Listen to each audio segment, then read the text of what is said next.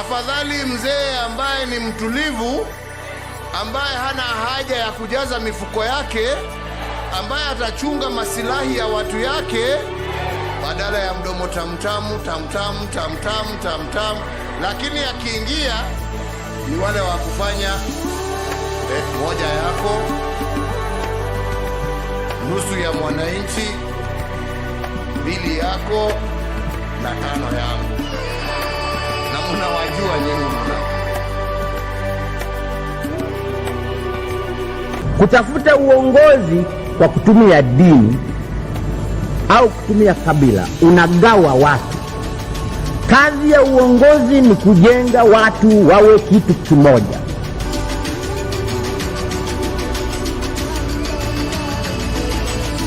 The 2.2 billion has been spent in the office of the president and State House between July and September. If you do that calculation, it means that we spend in that office 23 million per day and 1 million per hour. That cannot be sustainable.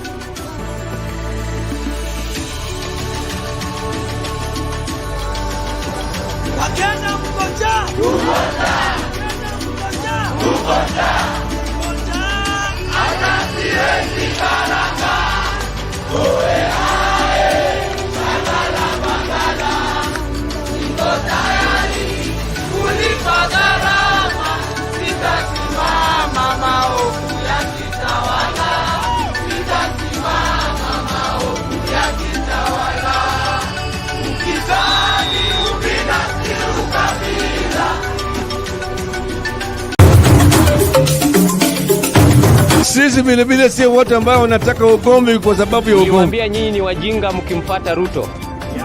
Mkadhani tunawadanganya. Jeti ya Ruto. Hii maisha ya Ruto ni stress na ni stress. Mungu, wewe umetukosea.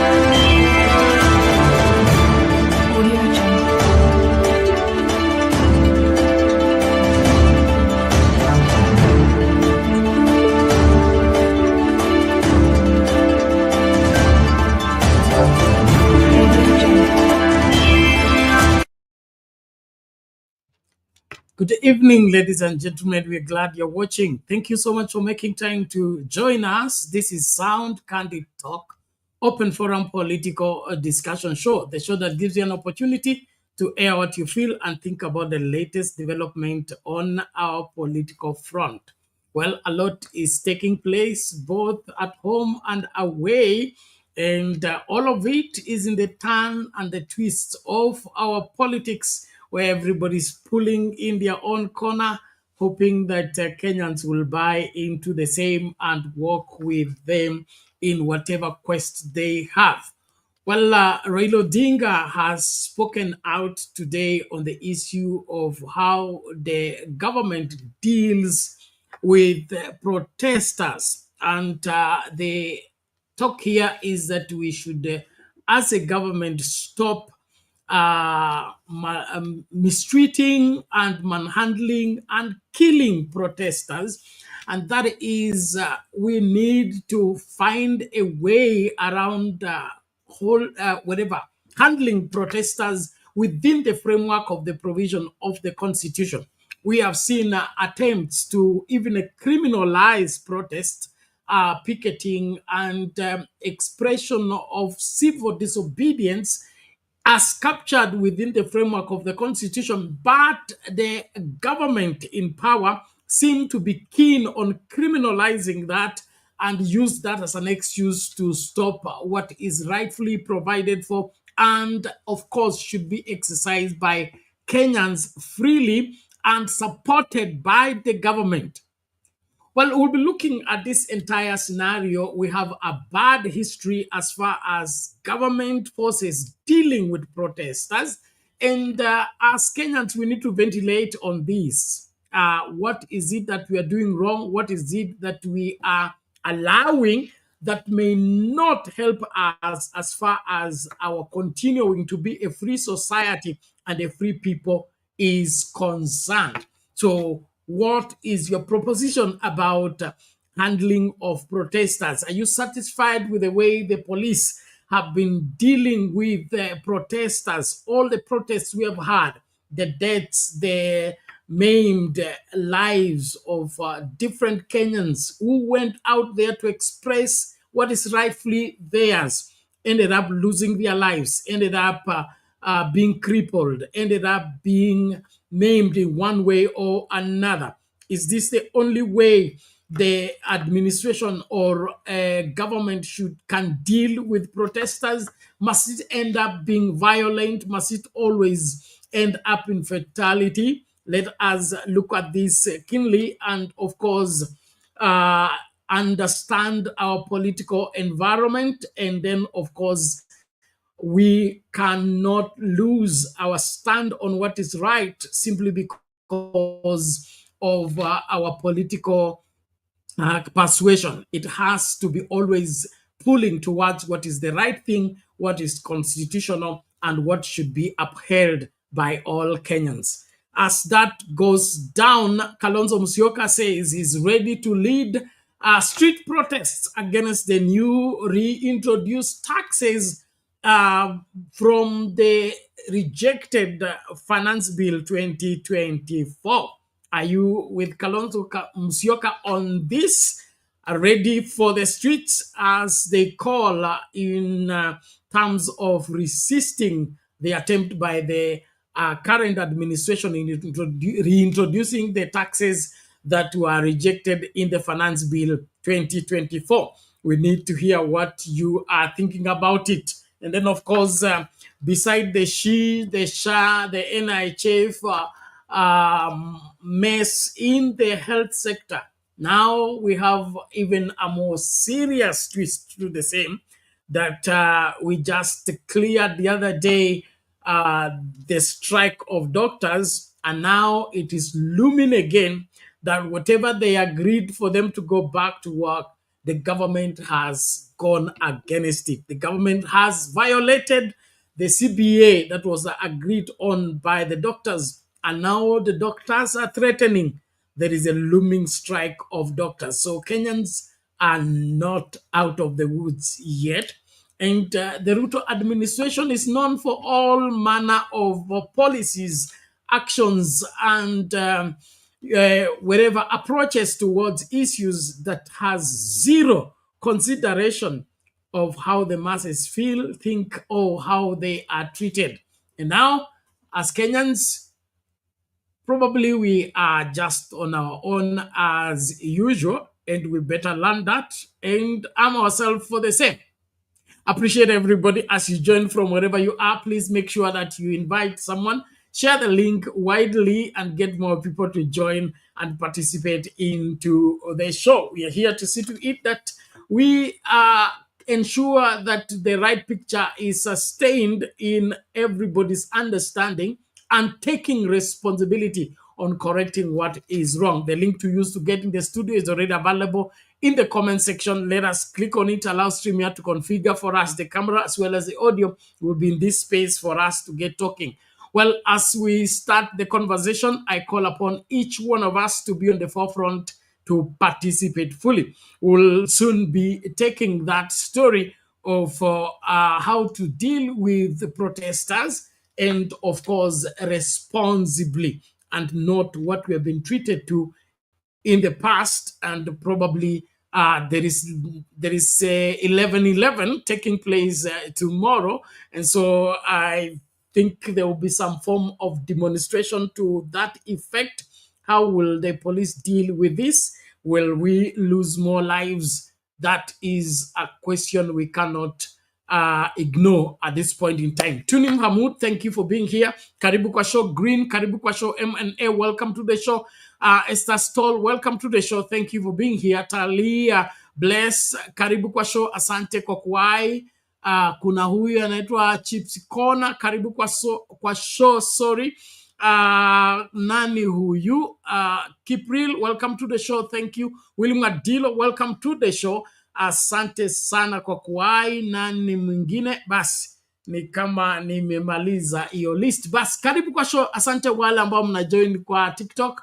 I appreciate each one of you. Thank you for the likes. Please, let's keep up.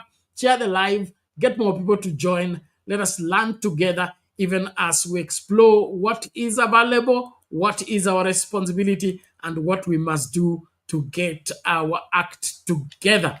Well, let's listen to this story as I wait for you to get in the studio and give your sense on what is happening and what needs to be done. Karibu.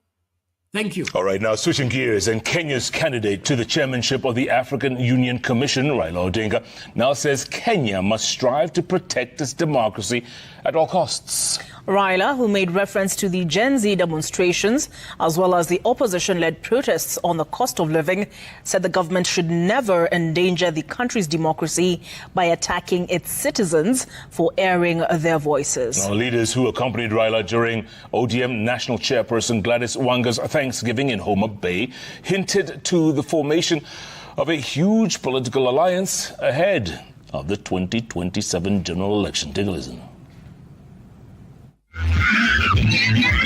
Raila was in Homa Bay accompanied by various government and ODM leaders, where he called on the government to ensure that it protects the country's democracy at all cost.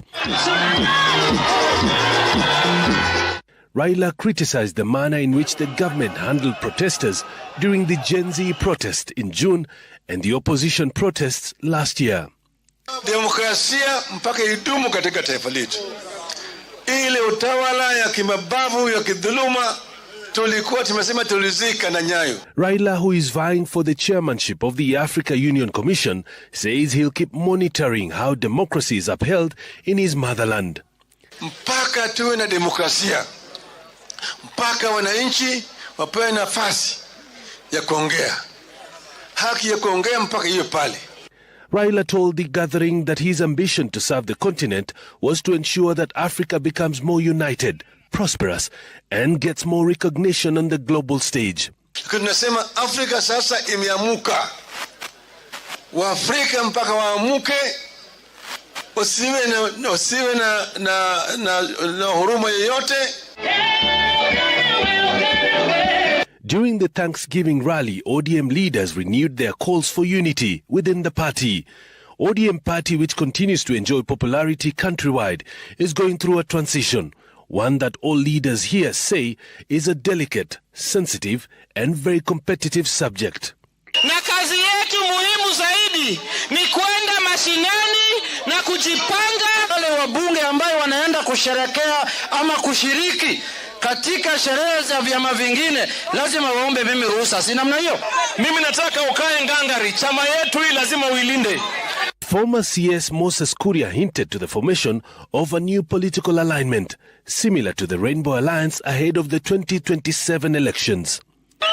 What I can see ahead is at 2027, a new nationalist movement, same like the 2002 Rainbow movement, is rolling. Na wale ambao wako na akili waingia ndani kwa sababu kuna watu watalilia nje. Nimrotabu, Citizen TV.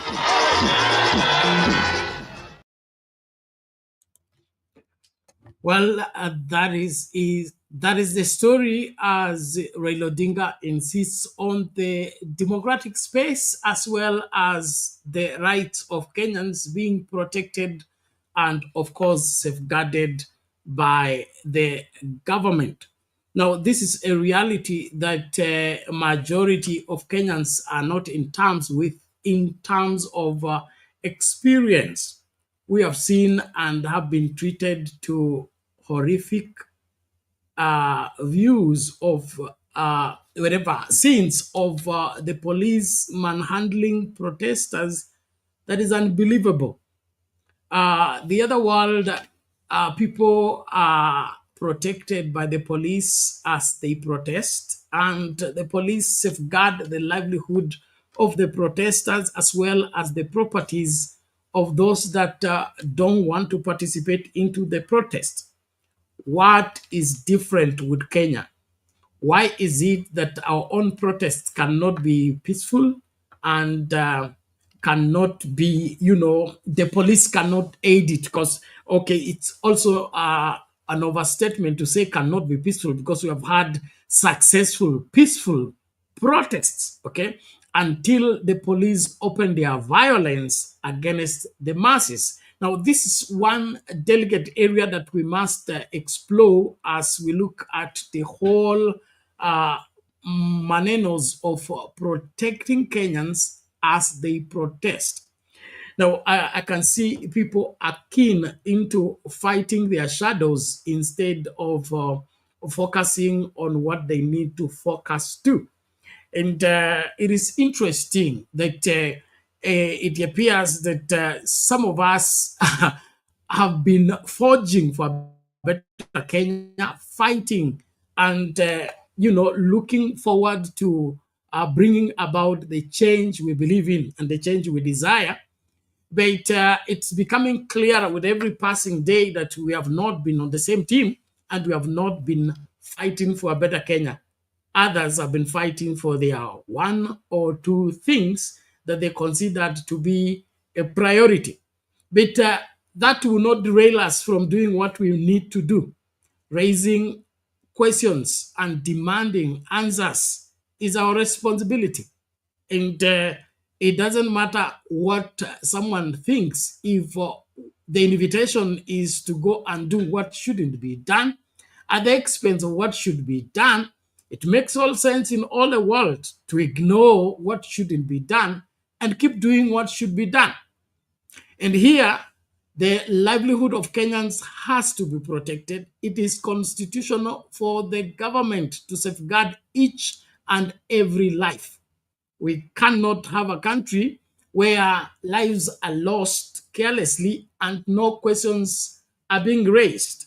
People are lost into trivialities when, even when one life is lost. Like right now, we are talking of about how many lives on the acknowledgement of a government official himself. Over 50 people cannot be accounted for. That is what the government has acknowledged. Now, if that is the situation, that 57 people or so can disappear into thin air and nobody can account for them, including the government, and then you tell us that everything is all right, nothing can be all right. And so as Kenyans, it is important that we raise those questions and demand those answers.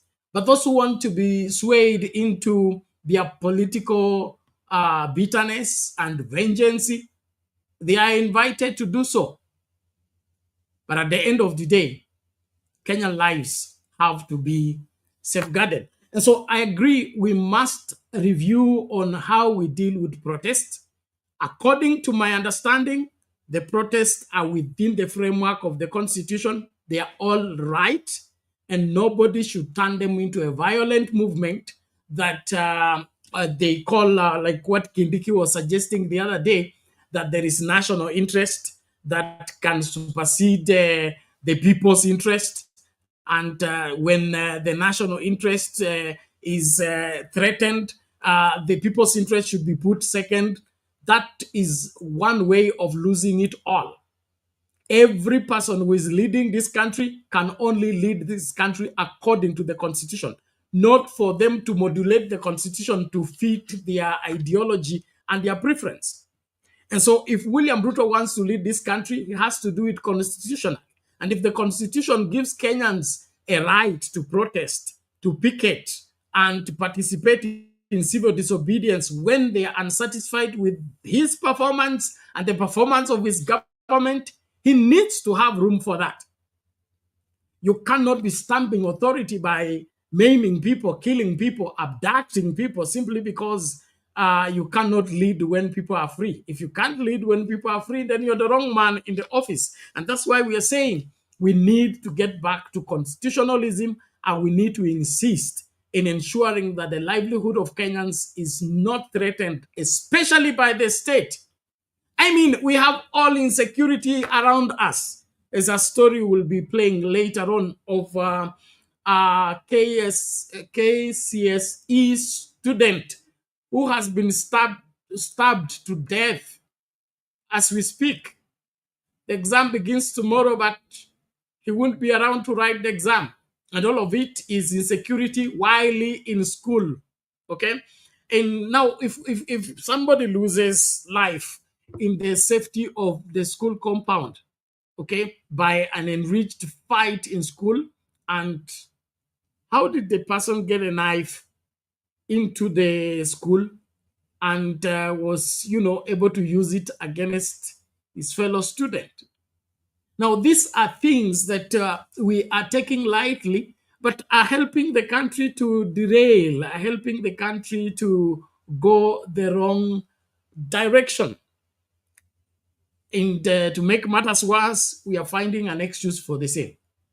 That should not be the case. And so, ladies and gentlemen, as we engage, I would love us to engage soberly and be able to look in the eye of the administration and tell them this is where you are failing, okay? To me, the 2010 constitution is the best, okay? If only it's led to lead the country.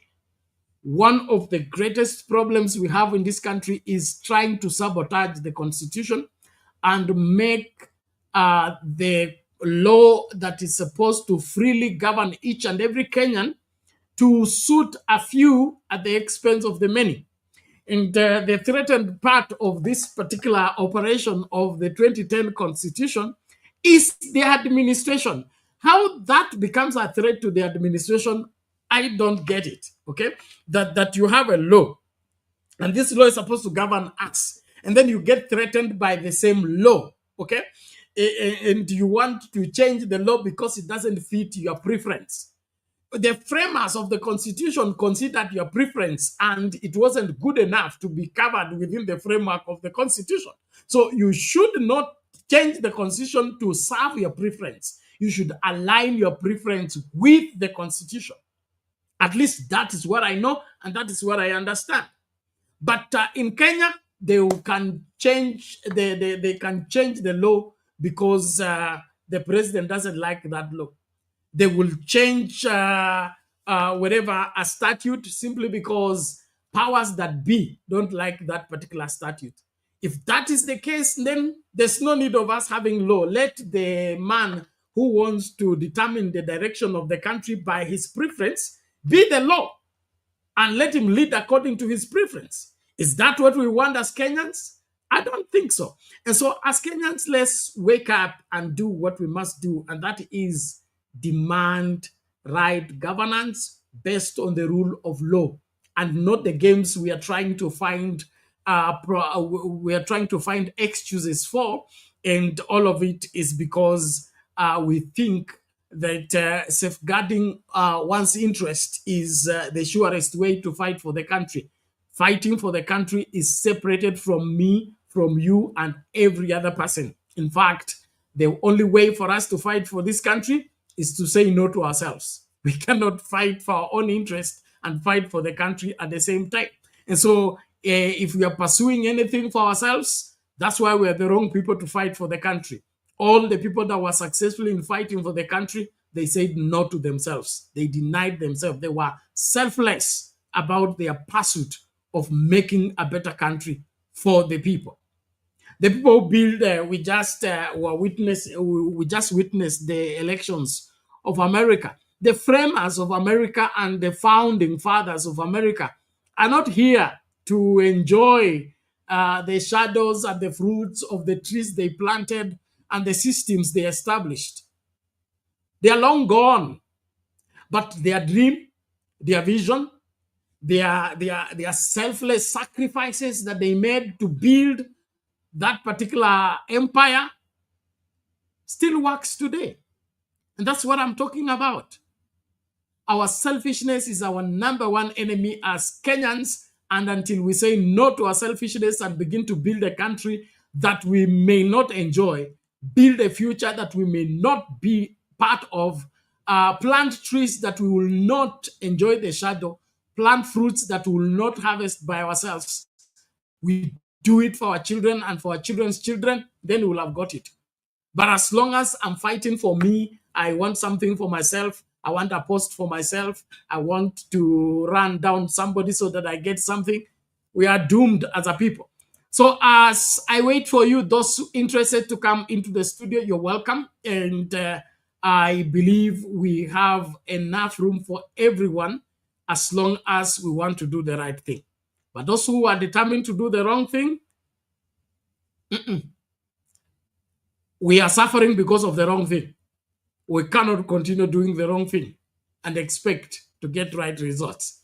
Well, let's look at Kalonzo's talk about the new taxes that are sanctioning him leading street protests. And that is a good move for Kalonzo Musyoka. We've been waiting for somebody to step up and show us the way as far as stopping Ruto and his taxes are concerned. Now that Kalonzo is talking on the same, let him show us what he is made of by heading to the street, just like others have done before. Okay, let's hear him as we wait for you, those who are coming in the studio. Mwai mapema. Wiper leader Kalonzo Musyoka is now threatening to lead street protests to reject the government's plan to reintroduce a section of the withdrawn Finance Bill 2024. Mr. Musyoka argued that Kenyans are already burdened by excessive taxation and emphasized that the opposition will not stand by as the government imposes additional taxes to benefit a few. Alan Benkiri has more. After attending a church service in Nairobi's Umoja area, Wiper leader Kalonzo Musyoka led the opposition to Kimoroni Stadium in Murang'a County for a gospel concert.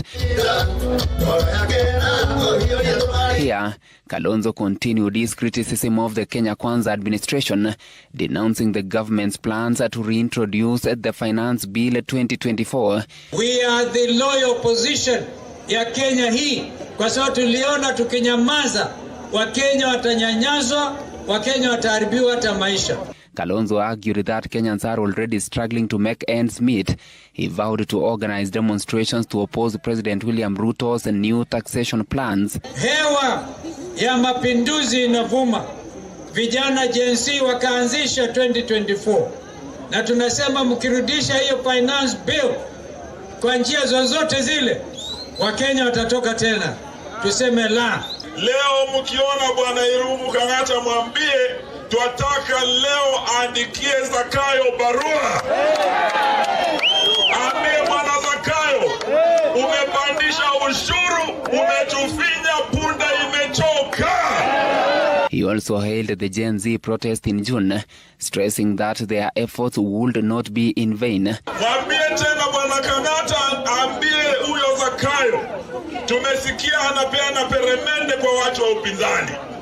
Ati waende wapande miti na yeye, wakule peremende kule juu, wananchi tukiumia hapa chini. Kalonzo was joined by other opposition leaders who accused the President Ruto's government of oppressing Kenyans. They also criticized the Nandi Senator Samson Cherargei's proposal to extend the term limits for elected leaders, urging him to abandon it like a hot potato. Ben Kirui, Citizen TV, Nairobi.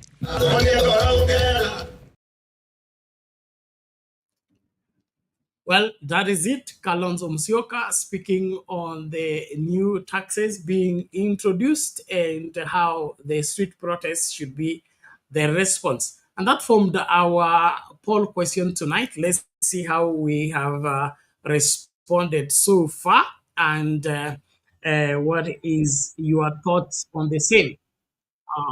One moment. Okay. Reviewing how we have voted so far. It's a multiple choice kind of poll question. We've so far 23 people have responded on Sound Candy Talk Live. Do you support peaceful protests against new taxes and unfulfilled government promises in Kenya? Okay, number one, yes, it is a democratic right, 96%. The second choice is no, it won't solve issues, 0%. Nobody has picked on that. And then if only it remains peaceful, it is supported by 4%.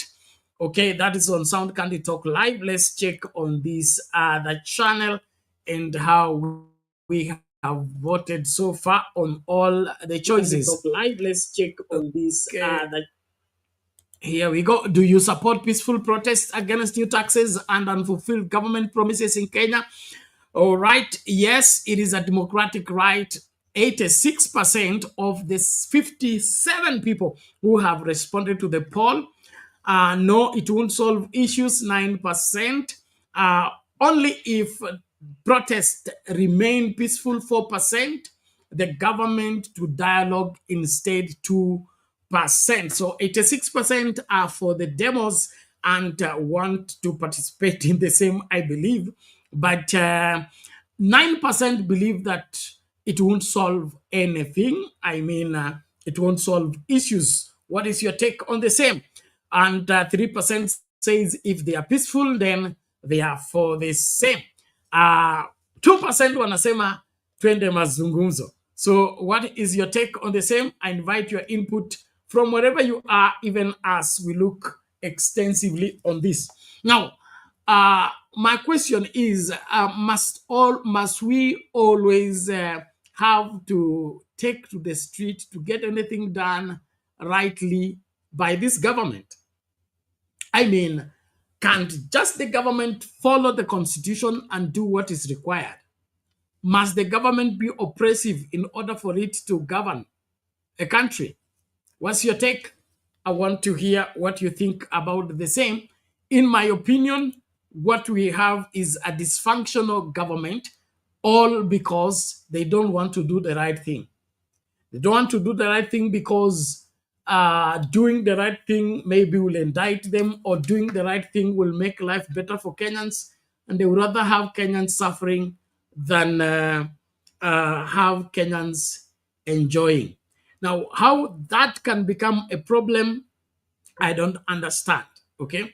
How that can be a bother to anyone, I don't get it. And so I invite your thoughts on the same, even as we look at different views for different people. Kipril says the show should be closed. I don't know what is happening with you, Kipril. I mean, is there anybody who has been hardened to be here?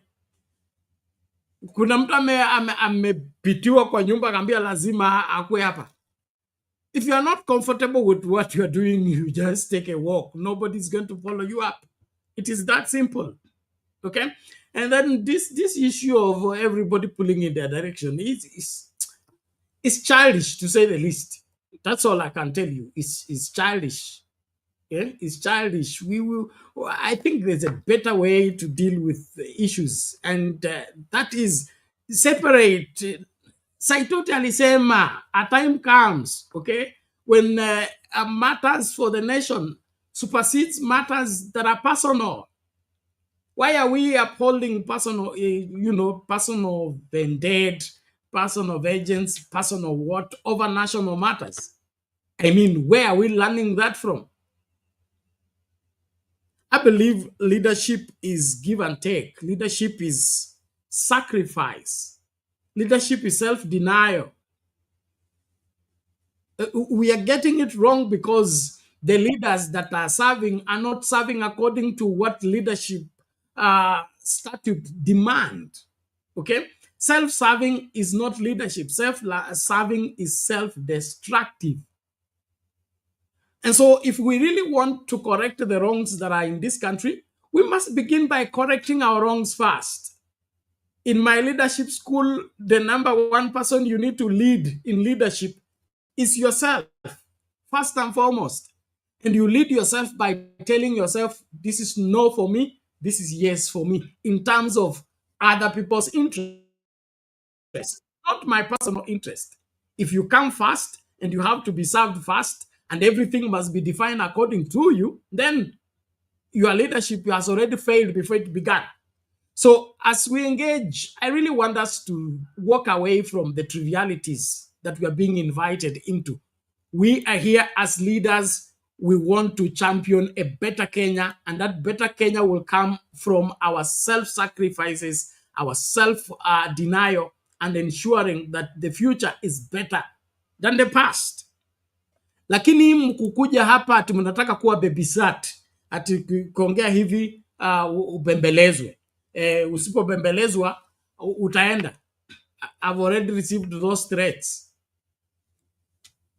I am a free man in a free world. Okay? I come here voluntarily. I've been on this chair for 3 years. More than that. Okay? Volunteering. And so anybody threatening, they will go, they will carry people, they will not be seen. It's normal. Okay? Let me just give you, that's what normal. Mimi nimekuwa church, okay? Na kitu ngumu ni mshirika ambaye anataka kutoka church na wewe unamzuia. Huyo ndio mshirika huwezi kupasta, na huyo ni mshirika ataharibu kanisa. So mtu akitaka kwenda, mimi kama pastor na kuanga mtu wa kwanza kupatia fare, because it is too expensive to keep you if you want to go. And the Bible teaches that. Okay? The Bible teaches that. If somebody wants to go, they go. Yeah? Jesus himself, mamia amekuja tampatia nafasi. Yesu, okay? Akaona kijana mwingine akaona Yesu akapendezwa. Okay? Akamfuata anambia, bwana mkubwa nataka kukufuata mahala popote utaenda. Yesu anambia, uko tayari? Akasema ndio. Haya basi. Unajua amri? Akasema najua zote. Hizo zote nimeweka tangu nizaliwe. Biblia inasema Yesu akafurahia. Okay? Kuona kuna jamaa moja amfanya nini? Amependezwa na mafundisho ya Yesu, anataka kumfuata. So Yesu akamwambia basi nakupatia homework. Okay? Homework ni hii, nenda nyumbani. Uza kila kitu ulicho nacho, upatie maskini. Ukishamaliza kupeana kwa maskini, kuja unifuate. Biblia inasema jamaa akafanya nini? Akang'atuka, akaenda na hakuongea tena. Hakuangalia nyuma. Na the interesting thing happening, Yesu hakutumana afuatwe. Yesu hakumfuata. Yesu hakumuomba asiende. Na kama Yesu ndio kiongozi ambaye kila mmoja wetu tunajifunza kutoka kwake, watu wa kwenda ni watu wa kwenda tu. Hata uwapikie, uwafulie, uwabembeleze, watu wa kwenda ni watu wa kwenda tu. That one I know from experience. Kama umeoa na mke wako ni wa kwenda, hata kwenda utafulia yeye nguo mpaka za ndani, lakini kama ni wa kwenda ataenda tu.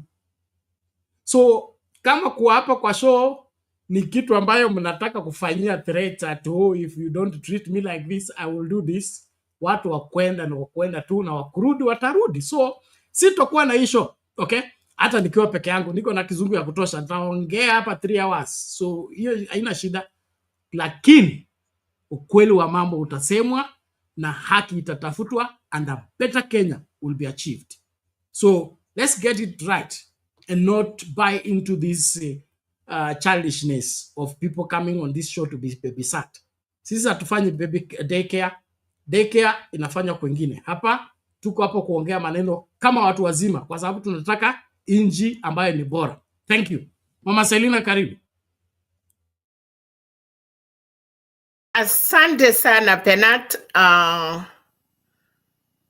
Njia ya kwenda pinguni nyepamba kama shindano la tundu. So Penat, umekuja hapa na most shows Penat, si watu wengi but yale mambo inatoka na unaongelesha wale wanasikiza.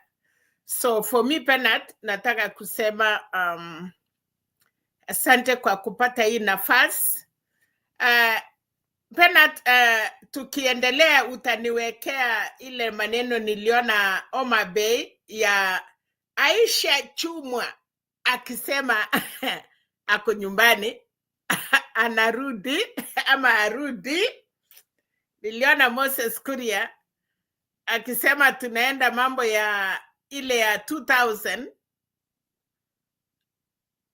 rainbow collusion, something like that. So Penat, mambo ni mingi na kama mtu amekasirika Penat, we are allowed to do that. Lakini sasa nilikuwa nafikiria hii show ni kusaidia wananchi. So imagine Penat, kama tunakataa kuingia kwa show na ulikuwa na your supporters walikuwa wanakusikiza, tutakuwa tofauti gani na wale watu wengine? Nimeona mkutano ya Kalonzo, nimeona Eugene Wamalwa wakiita Uhuru waulize Ruto, why Uhuru Kenyatta? Why not him? It's a principle. Now, hii ni kumaanisha uongozi ya Kenya ni ngumu Penat. And I think it is better for people to understand early.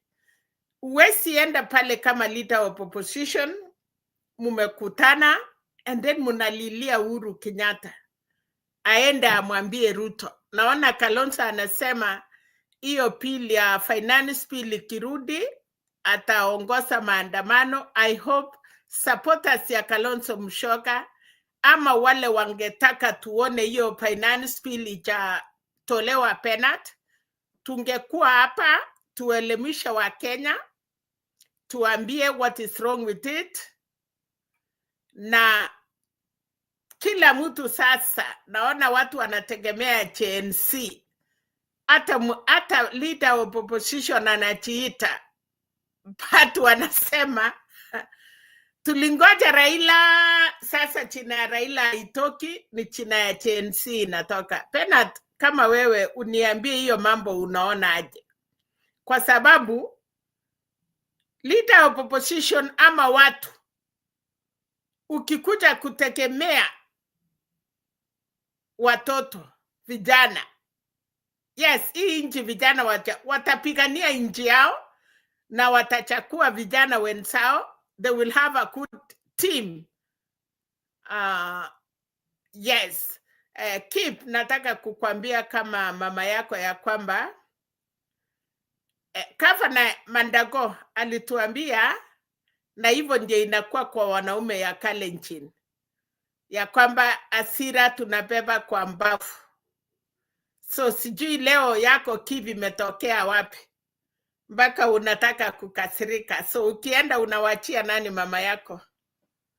I thought wewe ni strong, na Martha Karua cannot quit. Atorokangi anasemanga nimetoka na anaendelea. So now I don't know. Unaangusha na Kenya ama unafanya nini? Hiyo ni yangu na Keep. I don't want anybody else kuingilia. Is my son, is my brother. So Bernard, mambo ya Kenya, and I like that. Watu walikuwa nakasirika sana wakisema baba. So today ni kumaanisha watu wamesurrender, they have joined. Vile niliona Homa Bay was full na nikaona kila mtu was there Bernard. Nashukuru vijana ya JNC pia. Ni moto. JNC kwa upande ya Kalonzo sijui walikuwa naimba ama wanafanya nini. Na kwa ODM niliona JNC wana recruit 1 million voters kwa chama. na walikuwa wamechaa kweli kweli, na nikaona kijana moja anaitwa nani Kaspul ama anaitwa nani akiongea fluent na akaambia baba, we are there. Ulianza samani na umetuachia sasa tuko ndani, and I think that is true. So Bernard, mimi nafikiria watu wakiserenda ni kumaanisha Ruto mpaka 2032 ama nini, kwa sababu civic education ni sisi tunapeana, na kama utaki kiongozi unakuja usa sera sako. Na Bernard, it is not kama we moderator ama kama atuelewani Bernard, nikuje niuse sera yangu, we uuse yako, ule mwingine ause yake, mwananchi ya Kenya ndiye atachurch. Lakini sasa ni mzuri pia, naona kuna channels mingi sana Bernard, na hata watu wakienda channel lingine na wanaenda usa sera zile za kusaidia mwananchi ni sawa, lakini kupata kama South candidate yenye inasikizwa na watu wengi itakuwa ni ngumu. Tuko na mingi tulianza, kuna mingi zilianzishwa before you, na kwa sababu walishindwa kukuwa na msimamo, they are not there today Bernard. So for you continue, ambia watu yale mambo iko, na hata ukikuja kwa show when you are alone na unatuambia mambo ya maana, unatupatia ile mambo imeendelea kwa Kenya, I think that is it. Citizen TV, hiyo ingine yote Bernard, mostly they are 2 or 1 person, but message is gone. So hapa hivi Bernard umetusaidia tukachichengea supporters. So today when you are not here, where are you leaving your supporters? Kila mtu, ile mtu wako na supporters. Wakati tunaongea hapa Bernard, tunapata masimu ya kwamba hey, you talk like this today, or today umetuangusha, or tomorrow you have done this. So I hope all our brothers and sisters, they have supporters. And again, as a firstborn baby, ukisaliwa, uwezi ambia mama yako usisae mtoto mwingine. Mama atasaa mpaka afika 9 children. I like preferring with the family, the way they say. Ukisaliwa firstborn Bernard, you cannot tell your mom that, oh, sasa mimi ni mtoto peke yangu sitaki mwingine. Mama atasaa wengine na watakuwa wengi kwa nyumba. Na hata mama akiwa na wake, batu mama anaesaenda adapt, alete watoto ya madada yake, ya mabrada yake, ya baba. Unakuta boma imejaa mpaka ujui au watoto wametoka wapi. So Bernard, I hope hatutakuwa ya kusuia watoto wengine wasisaliwe, they will be there. Thank you Bernard for now, lakini ukutuwekea hiyo ya Homa Bay, you can listen to what Aisha Chuma mwenye alikuwa anatusi baba, hey, huyu Raila Bernard ni cold. This man is a cold. Unamutusi vile tunatusi. Lakini ikifika siku yako ya mwisho unataka kiti ya 2027, unasema home is home.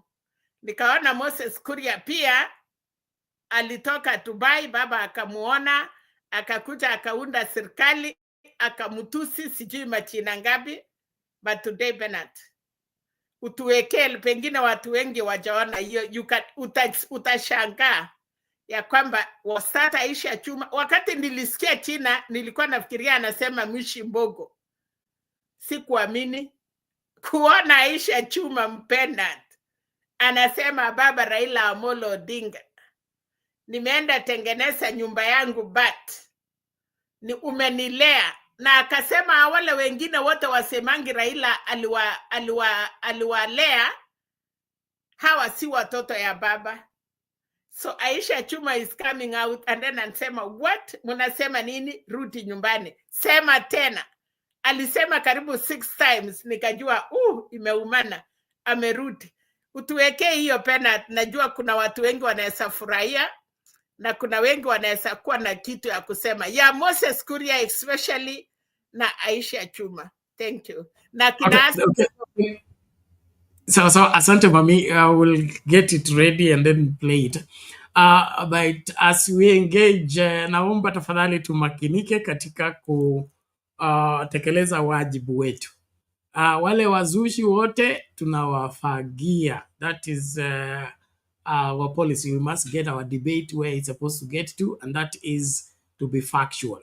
Stories are gossip na stories are kulumbana, kutafutana. That one is going to be a history thing as far as our debating is concerned.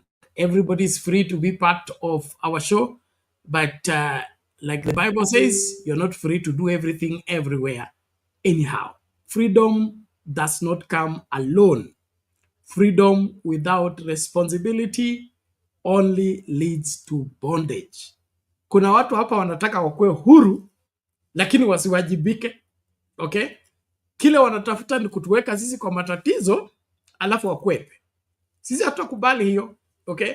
So there are over 2 billion YouTube channels. 2 billion YouTube channels. We are just one. So you can join anyone you want. Lakini kutekeleza wajibu wetu kama Wakenya wazalendo, lazima tutekeleze. Kwa nini? We believe in a better Kenya. We want a better Kenya. And that better Kenya is not going to happen. We will make it happen. How are we going to make it happen?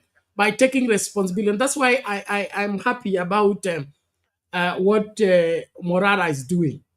Amejituma. Hiyo ndio uongozi. Amejituma mwenyewe. Anakwenda kila mahali. Akikagua miradi. Akiwaambia ni kipi kilitumika kulingana na ratiba ya serikali. Hela ngapi zimelipwa hapa.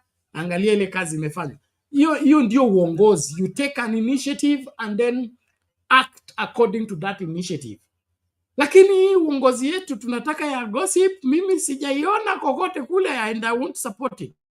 So let's keep our eyes on the ball if we must win the race. But if we allow ourselves to be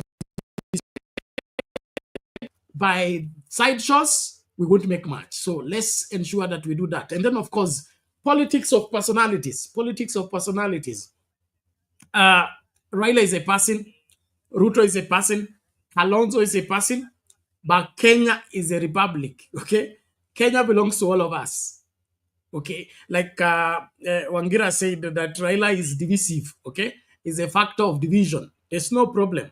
But that is just an individual. A person. Kenya belongs to all of us. If Kenya does not succeed, we fail along. If Kenya succeeds, we succeed along. So it's our responsibility to see to it that we build Kenya for every other Kenyan. Hii Kenya ya Gen Z, ambayo haitaki Generation Z, whatever Generation Z or X and all that. I mean, that's not a viable Kenya. Okay? Kenya for the ODMers, okay, against na Kenyans. That's not the Kenya we are talking about and fighting for. Kenya for Mount Kenya against the lake or against Rift Valley. It's not the Kenya we are fighting for. We want a Kenya for all Kenyans, where every Kenyan is free to enjoy Kenya from anywhere. From northeastern all the way to the coast, from the east all the way to the west. That is the Kenya we are here for. Lakini ya kujitafutia, ya kutafuta ati unatetea mtu wa kwenu, unatetea jirani yako, when it comes to Kenya, that doesn't count much. But as we look into this, it's important that we give it a holistic look, whereby wewe individually. Tumekuwa hapa miaka mitatu sasa. Wewe individually, okay? What's your contribution in shaping a better Kenya? What initiative are you making? Where are you leading from? Because we are all leaders here. Each one, even if we don't recognize ourselves as leaders, I mean, we are created from the biblical point of view. And so you need to ask yourself, what has been my contribution to the corruption in the country, to the failure of systems in the country, to the failure of the operation of the constitution in the country, and then what must I correct so that we get this thing done. So to me, I encourage every one of us to be on the forefront in doing the right thing because it's right, not because I feel right, not because I enjoy being clapped for. Those things kwangu zilikufa kitambo. Kile tunahitaji ni Kenya mpya ambayo kila Mkenya anafurahia kuwa Mkenya. Asante sana kwa wale ambao mnakaribisha mtu. We are 82 people. Can we go ahead and make sure that we shike doria? Watu wa Sound Candy Talk Live bado wana recover from the strike that we suffered for 7 days. But it is important. Karibisha mtu. If you are following us from Sound Candy Talk Live, karibisha mtu tafadhali. We only have 19 people on that side. So get more people to join and let us engage with the rest of Kenyans. And those planning to be in the studio, karibuni. Na wale ambao mko kwa mgomo, mkichoka, tutajua tu. Tutajua.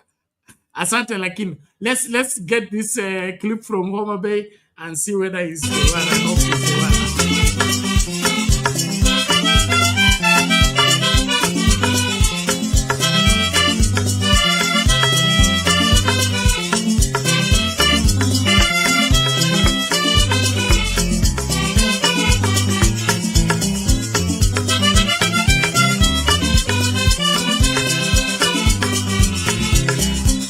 Mheshimiwa Aduma mwenyewe. Aduma in the house.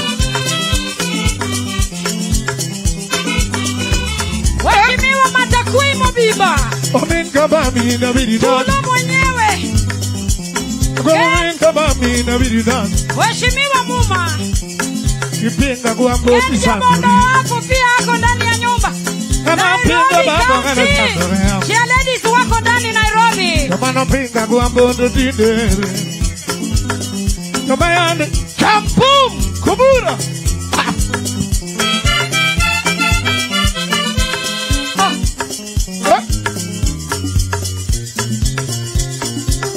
Haya, asante. Ero kama na Tony. Ero kama na Inya. Ibro dogo. Utarudi Tony. Kano makubura ya nunyono nyako na banya yura dundo nyadundo. Champum! Kano makubura ya nunyono nyako na banya. Shikilia. Sang. Homa Bay meat kosok meat. Homa Bay hoye. Homa Bay fire. Next on stage. Karibu sana Mheshimiwa Irene Mayaka. Mtoto mdogo sana kutoka Nyamira County. Tunakutambua sana, karibu sana. Tafadhali naomba clear hapa. Tuondoke hapa please, tuondoke hapa. Tufungue hapa tu. Fungueni tu hapa. Hata wale jodolo kabe mondonegi madhimbeleka. Hapa muondoke. At least utakuja hapa kama umeitwa. Utakuja kama umeitwa. Nearly 2 weeks since his removal from office, former Deputy President Gachagua is now accusing his former boss, President William Ruto, of betrayal. That's right, Gachagua, while breaking his silence since Deputy President Kithure Kindiki succeeded him, is also calling on young voters in the region to register early in preparation for the 2027 general elections. And as you'll hear now from Kamau Mwangi, Gachagua's allies have alleged a scheme by the president to kick out of government some leaders from the region allied to the former DP. More than a week after his successor Professor Kithure Kindiki occupied his former office, former Deputy President Rigathi Gachagua has come out to warn that his former boss, President William Ruto, is not a man to be trusted. Speaking after he attended Sunday service at a church in Kahawa West, Gachagua, who largely addressed in his native Kikuyu language, says he has learned his lesson.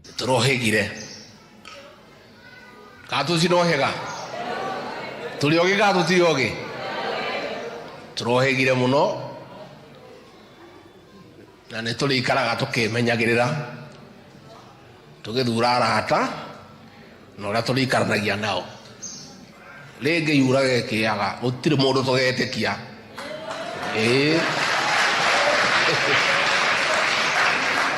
The former DP has also called out members of parliament from the region who voted in favor of his impeachment as betrayers. Turonire kiundu kiratumakia ati andu magiona besha no medie ngenyanyi na wao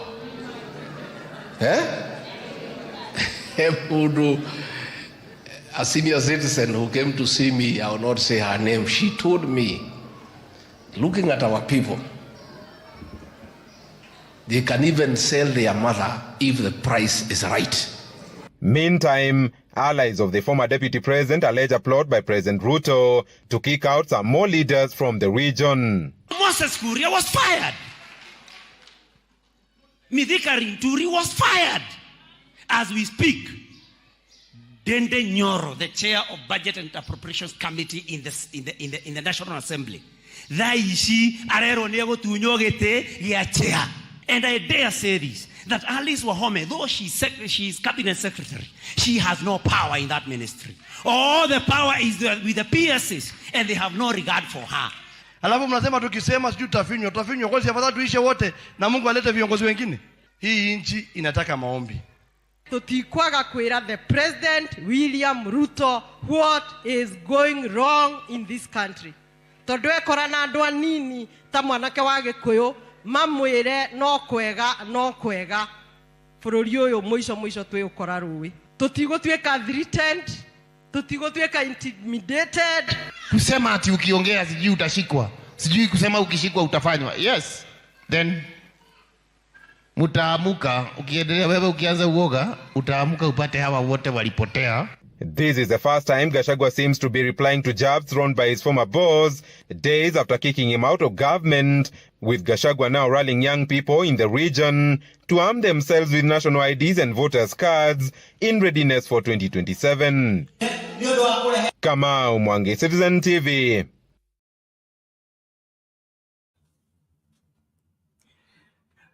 Mambo ni kama hayo. Samahani, ile video ya Homa Bay ni ndefu sana. Tutatafuta sehemu ambayo hiyo action ipo, lakini Gachagua leo amekuwa kanisa na kuna tuhuma kwamba kuna makanisa fulani zilionywa sizimualike. Sasa anashindwa kwenda kanisa, pia imekuwa shida. Lakini kila ambacho amesema hapo ndio ningependa tuangazie kidogo.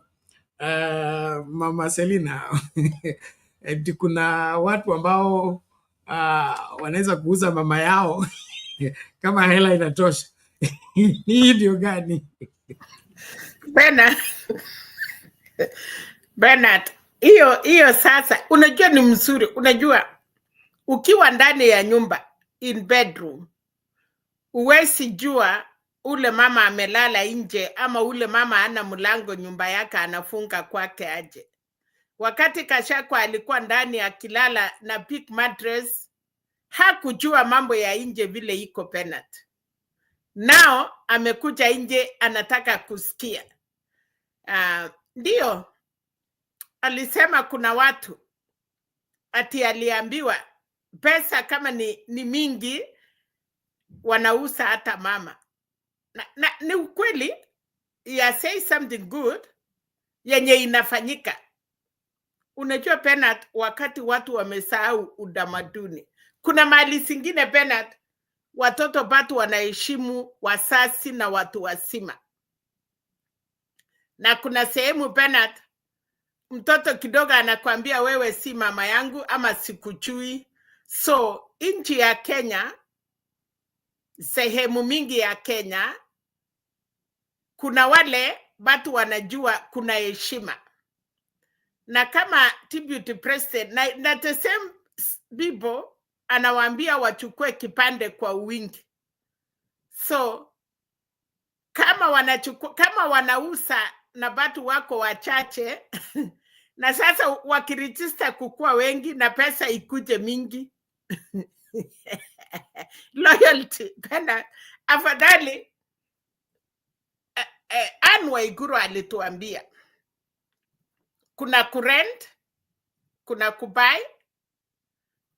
Alituambia hiyo inafanyika huko. So wenyewe watajua, lakini I hope kitu yenye ningetaka former vice president ama former deputy president aseme ni kwamba watu wakuwe na msimamo. Watu wanapetreiwa kidogo tu penat, na baba mwenye amepetreiwa 7 times, watoto yake wachamukana. Hata today it was overwhelmed. So kama wewe umeleta watoto ya wengine umeweka kwa boma, nilisema chusi, mama akikuja kwako na watoto uwapeleke, wamefika university, umewasomesha. Baba msasi akirudi pena, they will leave you na wataenda. So pia na kwake, kumba alilea watu, saa ile pesa ilikuja, wakaenda pena. That is not a good sign ya Kenya. Ya kwamba kama ni pesa itakuwa, then nchi yetu itaisha, because everybody will want to buy people penat. So kama nikichaguliwa kama member of parliament ama Rikichi vile amesema alikuwa watu walimuacha chuni pesa, then the king of the chango, that is William Ruto, anajua vile ananunua.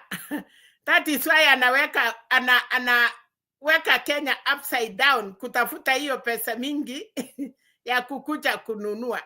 And again, Bernard, it is not about that. Kumbuka wakati baba alishikana na Uhuru, the same day mtu kama Aisha Chumwa walitoroka kwa Ruto. And they really went na waliongea. Now again, baba ameshikana na Ruto, Aisha Chuma amerudi nyumbani.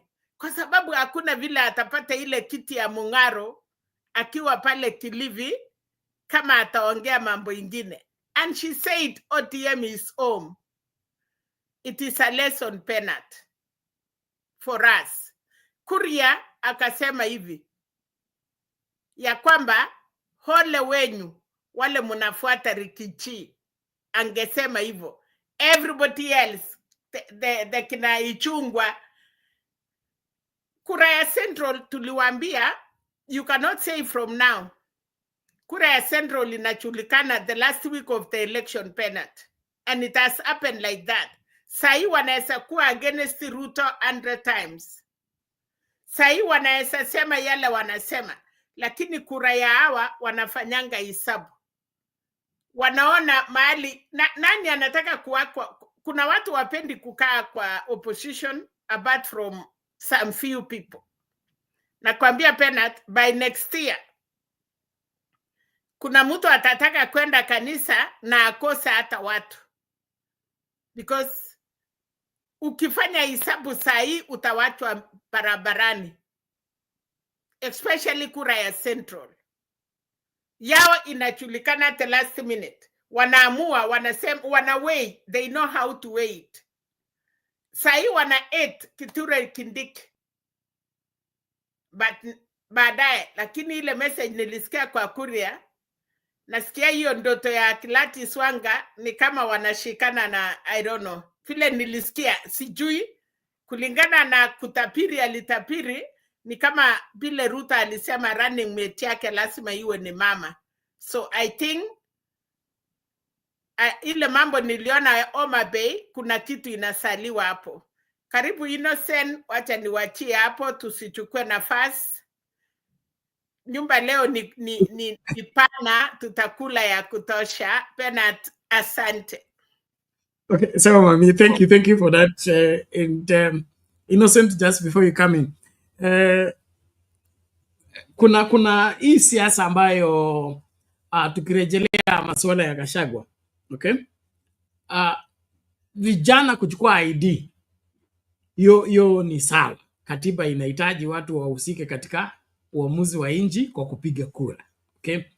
Lakini ile swala ambalo linaibuka ukisikiliza wale ambao wameongea baadaye, kuna ile shinikizo ya kuona tumelengwa, tumeonewa, we are threatened, we are being sacked, we are being this, we are being this.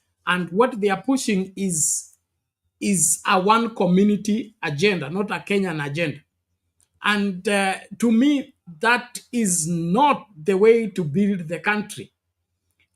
If we will be safe, every Kenyan should be safe, not one community being wherever taken as if is the target of everyone.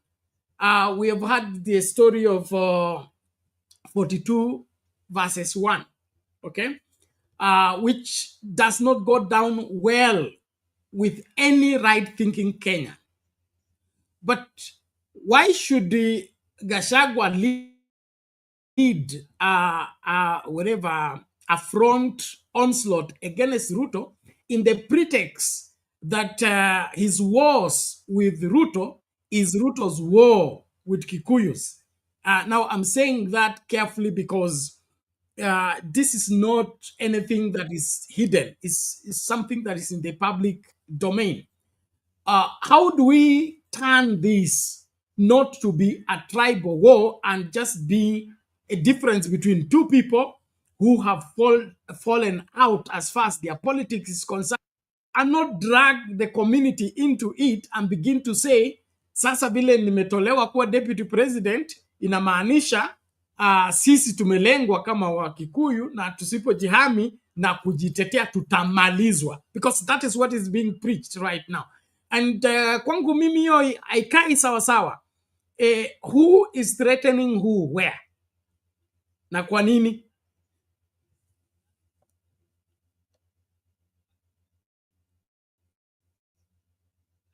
Okay, Innocent, ndio utajibu wewe.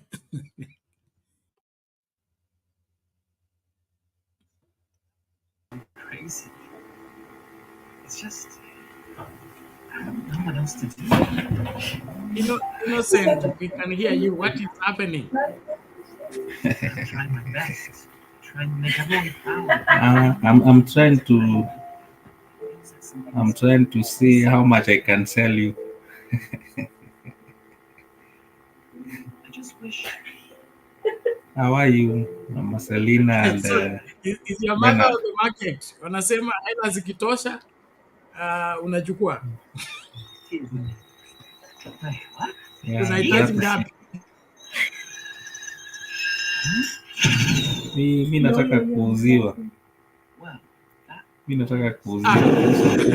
Sasa wewe. Naomba TV. So wewe. There's TV on your end. Yeah. Innocent G.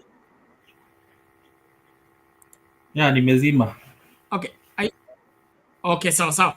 Bas, endelea. Okay. Unasema wewe ndio unatafuta mama wa kununua? Yeah, it seems people are selling and they want to get the highest bidder, but there are others who are selling at a throwaway price. And I believe that those ones who are selling, tunaenda huko nje kutafuta so that we can get the market. You know, one thing we said is that once Gachagua falls, Makanga akishaanguka anaanguka na make sure that zile pesa alikuwa amechukua kidogo ya wateja, hata change anaendanga nayo. Unajua what happens akisha okota pesa na akishuka anashuka na kwenda. I'm happy what I'm seeing, and one of the things I said is that let Ruto not think that impeaching Gachagua was a good thing. He told us that for 2 years hajafanya kazi, na nimeona akisema saizi ati the 2025-26 itakuwa miaka ya kazi. I believe he's in for a shock. atashangaa because the political temperature will rise. People are making sure that they're forming. I was wondering to see Kuria, who is in the government, akiwa huko Migori and Aisha Chuma, and those are some of the things you are seeing happening. Ni kidogo tu hivi, you'll see what will happen. There are those ones who are just inside for the sake of it, but ile wanasemanga mwili ndio iko huko lakini roho haiko, and we will see soon what will happen. But one of the things I said is that Gachagua made a mistake to go to form a UDA political party without having his own vehicle yenye angetumia. If he had his own party ndio wa join together the way wakina Musalia Mudavadi and Wetangula did, saizi angetoka ndani na wajumbe wake wakuko na yeyote mwenye angecheza ama angeongea vibaya ama angetaka kumwimpeach, the first thing unafanya ni make sure that umemwimpeach kwanza atoke kwa chama alafu aende kukuimpeach huko. So you can see what he's saying. Learned the lesson.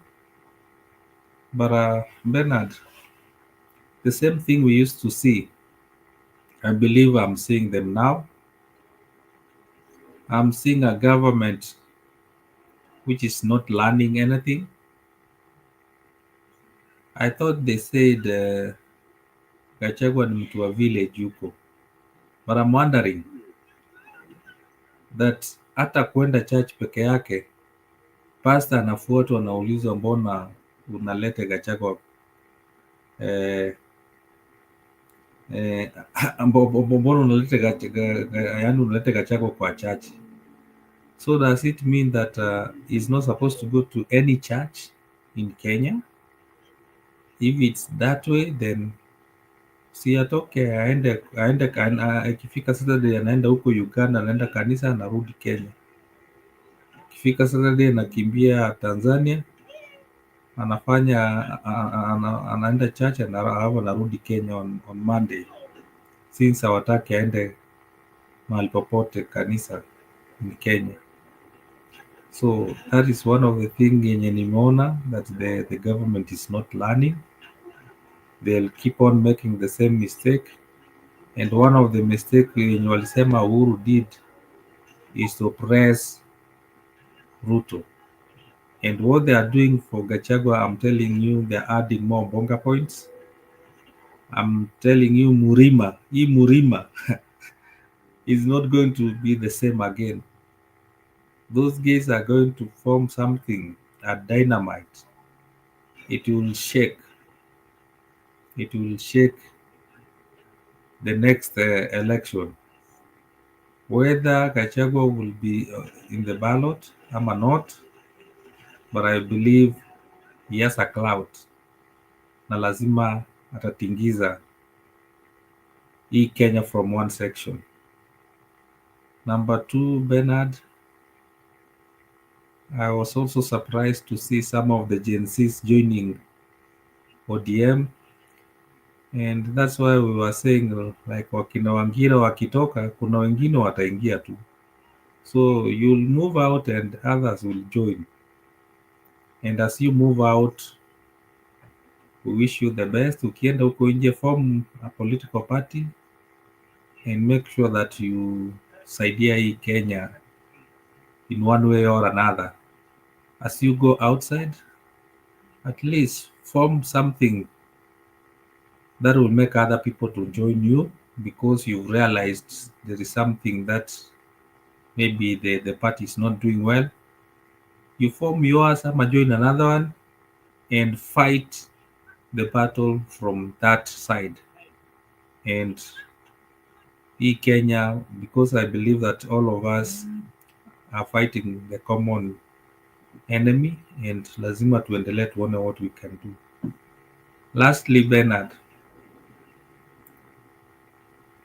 I'm seeing some party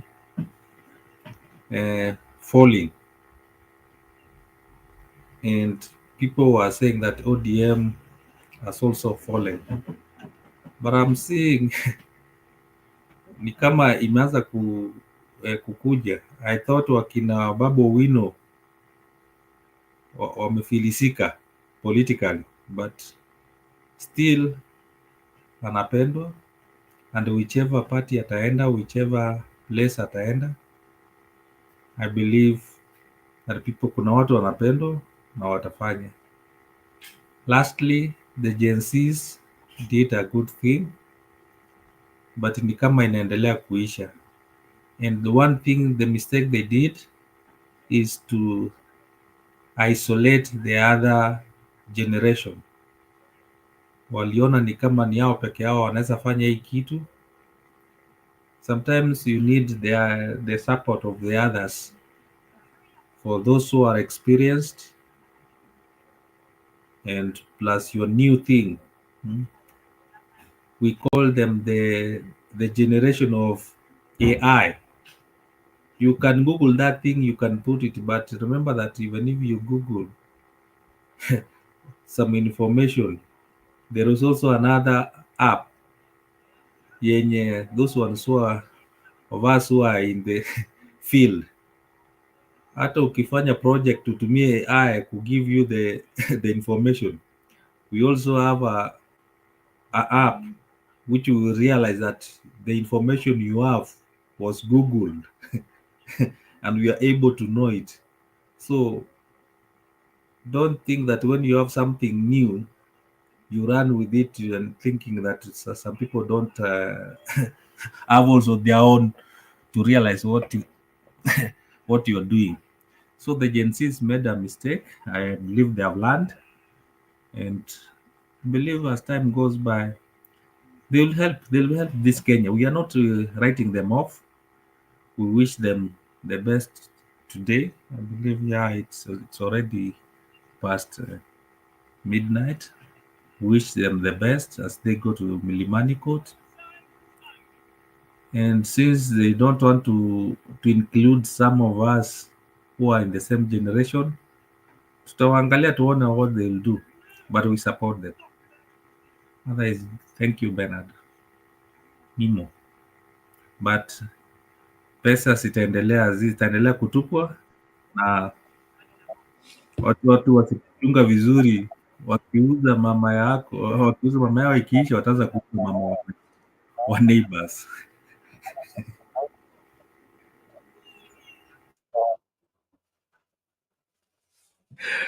So, thank you, Innocent. Interesting. Mami, unataka kusemaje? Kuna kitu niambie Innocent ya kwamba ni kama niliona Morara akiwa kwa kanisa na Gachagua, nikaona ule kijana mwingine akiwa Homa Bay. So between these two giants ya TNC, kwa kuona tu nani ako na more weight na nani anatembea na supporters. That is what I wanted Innocent aniambie. Unajua saa ile mnaenda kucheza mpira, teams inakuwa mbili, alafu unakuta kuna team imekuja na wana ile defender sama mnaita nini penalty, na kuna wala hata mpira kufikia kwa ile goal iko ngumu sana. Mimi sijui sana, naona mchuku yangu anaanza kucheza mpira ndiye ananifunza. So watu wanang'ang'ania, unajua watu sasa naona kila party wanataka TNC, lakini kwa hapo penalty kuna wale watakuwa na hapa na kuna TNC utaenda naye ni yeye tu, na sijui wafuasi wako wapi. Ningetaka tu Innocent aniambie vile aliona supporters, yani kulienda aje usito. Niliona hata kwa Kalonzo, niliona pia kama kulikuwa TNCs wanaimba. So I want to see the weight.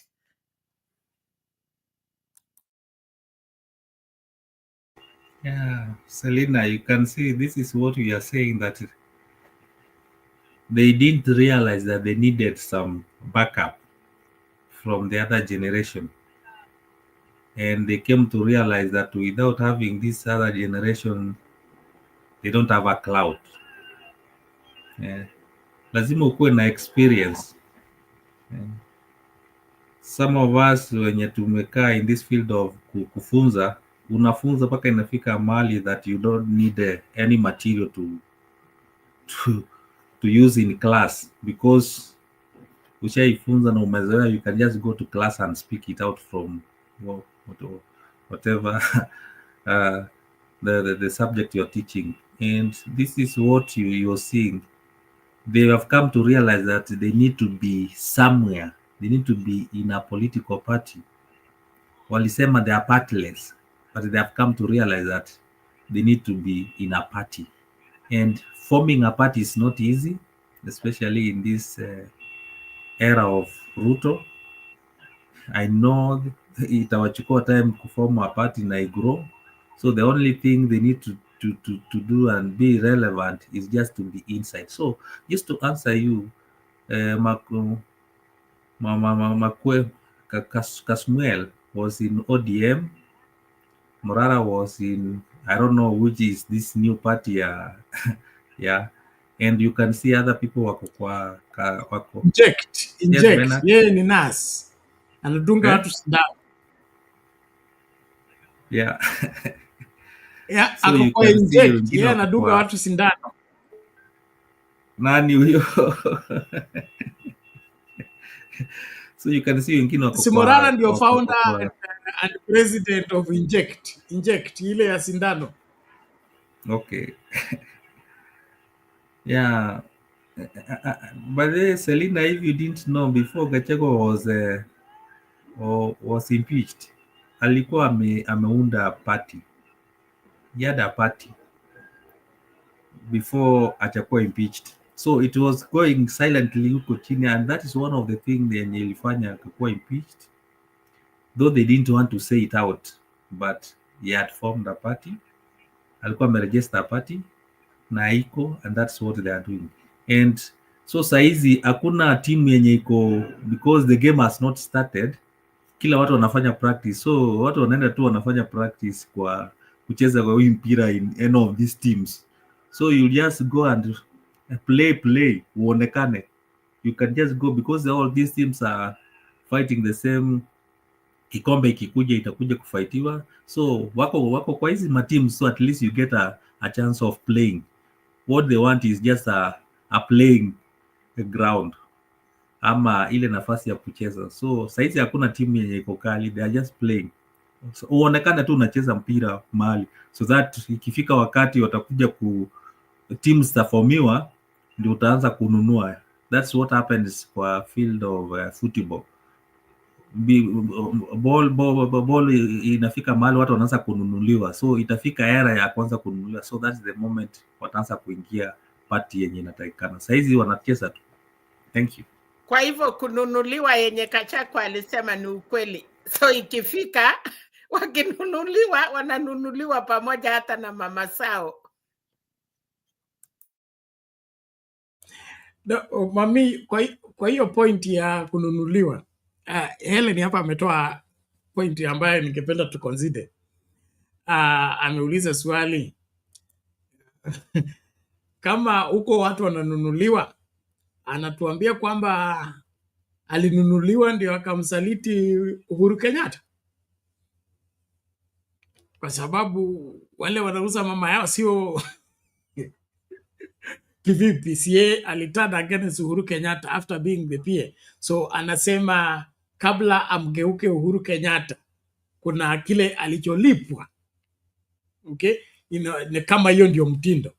Then kama yeye alilipwa kumsaliti Uhuru Kenyatta, mbona wengine wasikubali kulipwa kumsaliti yeye? Yeye ako special sana, pesa uko wengine wakatae wakati alipokea hela kumsaliti Uhuru Kenyatta. Na ili ni swala nyeti ambalo tutajaribu kuliangalia, lakini kwa sababu amesema kwa kinywa chake. But now our politics, how do we get politics that is free of being bought and being sold? And then kwa ile swala la Gen Z. Gen Z was a revolution. A revolution ni an uprising that is not necessarily organized. It's just watu wana join. Hakuna structures, hakuna uongozi, na wote tumeenda street, okay? Tukimaliza kazi yetu ya street, kila mtu anaenda nyumbani. Hata hakuna exchange ya numbers, hakuna ODM number, hakuna na Kenya number, hakuna mtu anajua ni nani. So wote tumetoka Kibira, tumekuja town, tukimaliza kila mtu anarudi kwao. So Gen Z as a movement cannot be looked at as an institution that is accountable. And that is why we can't even say who is the leader of Gen Z or who is not, because they say they are leaderless, they are partyless, they are colorless, they are tribeless. Now, those statements were good at that point in time because of what they were doing. But from there after, you huwezi kusustain partyless, leaderless, colorless for 5 years and take it to election. So kwangu mimi, the most attractive candidate to the Gen Z in terms of national politics is the one who will get the Gen Z votes. I see a scenario where even the Gen Z will not vote in their own Gen Z, as much as we'll have a lot of them on the ballot from the look of things. We would see a scenario whereby the winning team will have the support of the Gen Z, and that's why the Gen Z has become the most sought after bride at the moment, especially with our politics ya kudandia. Politics ya kudandia. Na the tradition of our politics ya kudandia, Innocent, hapo unajua, kuna wengi wa wanasiasa wetu ambao hawakujijenga, hawana msingi, hawana msimamo wao, kazi yao ni kudandia, okay? Wakisikia hii ni code, wanadandia code, iwabebe waingie kwa bunge. Then ikimalizika ikuwe NASA, wanadandia hiyo NASA movement waingie. Then ikikuwa sasa ni Azimio, wanadandia hiyo Azimio waingie. But they don't initiate anything, they don't build anything, and so they don't have a political stamina to be able to lead the movement. And that's why you see, unaona badala Kalonzo aongoze kwenda mbele, ameenda kujiunga na Gen Z. Unaona, badala ya provide leadership mpaka Gen Z to buy into his leadership and follow him, he wants now to ride on the wave of the Gen Z and become something. And that's what I see among majority of the people who are talking Gen Z language, including on this platform, okay? Kuna watu wengi tu, sababu yao ya kuidentify na Gen Z is because Gen Z is the trending thing. Ni kile kitu ambacho kinasemekana sahi. Kukitokea lingine, okay? Utaona wote wamengatuka huko kwa Gen Z, wameenda wapi? Kwa hilo lingine. So such people cannot be relied on, especially when it comes to leadership. Leadership requires that you stand long enough that when everybody has sat down, you are still standing, then you are the man. And so this circumstantial leadership ya kudandia is our main unmaking. And that's why we have to demand that yule mtu tunapatia uongozi lazima akuwe na msuli, okay, wa kusimama na kutetea haki ya Wakenya, kuwe jua, kuwe mvua, kuwe vumbi, kuwe baridi. Lakini ikiwa hao watu wako generated, okay, generated, Innocent ameongea kuhusu AI unaiambia generate for me a political leader that can shake the nation. Then within 3 seconds, they generate for you that political leader. Now, kuko na leaders ambao wanataka kuwa generated via what? AI. And that will not work. I have said here that no matter how tall your grandpa is, you as a grandchild, you have to do your own growing to get to that height. That is what most of our young politicians don't want to appreciate. And that is why we must call them to order. So, watu wa kudandia, waambiwe kudandia akukutengenezi.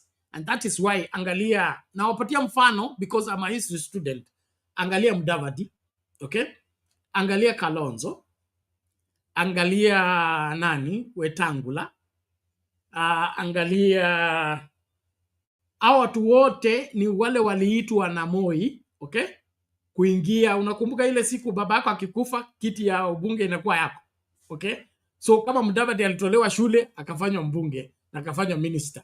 Kalonzo the same, and every other person. So they were never in the trenches.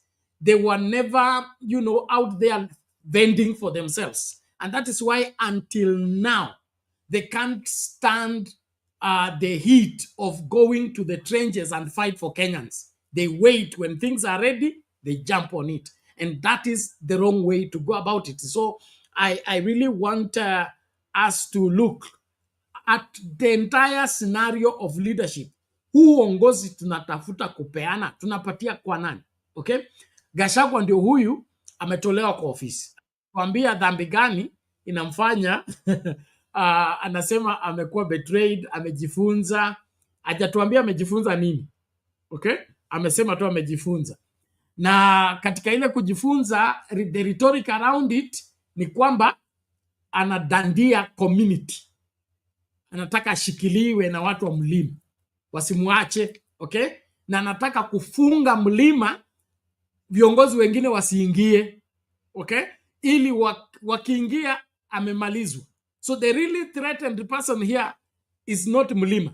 The really threatened person here is Gachagua. Lakini anataka kutumia nini? Mlima kusema kwamba tumekuwa targeted, sisi ndio tunafutwa kazi, sisi ndio tunanyimwa serikali, sisi ndio tunatimuliwa kwa viti kwa bunge.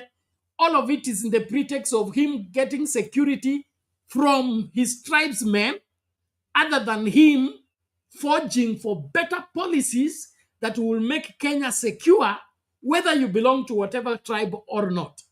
And so, kama viongozi kwangu mimi, we need to demand better, not to buy into the usual rhetoric of what?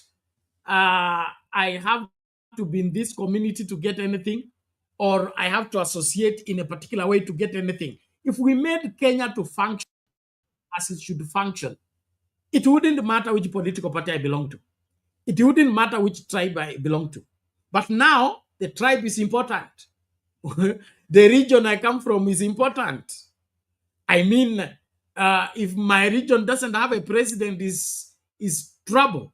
If my region doesn't have deputy president, tunamalizwa. Na mimi nauliza tunamalizwaje? Okay, sisi ambao tutakuwa vice president, bwana Innocent, kwenu mmekuwa na vice president, mbona mjamalizwa? Kuna kina nani hawa? Wadiko, okay? Hawajakuwa na vice president. kuna Wamasai walikuwa na yeye. Ama nani? So sisi tuangalie masuala kwa kina. Mbona nisipokuwa deputy president jamii yangu inamalizwa? Ni kipi hiki nikiwa deputy president ndio jamii yangu inalindwa?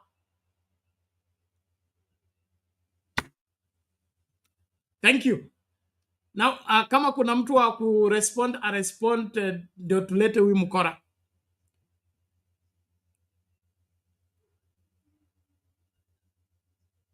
Wacha mkora naye atuambie yale ameona, tusikize alafu tutaingia.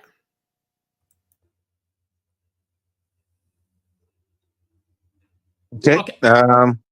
Mr. Chair, am I ready to go? You are ready to go. Karibu. Asante sana. Mama Selina, thank you so much for seeing you. na kushukuru na kuheshimu mahali ambapo uko. Mungu akubariki na akuonee mema. Innocent, hata wewe pia Mungu akuonee mema ambapo uko. Ni vema tukakuwa hapa. Alafu nirudi kwa Bernard, pia wewe nimuombee mema. Asanti. Naomba umetuombea leo kanisa. Nataka kwamba Leo nimeokoka. Napunguza ukora. Leo nimeokoka. Usinikize haki. Nimeokoka leo. Leo nimekuwa mzuri. But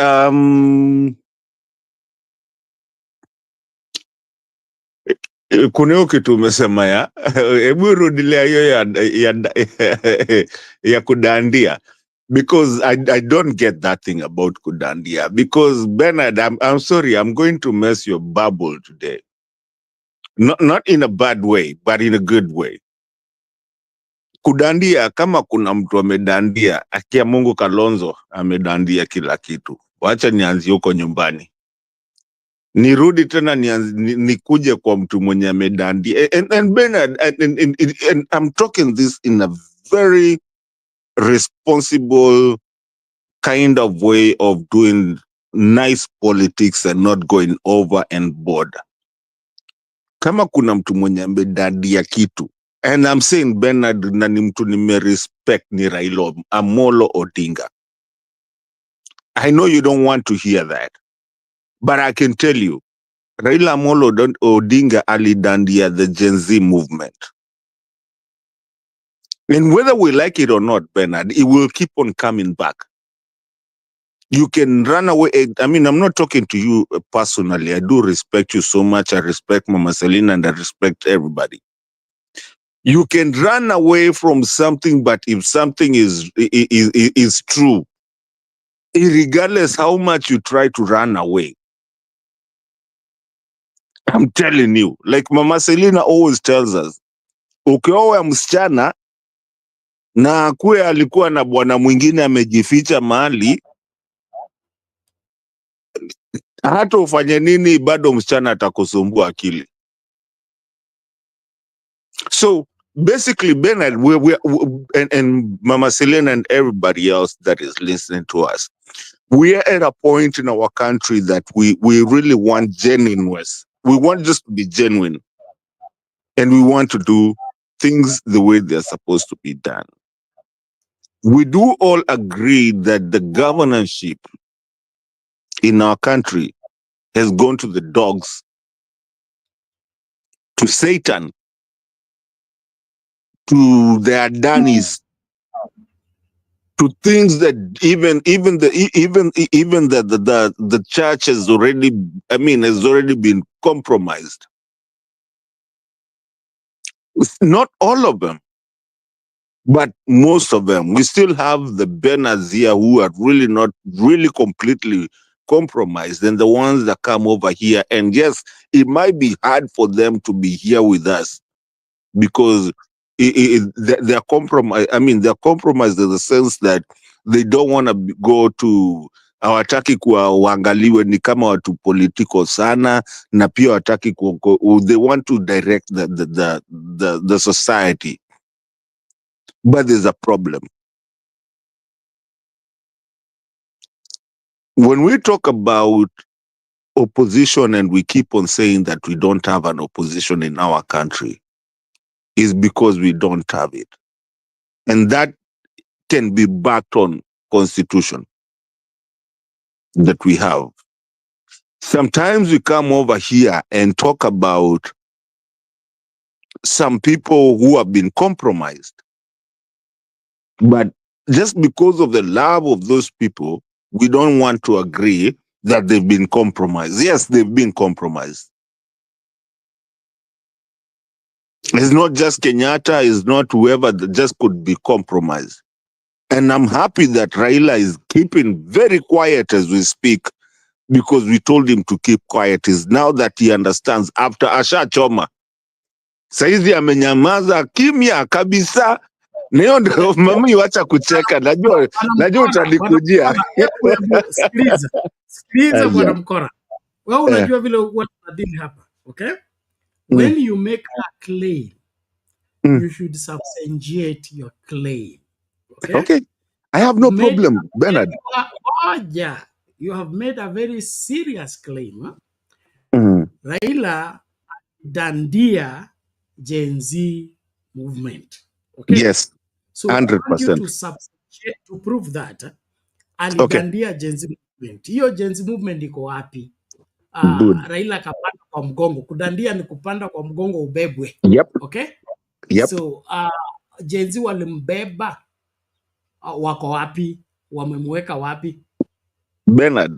Bernard, you've known me for a very long time here.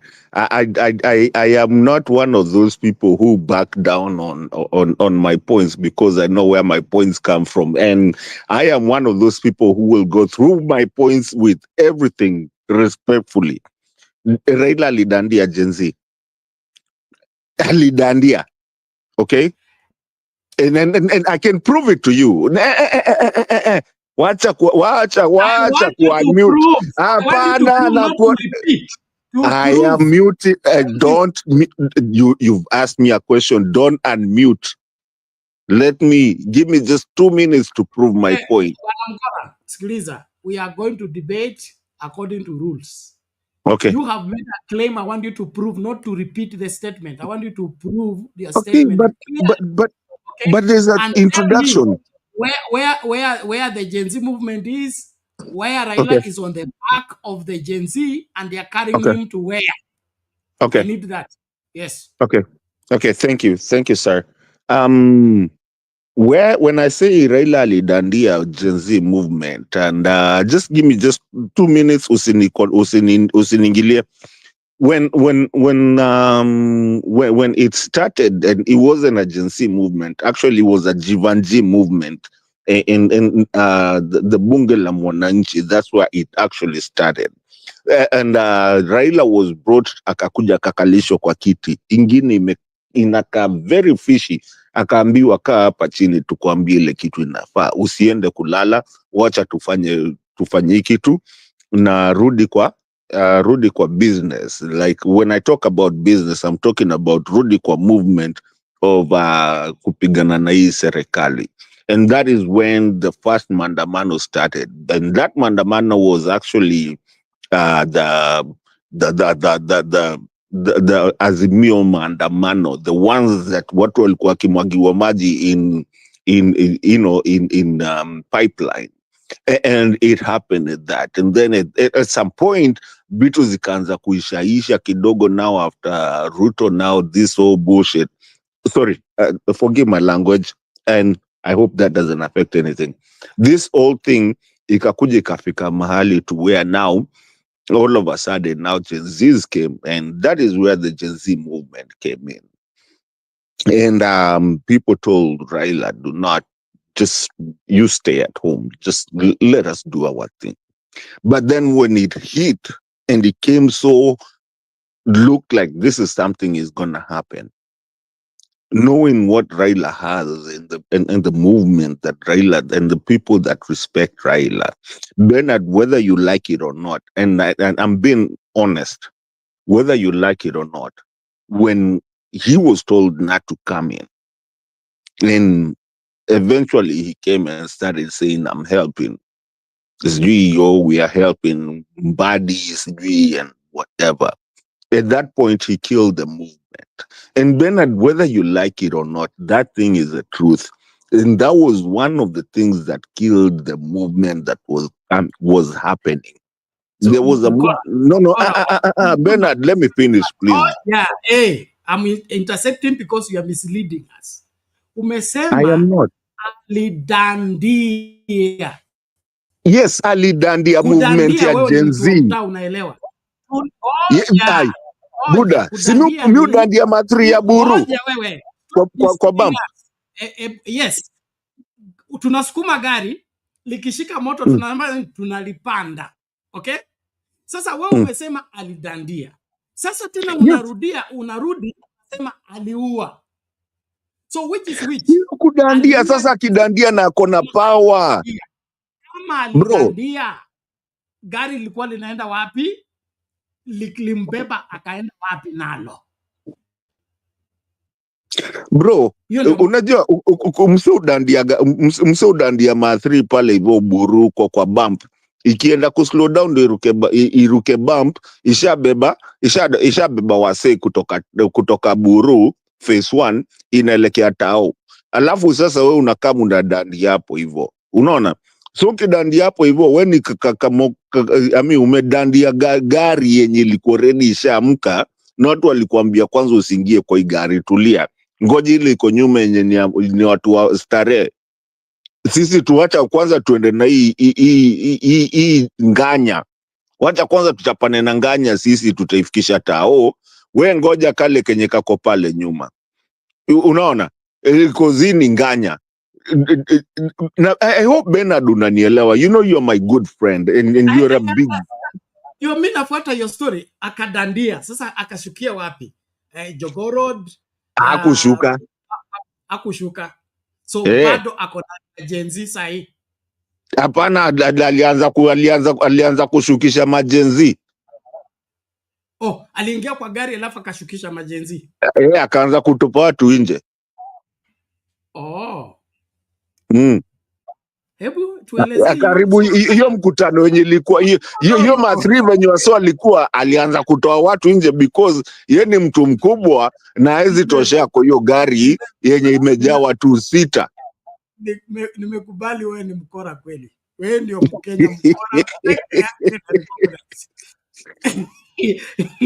Katandia gari likienda. Tena kaanza kushukisha watu. Ngoja uulize maswali. Tuanze na Mama Selina. Thank you Bernard. Mkenya mkora ama sijui tena anaita aje. Ulisema baba aliingia Kariache. Alikuja Chivanji na ukasema alikuwa Kasarani. Akakalishwa kiti. Nikikumbuka ya kwamba ilikuwa ni Kaucho and the team. Wale walikuwa na baba. Chenye nataka kukuuliza Kenya mkora today, Kaucho na team ni CNC ya pili. Kaucho na team wametoka kwa baba. Kwa sababu nikikumbuka Bernard, hawa ndio walienda maandamano na baba, mpaka today hakuna, sidhani kama hawa ni CNC, isipokuwa hii kijana mdogo, sijui anaitwa nani, china yake ni ngumu jameni, Mogora, anaitwa nani hii? Huyu mwenye aliongea leo Kasmuel Makoure. Yes, Samuel Makoure alikuja, wakakutana tena na Kaucho na wakasunguka na akakaribishwa na bunge la wananchi, ama sijui ilienda aje. Mpaka leo najua is a leader of KNC na amesema yeye mwenyewe ana recruit 1 million young people. So Kenya mkora. Mami with all due respect, Samuel anaweza recruit nani? Nikupatia Ngoja. Tumekupatia nafasi ukiongea na Bernard. Maliza swali lako Innocent aulize. Nimeweka mkono juu na Kenya mkora, tukiheshimiana, ukisema ata recruit nani, ni mdomo yake inasema. Aita he was alone ama is not alone, tunasema vile mambo iko Kenya. Na ukiuliza ana recruit nani, niliona kiwanja wakati alisimama Bernard ilikuwa moto, which means akushautiwa. So nimewachia hapo, nilikuwa nimeona Innocent ameweka mkono, hatutaki kupishana, wacha tuweke show. Ikikuwa tamu kwa upande yako, tunakubali. Ikikataa inashuka kwa upande yako na yetu ikuwe tamu, tukubali, ili tuendeshe hii show mzuri. Tusipishane because hii ma-CNC tuliona wamerukaruka kila mahali. Thank you. Tosha mami. I think the question is clear. Innocent, ongezea kwako, nani respond at once ndio twende kwa Frank. Yeah. Unajua ametuambia tumpatie 2 minutes ajaribu kutuelezea vile Raila alidandia, na nimemsikia amesema ati Raila alidandia Gen Z because he was given the chance to to tell us one of the people wenye alidandia ndiye akasema ni Raila, one of them. And if I look at the chronology of events ya Raila, niliona alianza maandamano 2023 ile bill, akakuja hii 2024 wakaendelea, but wakafika mahali wakasema wacha wakuwe na debate ile hii yenye wamefanya juzi, na whereby huyu mtu anaitwaje Kalonzo alisimamia, and that's how they stopped the maandamano. So Raila alistop the maandamano before GNC wakuje ndani. Hata hii ya 2024 hakuna mahali Raila aliingilia maneno mingi. So kama GNC walianza na wakaendelea kufanya maandamano yao, aliambiwa vizuri, mimi nikisikiza vizuri, aliambiwa na majencies, this is not your fight, usikuje, usitoke ndani. Yeye akaendelea na article report yenye walikuwa wameanza kuongea na what they were doing, na ndio waliendelea mpaka saa hizi. Nafikiri Raila hajaitisha maandamano mengine juu alikatazwa, akaacha, na article ndio ilikuwa inaendelea mpaka ikafika. So one of the thing which I'm disagreeing with the Mkora is that alidandia.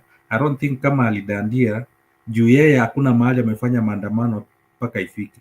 Number 2, Bernard, mtu mwenye amejaribu kusaidia au majencies ni Raila, because kuna watu walikuwa wameshikwa ndani hapo. Ndio mimi niliona alikuwa anaingia na kuwasaidia wasiendelee kuuliwa, na akaanza kuambia serikali, please, kama mnataka kuokoa, na juu tuko kwa NADCO na tunataka tuongee, please release all the people from prisons wenye wamekuwa abducted, watoe wote nje. Mkishawatoa then tutaendelea kuongea vizuri, iendelee mbele. Na maneno ya IBC na vitu mingi zilikuwa zinaenda, but sijaona mali Raila aliingilia, but kama kunaye anaweza nielezea tena vizuri, sijamuelewa. Thank you.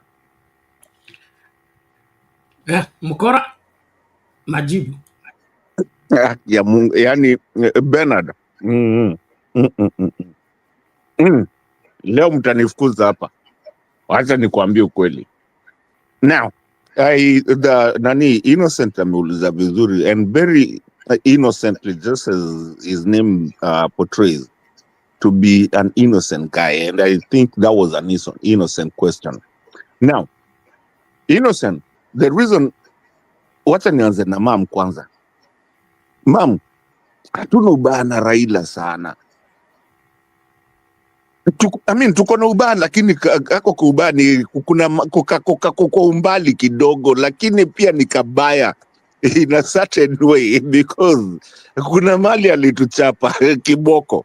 And the reason I'm saying this is because mami, the thing is that Kenyans walikuwa wendo unasemanga ngoa nanga, kalikuwa kamenuka, kalikuwa kaende kufa makanga, kufa dereva, kalikuwa kamenuka. What Raila did is, he's a big person. He can easily say some things, and once he says some things, mnajiogopa, because hata mnaogopa polisi. You know, he's an enigma. Ule jamaa anaweza simama hivi mbele ya polisi amwambie jaribu na tutang'oa reli, ama tungo hiyo hata hiyo inaitwa nini, what do you call it, nini, jela. Tutabeba jela tumchukue tuende na yeye.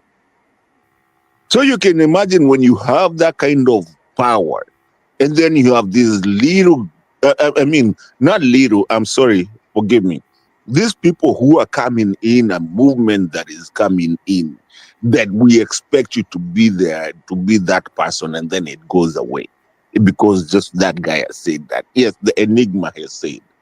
Of course, we will have a problem. Let me answer Nani Innocent too, and also you, ma'am.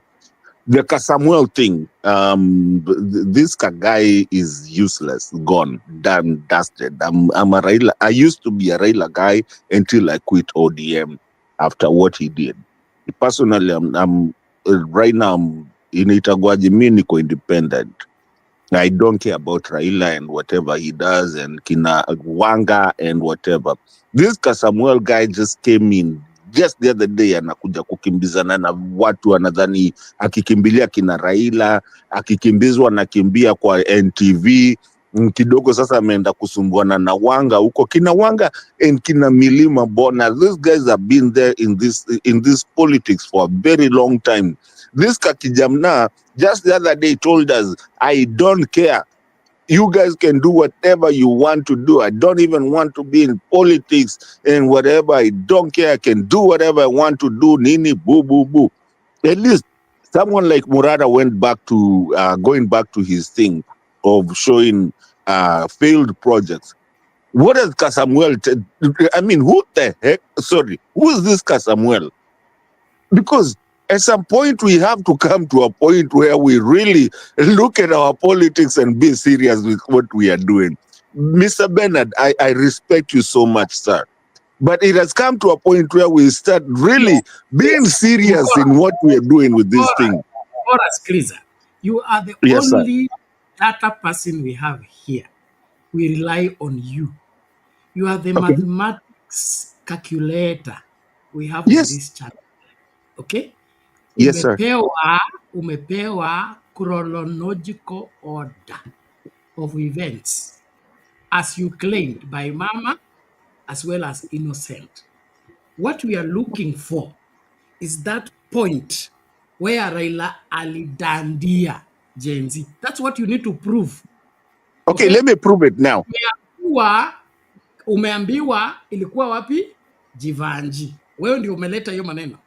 Ukaulizwa hawa Kaujo walikuwa Jivanji, wameachana na Raila.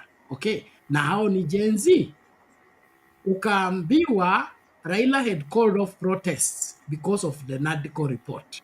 That means protests zile zilikuwa zinaendelea zikasimamishwa zilikuwa za Raila, hazikuwa za Gen. Okay, let me, if you allow me, let me just answer it straight now. Wale walidandia protest ya Raila and not the other way around.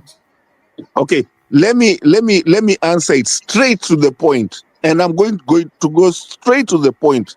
Ndio sasa wenye watachapa wanichape, mimi siogopi. Anyways, now hapa ndio Raila alidandia protest za Gen Zs. Alikaa chini, akakaa chini mpaka tukapanga protest zenye zilikuwa za mwisho za kwenda we wanted to go. Hata hatukuwa na haja kwenda hata nini State House, but tulikuwa tunataka kusukuma hiyo story.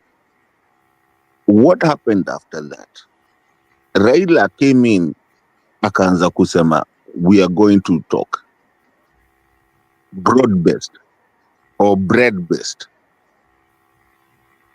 Akaharibu kila kitu na Gen Z walikuwa wamemwambia asiongee. Bernard, if you guys do not see what Raila did and how much people respect Raila, that how much that ilinyamazisha watu, I don't know where you guys need to be. You are disappointed. You don't live in the same Kenya that we are talking about. Kama mwelewi. Nimekupatia free full scope to calculate for me the formula you are jumping. Wewe tuonyeshe alidandia wapi. Kudandia umetueleza vizuri. Gari imetoka phase 1 ikipita my church East Africa, ile ilikuwa inaitwa East, okay? Ikifika hapo Mtindwa, Raila akadandia ikienda wapi? Jogoo Road. Sawa? Hiyo ndio kudandia. Lakini kama ako town tayari, alright? Na gari inatoka Buruburu, hakuna vile atadandia kwa sababu ako already in town. That's what you're telling us. Alikuwa town, akasema kukuwe na dialogue. Hakukuwa kwa gari. Sasa which is which? Alidandia? No, anaweza ambia uni makanga mkora mwenye anaweza ambia mtu msilipe fare. Innocent, please saidia huyu ndugu yako nikana leo hayuko. Bernard, Unajua mkora anatupeleka round. I don't know what he's saying.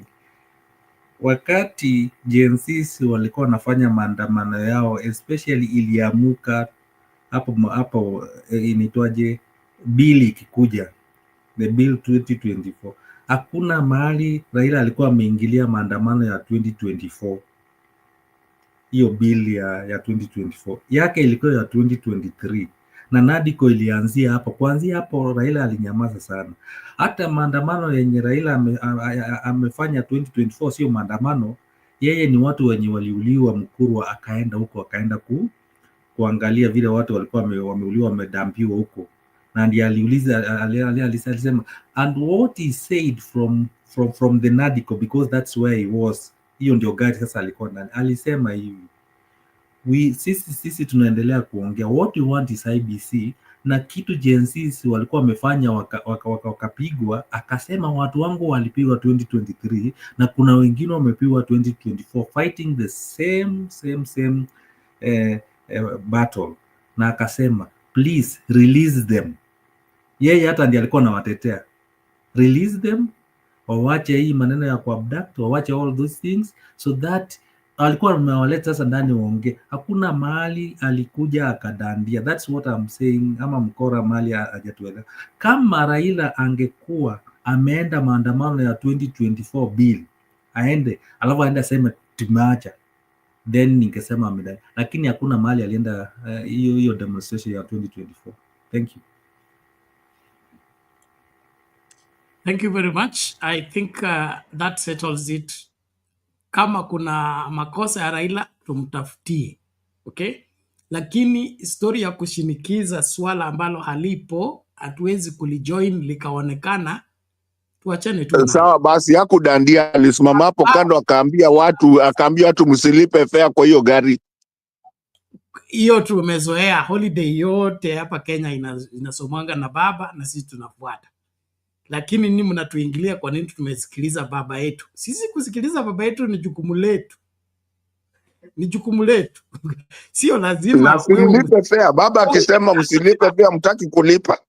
Hatutalipa fare mpaka atuambie sasa tunaweza lipa. Hiyo tu. Na now let's rest it there please. Let's agree. Kuna watu hapa nchini Kenya ambao wanaamini kwamba Raila Odinga na watu wake wote, okay, hawana sababu yeyote ya kupata nafasi yeyote kwa serikali yeyote. Hao walizaliwa wakawekelea mikono wakae pembeni kwa opposition. So mtu yeyote akichukuliwa kuingia kwa serikali na alikuwa na Raila, hiyo ni makosa, hiyo ni kinyume na katiba, ni kinyume na sheria. Yaani katika mawazo yao ni hivyo.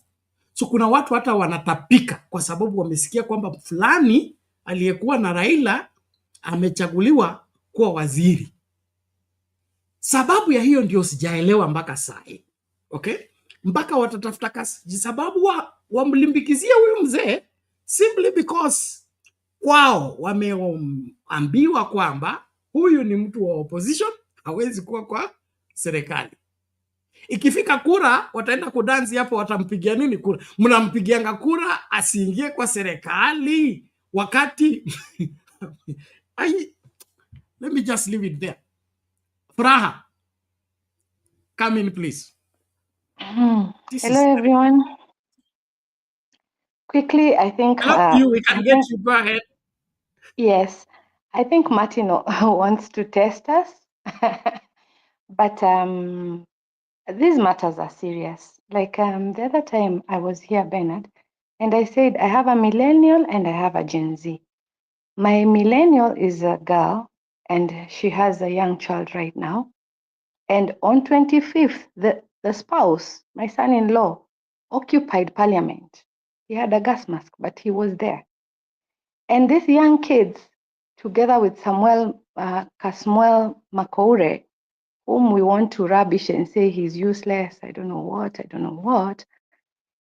They, right now, the reason these people, our children, my children, are not going to the street again is because they do not understand who infiltrated their movement.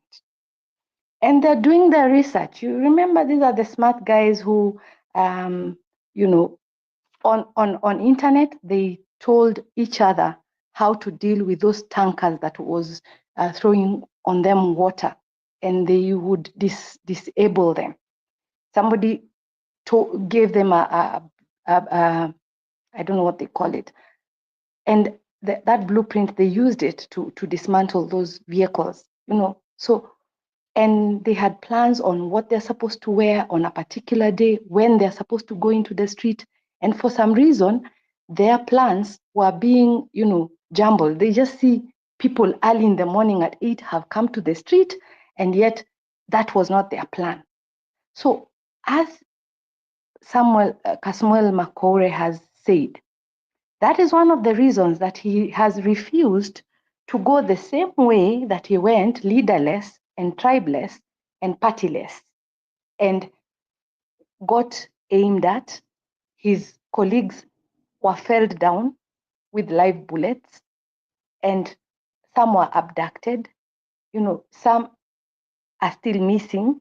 They are unaccounted for.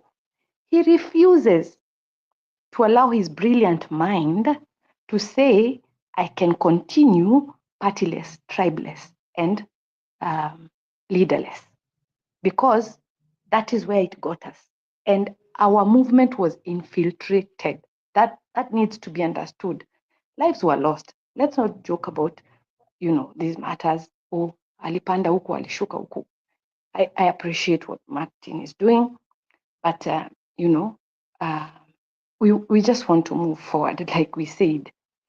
And even the issue of the colored water in pipeline, even the way the two panelists here have already said, the chronology is wrong, because the pipeline water in the streets was after JKIA, yeah?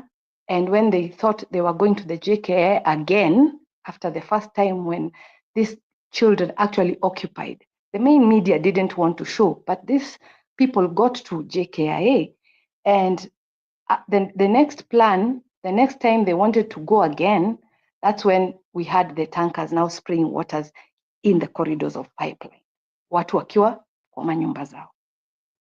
So, you know, we can belabor the points, we can say whatever we want to say. NADCO report was going on. Before even NADCO, there was bipartisan. So there's a chronology of events that we can't refute. We can go back and we can do these things and an analysis. And the reason 25th is very important for me, as my children and, you know, were going to the street, my dad passed away on that 25th, and 25th in the morning. And I couldn't travel because, you know, of the chaos. So I traveled on 26th.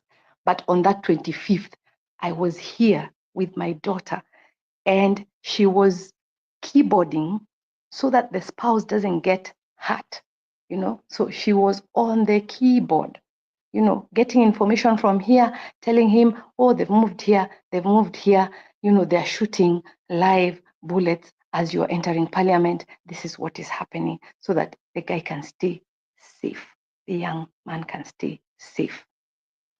But the fact is, based on that infiltration, if we are, you should go into the deep of this and link the impeachment with that infiltration. Just, I know you have the resources. Go and find what is the link between the infiltration of the Gen Z movement and the impeachment of Gachagua. Then you might be able to appreciate the move that Baba made. Time will vindicate us, but for now, that's what I'm going to say on that point. So today, Bernard, kabla unipeleke quarantine, huo mama apewe soda mbili madiaba zangu, because amesema hiyo kitu. That's why we say kufa makanga, kufa dereva, na atujamalizana na wao. By the way, tunaendea makanga na Kamagira. Unajua Bernard, you know those drivers that take a matatu kwenda kumalizia stage pale, the main driver when is eating, anakunywa kahawa kabla matatu irudi ende akajaze huko. Pia huyo sasa tunamtaka, and that is the one called Mr. Raila Baba Fidel. Wacha nisiseme hiyo jina, mnanigonga. Let me tell you, Bernard, we are going to come for Ruto the way we came for Gachagua. Kufa makanga, kufa dereva. Na hata Kamagera tunachukua hata Raila, hata yeye anaenda. Lakini huyo mama ameongea vizuri, haja complain. Furaha, thank you. Hebu Bwana Mkora, unaharibu maneno mazuri ambayo yamesemwa vizuri na Furaha kwa kila mtu kuelewa. Okay? Wewe umeamua kuacha mwizi, umemuona mwizi ni yule, ameiba kile, lakini unakubali kufuatana na yule mtu ambaye sio mwizi, ukiita yeye ndio mwizi. Kwa hiyo inamaanisha wewe umeiba pamoja na yule mwizi. Bernard, no, you're conflicting yourself. Leaving the criminal who has committed the crime. The friend of a criminal is a criminal. A good excuse you can always buy to, and you will get haters who can join you into hating the person because he has been made the instrument of hate. So it becomes easy to sell hate towards the person. That is where I will not support. Lakini Bernard, you're conflicted yourself. You're such a smart person. You're such a smart person. How would you, as a pastor, go to dine with the devil? Please explain to me, as a pastor. There are so many things you don't understand about leadership. Bernard, I'm a politician. I've been a politician. This is nonsense. You need to learn from Saitoti. It comes a time when the interest of the nation supersedes personal interest. How do you apply that? You may have a good cause you are fighting for, but you're going about it the wrong way. How do we handle such a case? Being in a leadership position is not an easy thing like you choosing to wear a blue trouser and yellow shirt. That one you can make a decision without affecting any other person. But when it involves the whole country and things are bad, you don't make decisions of safeguarding your welfare at the expense of the country. So your level of thinking and the level of thinking of Raila Odinga is not the same.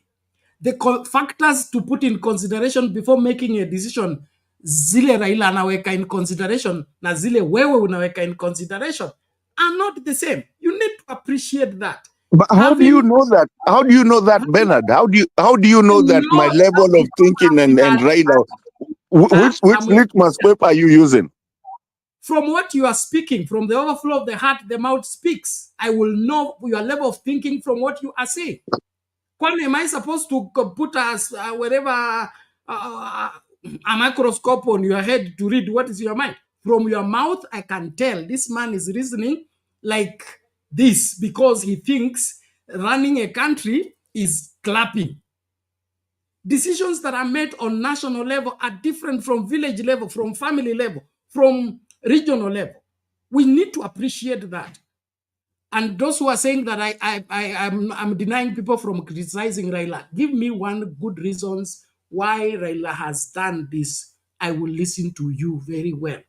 I don't agree with Raila on the Adan deal. I don't agree with Raila with the cooperation with Ruto. Okay? But that does not change anything as far as who he is and the respect he commands. He is free to make his blunders. I will cite his blunders, but that does not give me any right. He doesn't command any respect right now. He's done, good, dusted. The moment you respect that. Because of your level of thinking. Furaha, can I finish my submission? Conclude, please. Alafu twende kwa Jakube. Yeah, let me finish my submission. All the people who believe Raila is a done deal, he's inconsequential, please don't come here and then tell us how inconsequential he is. I think that makes sense. That if he's a done deal, let's forget about him. But you tell us he's a done deal, he's inconsequential, you've lost your respect for him, and then you still keep coming here and telling us, he's a very powerful person, he's very influential, he did a wrong thing, he did a wrong thing, he did a wrong thing. We are stuck.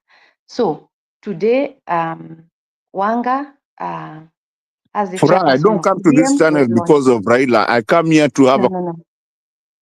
It's Martin, let me just execute my point and then you'll be free to respond. So the launch happened, and I think ODM intend to go into the next election as a national party.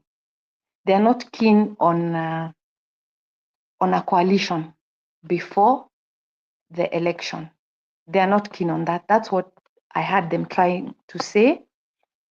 And Kasmuel also launched himself there very well, because after what he learned about what was happening, he has come out clearly, the way Martin was saying, and said, amesahau mambo yenyu nyinyi, do what you want.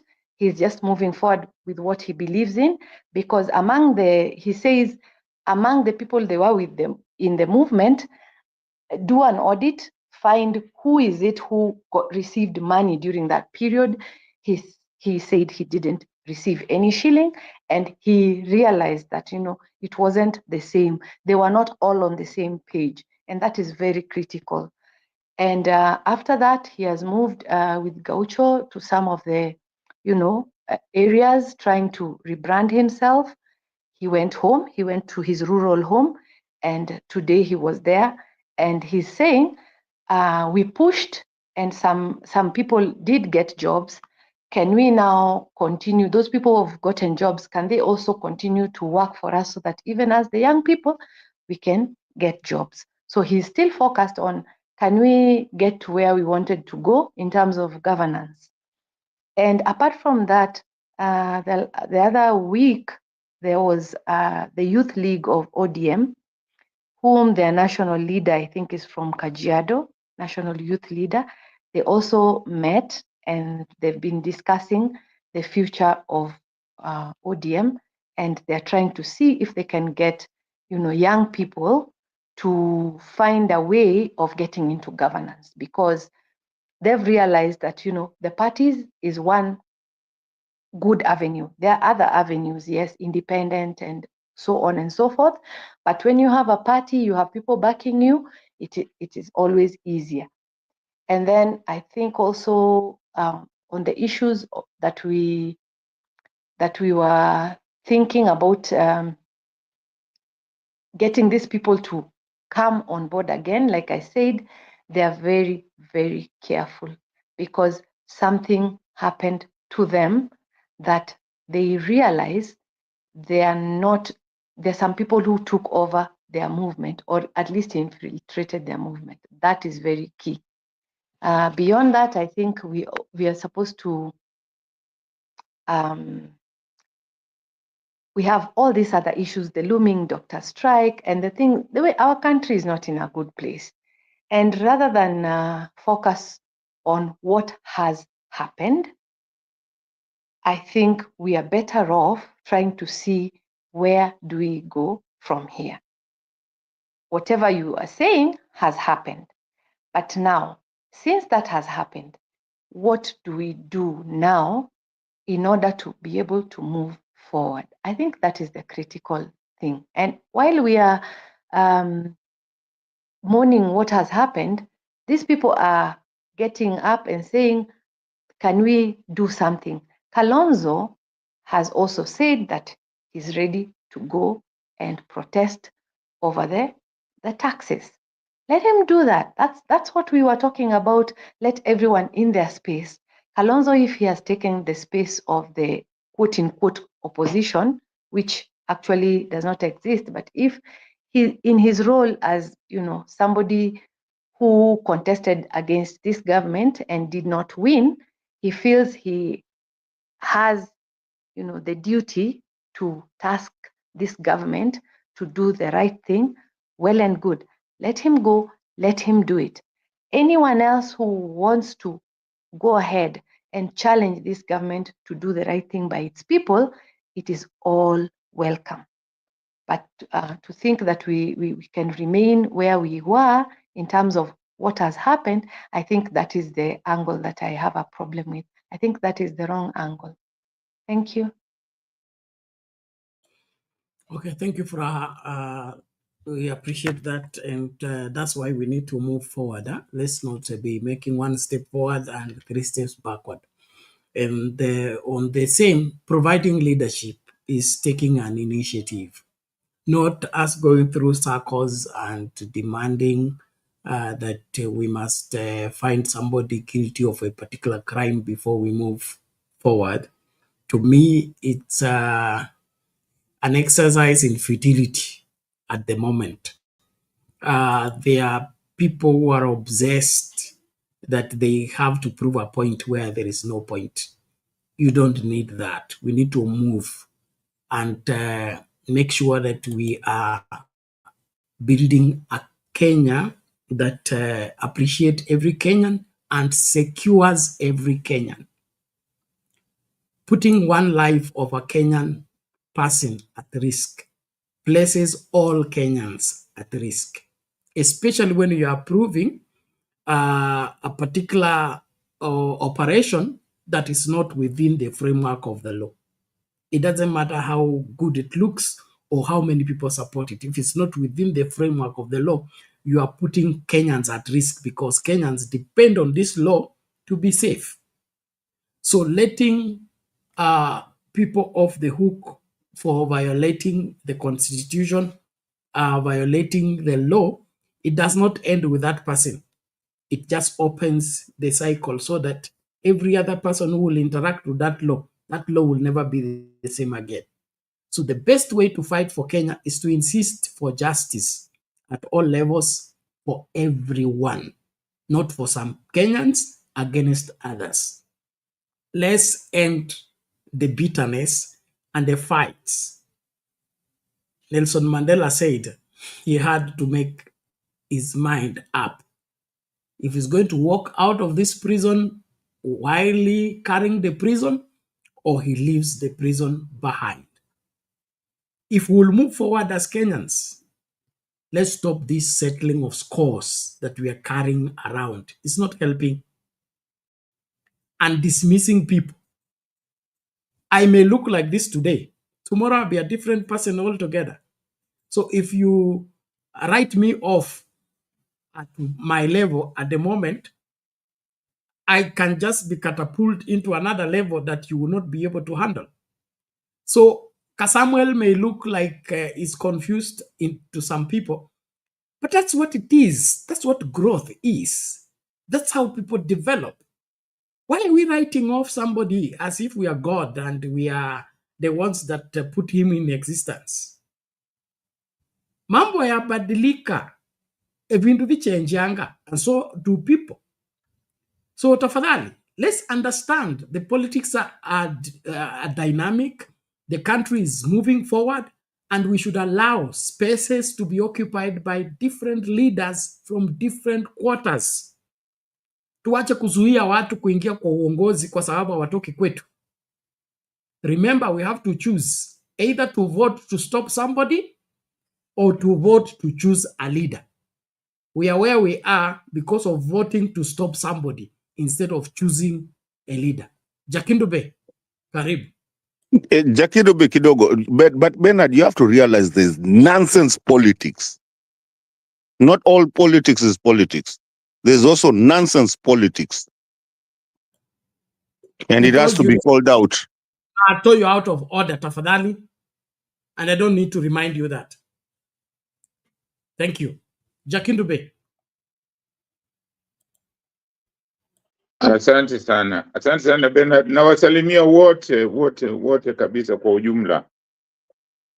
Mimi nataka kuanza na kusema kwamba hii watu wa kusema kwamba tunakula na enemy, kwamba Raila anakula na enemy. Mato mwenyewe anakula na enemy, anafanya kazi na wao kila siku. hao wazungu walitufanyia nini? Wewe Jakindu beniache Ngoja. Hao wazungu walitufanyia nini? Hata saa hii wanatufanyia nini? Hata saa hii wanatuiba na bado tunazungumza nao. So hii mambo ya kusema ati huyu ndio adui mkubwa kuliko huyu, wachana na hiyo. Wacha kama mnataka kitu vizuri, vile nimesikia watu wakizungumza, tuunde kamati, tuende tumuombe Raila, tumwambie mzee, tunataka ututolee huyu mtu, usiende huko, tunataka bado usimame hapa tukupigie kura uwe president wetu.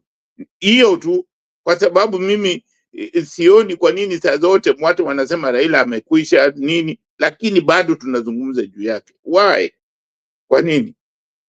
Kwa sababu mambo ambayo mimi nashindwa kuelewa na sisi ni kwamba mtu hata kama akiwafanyia vizuri namna gani na mnafikiria ati amefanya kosa. Hata mimi wakati nilisikia vile Raila alisema, nilisikia sikuona vizuri, lakini nimekuja kusikiliza, nimekuja kuelewa mambo ambayo sikuwa najua na niliona. So hii mambo ya kuchukua tu kitu kiholela ati amefanya vibaya, sometimes jamani, tufanyeni uchunguzi. Ndio maana unaonaga wazee hawakimbilii vitu ovyo ovyo. Nataka kuwapatia mfano mzuri sahihi. Mnaona anaitwa Valencia, ni kijana ameingia kwa vita ambayo hawezi, hiyo nchi yake haiwezi kushinda, wataumizwa tu. Kama angekuwa mzee hangeingia kwa hiyo vita, angefikiria kwanza. Premier ile alikuwa anafikiri atakomboa. Umesikia Amerika wameshamwambia hiyo awachane nayo, ishachukuliwa. Sasa amefanya watu wake wanauawa bure. Sometimes kuna saa zingine lazima uangalie strategy hii ambayo unaifuata ni nzuri ama ni mbaya. Mimi nataka kuambia watu waache kumtusi Raila kabisa, waache kumtusi au kusema kitu chochote juu ya Raila. Raila amefanyia nchi yetu ya Kenya mazuri mengi sana, mazuri. Watu ambao huwa wanamlaumu Raila hata Kimathi, wale watu wanajidai kwamba wao ni Maumau. Kimathi, nani alitafuta Kimathi? Nani alisema hata statue yake iwekwe hapo katikati ya town? Nani alipigania hiyo? The same huyu Raila. Bibi ya Kimathi, nani amemtengenezea nyumba? The same Raila. Lakini bado watu wanasema Raila hana ubaguzi. Raila anapenda Wakenya wote, na Raila anatambua kama ukifanya kitu nzuri, anatambua kama unafanya kitu kwa Kenya, na Raila anatambua kama unataka kuharibu Kenya, anatambua kabisa. Lazima mfikirie hiyo. Ninyi kama kweli ni watu wa kuangalia kweli. Siku ile kulikuwa na emergency kwa serikali ambayo Gen Z na sisi ambao tulikuwa tunasupport Gen Z tulileta. Wakati president alienda kuhutubia, makamu wa rais alikuwa wapi? Unawezaje kuzungumza baada ya president kuzungumza? That is it's out of order. Na ninyi watu wa Kenya wanaona hizi vitu na wanakataa kuona. Mkikataa kuona, tukikataa kukosoa, hata kama ni ndugu yako unamkosoa, unasema hapa ndugu yangu haiendeshwi, vitu havifanywi hivi. Hivyo ndivyo tutakuwa na nchi nzuri. Wazungu wanatushinda kwa sababu wazungu wanakosoa, hata ndugu yake anamkosoa. Akifanya makosa anamkosoa. Jambo lingine, Hii mambo ya sisi kusema multi-party. Multi-party ninyi party hizo ndio ziwe party. Hauwezi kuwa ati kosa imetokea unatupa hiyo party. Kosa imetokea hapo unatupa hiyo party. Mimi nataka niwaambie, mimi chama ambayo bado niko na cheti chake ambayo mimi mwanachama ni KANU. Hizi vingine mimi na support, lakini wanachama bado mimi ni mwanachama wa KANU. Ndio chama ambacho mimi nilijiunga naye. Wakati niko na chama cha KANU na niko na chama cha CCM wakati ilikuwa 5. Hizo ni vyama ambazo nazitambua. KANU nina nani yake.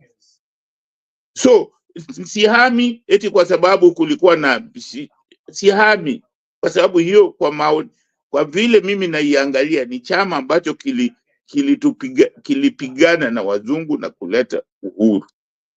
Kwa hiyo hapo hiyo ndio reason yangu kwamba sioni haja ya kuihama, ni vizuri kuitengeneza. So hizi wakati unapokuwa kwa chama, kitu fulani ikifanyika kwa chama unakimbia. Utakimbia chama ngapi? Ni lazima hiyo chama sasa kama nchi yetu sahihi kuna problem kwa nchi yetu. Tunakimbia nchi. Tunakimbia tunaenda nchi nyingine ama tunakaa pale kuhakikisha kwamba tumeitengeneza hiyo shida na kutoa hiyo shida. So tusiwe watu ambao hatuna msimamo. Na msimamo wetu ni lazima iwe msimamo ambao inaangalia nchi nzima na inaangalia jirani yako, huyo ni ndugu yako, si eti kuangalia tu wewe binafsi. So mimi nataka kuwasihi, tuacheni na mambo jina ya Raila saa zote kumtusi Raila. Mimi nasikiaga wengine hapa wanamtusi Raila na wao hawawezi kufanya vitu Raila ameshafanya. Hawezi. Hata saa hii hata mtu anasema ati amekwisha. Hao ambao nilikuwa naona kina Ukuru Okot wanamlaumu Raila.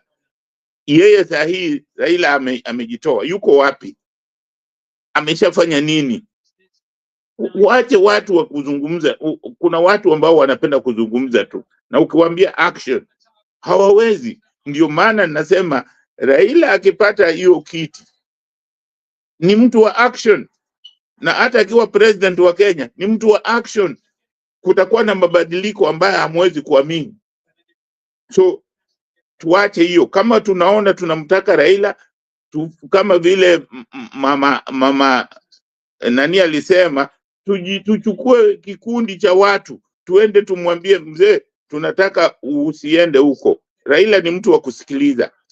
Ukitaka yeye ndiye atoe Ruto, anaweza kufanya hivyo kwa maombi yetu kama wananchi wa Kenya. Asanteni sana. Asante Bernard. Okay, thank you, Jackie Dube. We appreciate your input, and I want us to learn a lesson from what we are hearing. Some of us are preoccupied with our hate that we can't hear what needs to be done. Iki kipindi kitaendelea. Kuna mtu anafanya kipindi hapo kwa sababu Raila na Ruto wanafanya kazi pamoja. I don't know how we get so narrow-minded that we are forging because Raila is working with Ruto, then we zero the whole program to be a Ruto-Raila issue. I don't understand where that comes from. What is needed here is objective debating on matters at hand. Raila and Ruto can part ways anytime. That will not change Kenya. Okay? Kenya will still be what it is, and it will still need leadership. Raila and Ruto can make a merger of their political parties. Kenya will still remain Kenya and will all be Kenyans having the same ID and required to observe all the rules and regulation within the constitution. So hii story yenu ya kuende kutenganisha fulani na fulani ndio tupate nafasi, tuende kupiga fulani ndio tupate nafasi, it doesn't exist. We must be a people who look at the country separate from political parties, separate from individuals, and be able to separate what is this that I'm fighting for that is for me, and what is it that I'm fighting for that is for the country. Uongozi wa nchi sio matatu. Ati unaweza kupanda Jogoo Road na ushuke unapanda Donholm na ushukishe City Stadium, umepata serikali ingine. Ukienda Bunyala Road, ukifika hapo Lusaka ukifika Bunyala, ushukishe serikali, upandishe nyingine. Alafu ukichukua sasa Uhuru Highway tena ushukishe serikali, upandishe nyingine. That does not exist. When you open the door for the same, that door will not be closed by a handshake or by a discussion. That is why I'm saying, when national decisions are made, they are made in consideration of many factors than the narrow thinking that we are deploying in just hating Raila makes you acceptable or supporting Raila makes you to be clapped for. This is not an individual thing. We are discussing the future of the country and what is at risk. What can be done as an emergency in saving the situation? That doesn't make it permanent. Hao watu wote wamekasirika kwa sababu Raila amesaidia Ruto. Hawajakasirika wakati Ruto alikuwa deputy wa Uhuru. Ndio mimi nashindwa. Huyu Ruto anakuwa tu devil wakati anafanya na Raila, lakini akifanya na Uhuru anakuwa malaika. Hapo sijaelewa. Hawa watu ambao wanaita Raila eating with the devil are angry that Raila alisaidia Ruto kutoa Gachagua. What is the difference between Ruto and Gachagua? Are they not all UDA members and UDA party leaders? Are they not pushing in the same government? So the same people castigating Raila for working with Ruto, they are eating at Gachagua's place. So which is which? Muko wapi?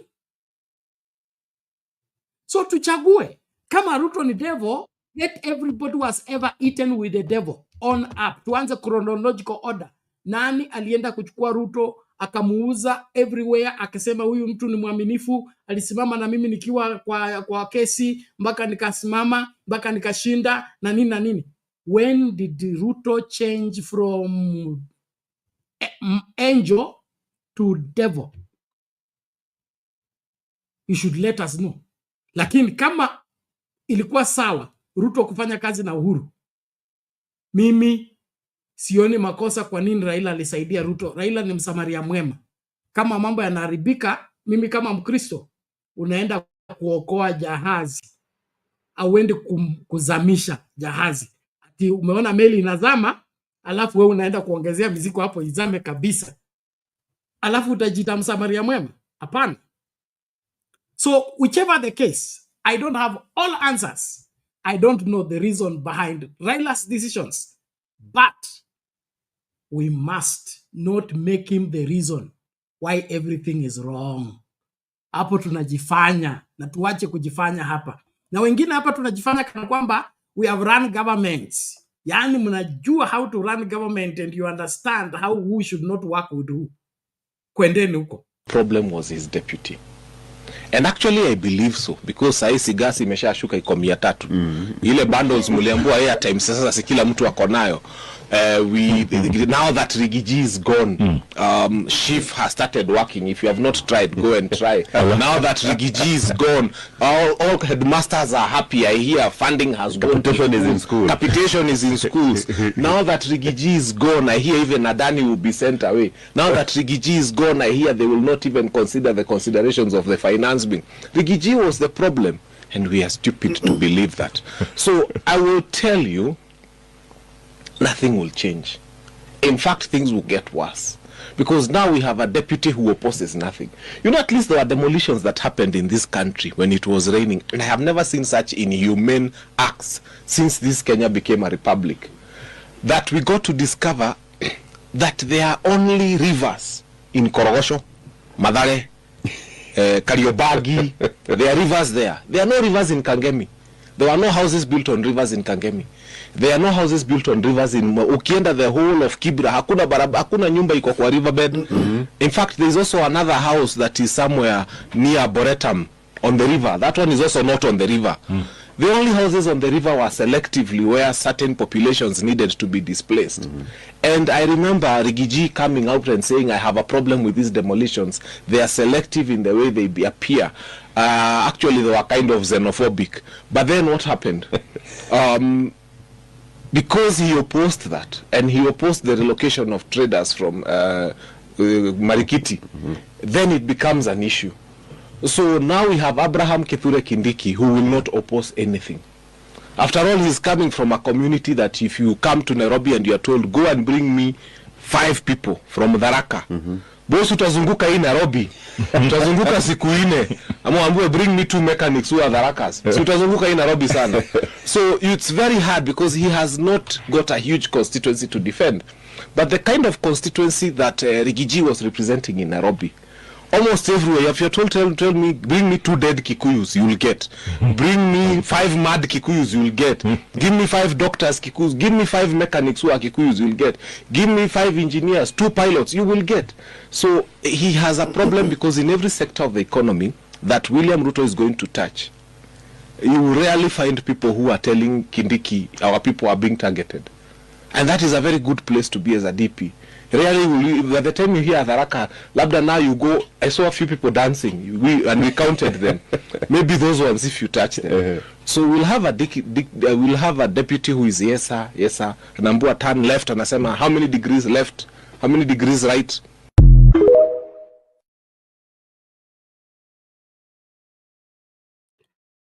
Okay, before Mami comes in, Harun anauliza what is objective in Raila shielding Ruto from censure. Okay, and then he said, why were you calling out for Ruto to go? Harun, it is simple. Ruto is incompetent. Ruto has not provided leadership to this country. I don't support his leadership in any way. Okay, I don't. Because of him being a failure in terms of providing what needs to be done as a national leader. And going to the ballot right now, if I have a choice to make, and Ruto is the only person on the ballot, okay, it will be very difficult for me to cast a vote for him because his performance as far as leading Kenya is concerned leaves a lot to be desired. That is me as an individual. Okay? Now, Ruto being in office, kumbuka, Ruto hakujiweka kwa ofisi. Okay? Tulienda Kasarani. Officially, we handed over the leadership to Ruto. Mwangaza ukiwaka, jua likiwaka, in our right minds, kama vile inakuanga required kabla uandike your will. Ambia me, in my right mind, I hereby will the following items to whoever. Okay? In our right mind, tulienda wapi? Kasarani tuka hand over. It was not Raila who handed over the government to William Ruto. Raila was not in Kasarani. Okay? All these things of blaming Raila for shielding Ruto. Kwani huyu Raila ako so powerful akikushield namna hii inji mzima hawezi kukutoa? Basi, mutoeni. Remove him so that you get whoever you want to get to. But kama it's an emergency, it is important to do what can save the day so that we fight the following day. To me, that's approval. It's a leadership approach. Kama kuna crisis, you don't deal with a crisis like normal. Hata wewe na mke wako mkikosana kwa nyumba, alafu usikie kwa mlango kuna mtu anabisha kama anataka kuvunja. You don't continue exchanging with your wife. You now team together to go and deal with what is at the door first. When you are done, then you find out where were you during your exchange of quarrel. Mambo ya nchi ni tofauti na mambo ya ubinafsi. Tuache ubinafsi, tutekeleze wajibu wetu kama Wakenya wazalendo. Mama Selina. Penat, kwa hiyo uongozi bora. Nilitaka tu kuambia Chakidube ya kwamba alisema watu waende wakae chini na baba kumrequest asiende. Chakindi nakwambia baba amesimama mara 5. Tumekataa services ya baba. Lakini tunataka baba akuwe watchman kwa keti ya Kenya. Hiyo ndiye kasi watu wengi wanataka kuandikia baba. Ati ya kwamba yeye tu akuwe umbwa hapo kwa keti anapweka na Wakenya wanakula wanalala. So for me, Chakindi, wacha baba aitwe baba, amefanya ya kutosha. Ya mwisho Penat. Kalonzo sahi ako na grupu ya Kalonzo wako na Gachagua. Gachagua alikuwa na Ruto. Now, why, kwa nini watu wasiongee kuhusu Kalonzo? And he's a big figure in Kenya. Na amesema yeye ana lead. So, which means Penat, na ya mwisho, siku gani china ya Raila imai kuwa mzuri? Ukitaka kuchakuliwa, lazima utusi Raila.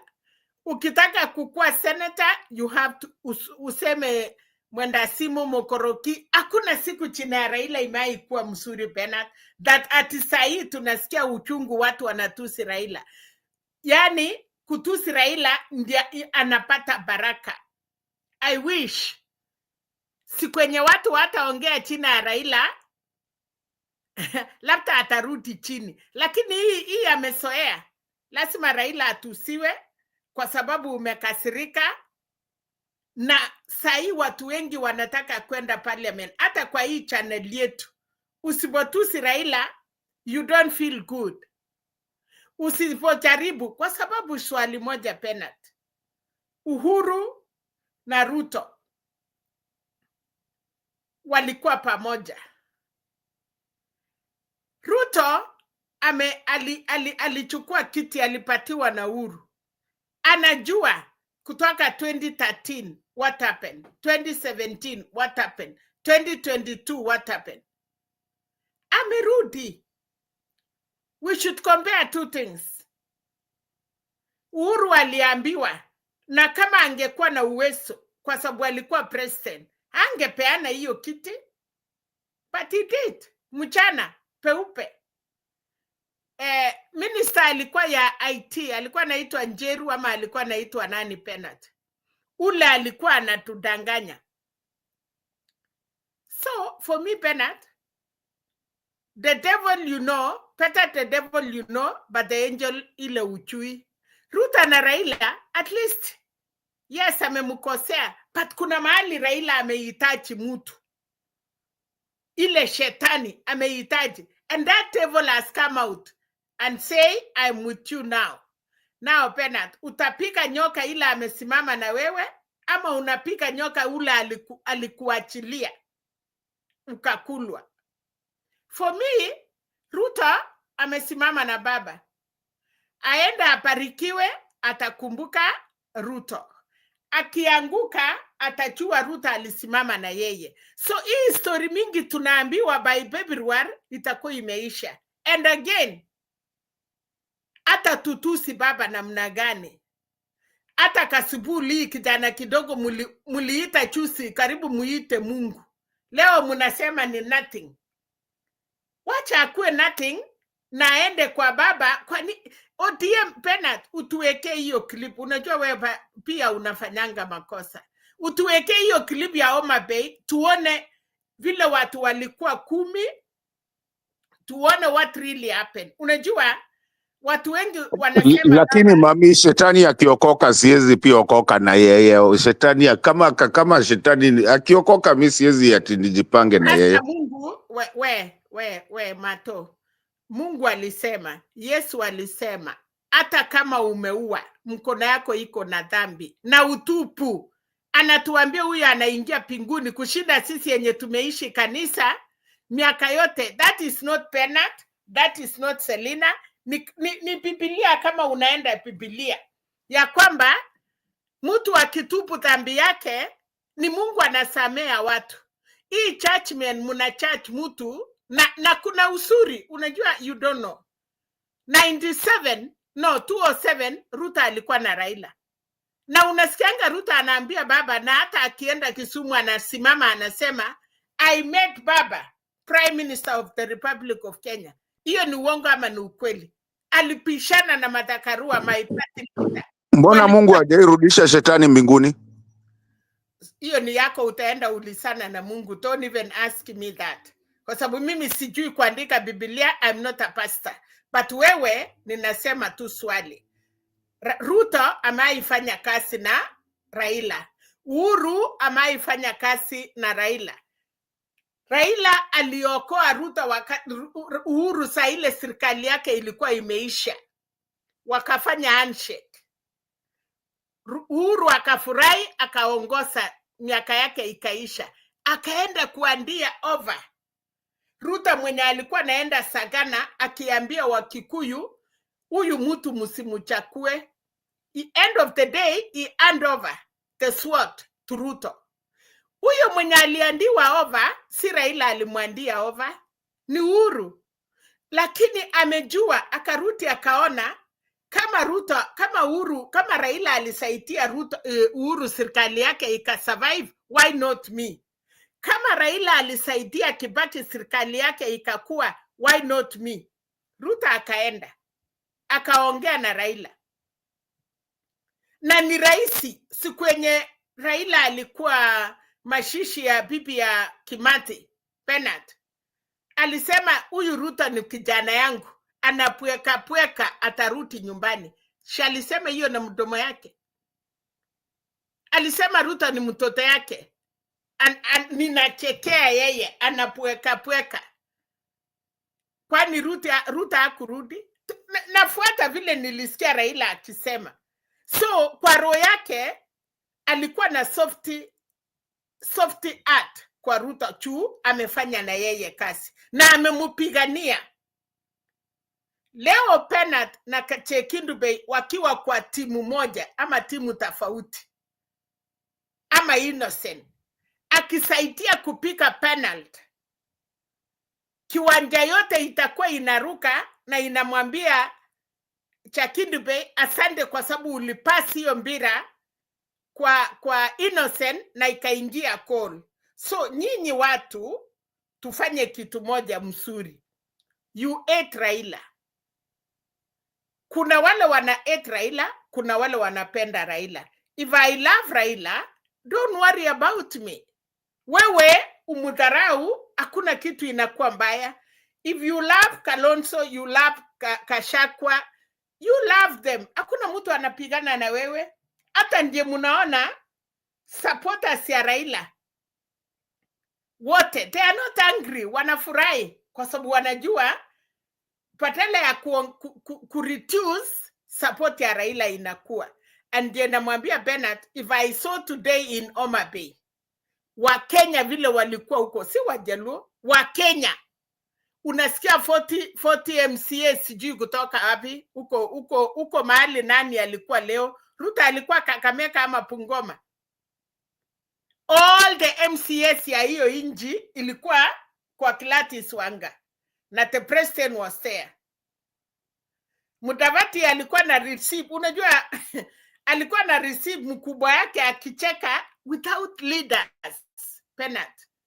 That shows hata Mudavadi apatiwe prime cabinet, still roho ya watu wameenda mahali wako. Otsotsi amepatiwa kama vice chair ama inaitwa tribute wherever. He went there with a lot of leaders. Wakawacha kwao empty. Watu walitoka mpaka Northeastern. Unaona magovernors, unaona wafuasi, unaona members of parliament. Watu walitoka mpaka Turkana. Let me conclude, please. Yeah, please, Bernard. I'm just saying this. I'm just saying the love of people. Uwezi Bernard. Msichana akishapenda Chekindube akuwe na shati moja, anakanyaka kinyira, ana nyumba, anaambia wasasi yake I will die with Chekindube kwa sababu kuna kitu aliona Chekindube ako naye yenye wanaume wengine hawana. Na watu wanalia mpaka wasasi, wakati msichana anasema mkinikatasha nitajiua, mama anaambia baba wacha tu tumwache aende Akishafika kwa hiyo boma Bernard, wasasi yake wanachukua ng'ombe, wanachukua kitu, wanaenda mwambia kijana, hii ndiye mchunge naye watoto. You know, because uwezi huwa mtoto yako ameenda. Na mahali ameenda unajua ni shida. Lakini wakati aliamua, she cannot turn back. Hutatupa mtoto yako ati kwa sababu amefuata maskini ama amefuata nini. Unarudi chini, unampatia chakula, unamwambia enda tengeneza poma yako. Nimemaliza. Okay, thank you, Mommy. We appreciate that. This circle of Raila Odinga is not ending any sooner. As big as he is, everybody wants to discuss him. But there is this interesting whatever caption by Resilient that I want us to focus to. He said, Uhuru did his job. He told the people what they needed to know about Ruto. The Constitution binds him to hand over power peacefully. I like that end part. The Constitution binds him to hand over power peacefully. My question to Resilient is, then it forbids Raila to stop people who want to take power violently. It only binds Uhuru to hand over power peacefully. But when there is an uprising, the people that want to take power forcefully, the person that intercepts the process is a devil, is evil. I don't get you guys. Where do you stand? Are you standing for the Constitution and peaceful coexistence, or you stand for violence? And if you stand for violence, why haven't you gone back to the street? Who stopped street demonstrations? Who called them off? Raila Amolo Odinga. So the father and the mother of demonstration is Raila Amolo Odinga. Without him, you cannot demonstrate. You must always acknowledge that. Failure to which you will keep crying forever. Innocent.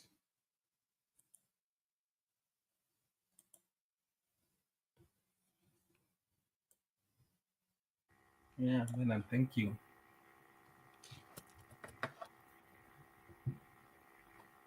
For me, maybe I'll put it in a different way. Your volume. Songa karibu na mic and your watu wa TikTok wakupata. Oh, TikTokers. Yeah. Leo mkora ni kama you know, one thing I've come to realize is that even the people of the comment section wanasema it's good to kusikiza watu wengine who have a contrary opinion ama different opinion. But one thing maybe they don't realize is that when you're given your time to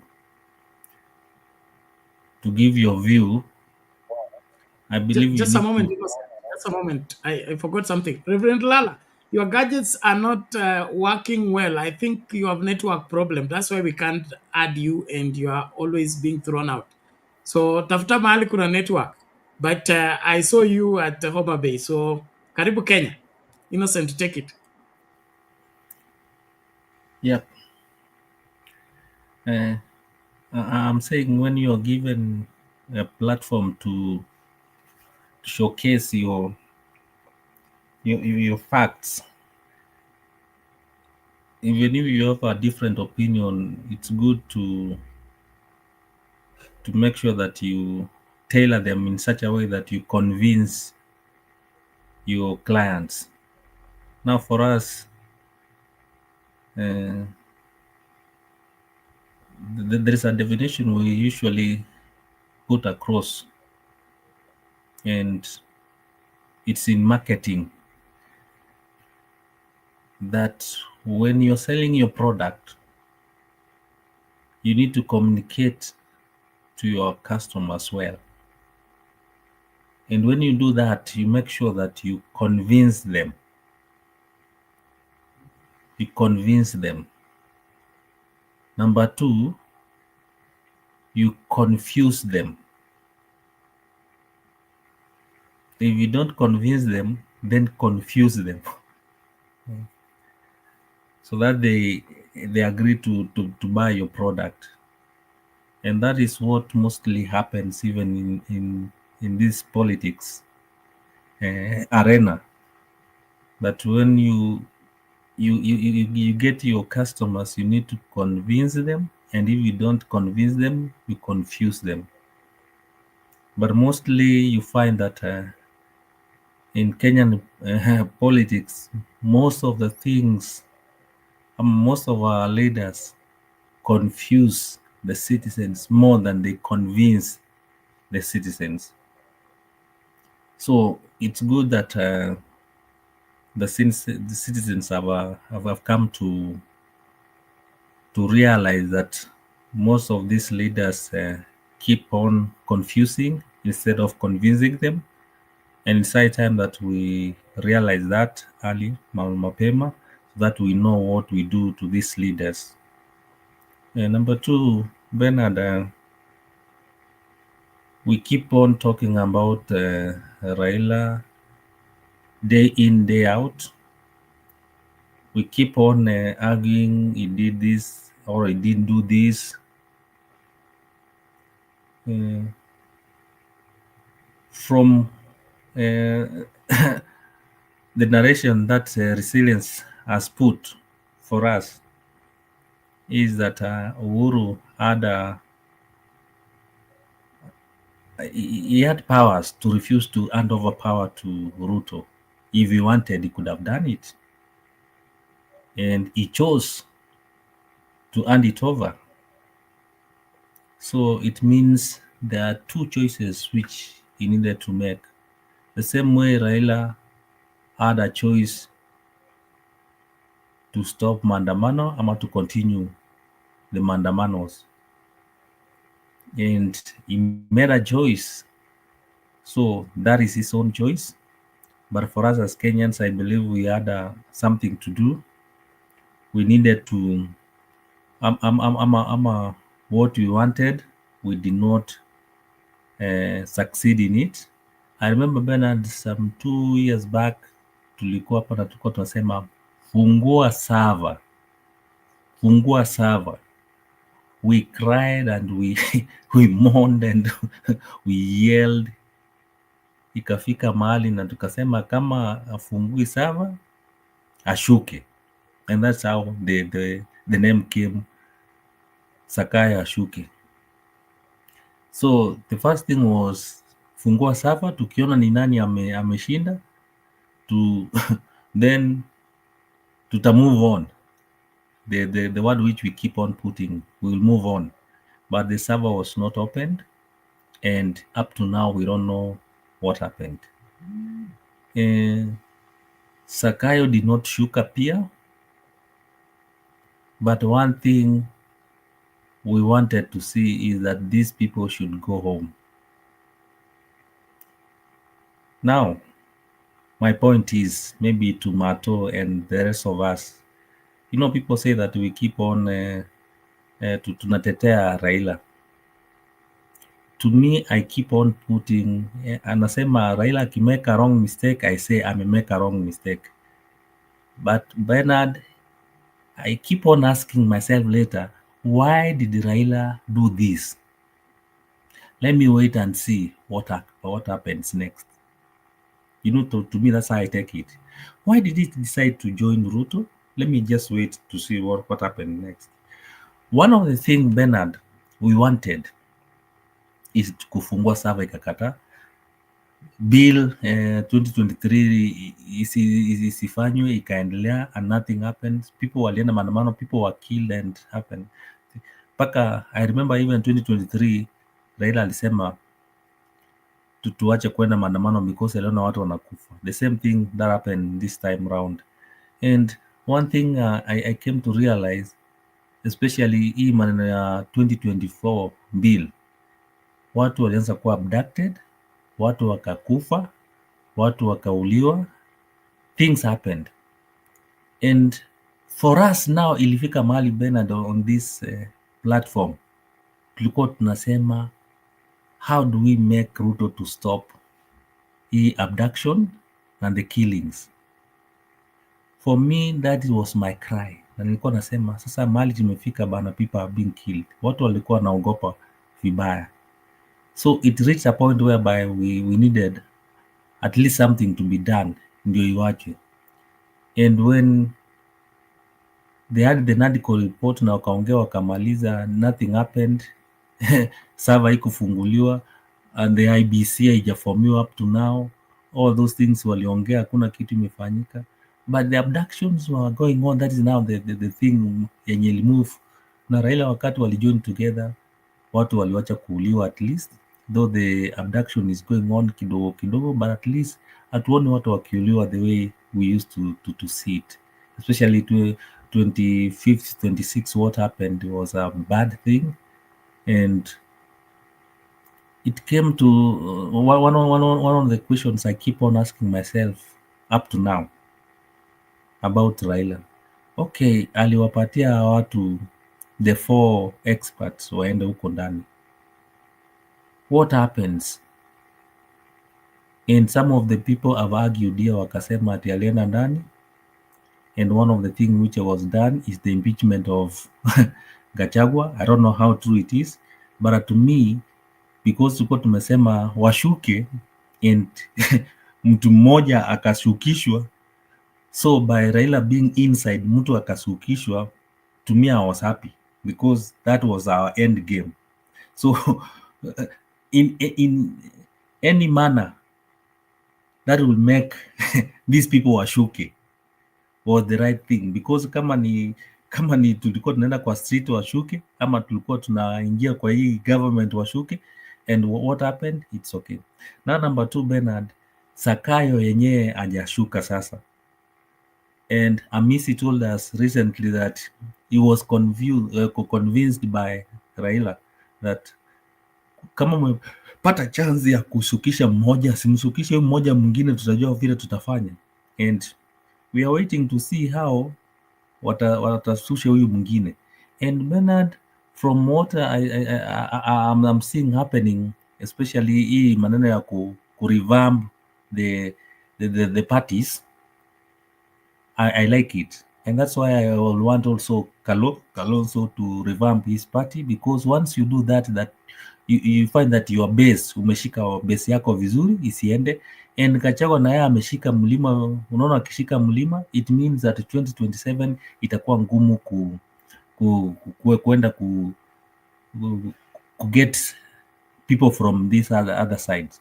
So if maybe, to me now, this is what I'm thinking, if Ruto thinks maybe 2027 itakuwa very easy for him to kufanya kazi na ODM, maybe ODM is not just like Gachagua. That's one thing now I'll say, maybe Raila is too smart. Maybe he's revamping his ODM. Wakikuja kuingia in partnership with Ruto, he has his own party. Wataingia not like the way Gachagua did it.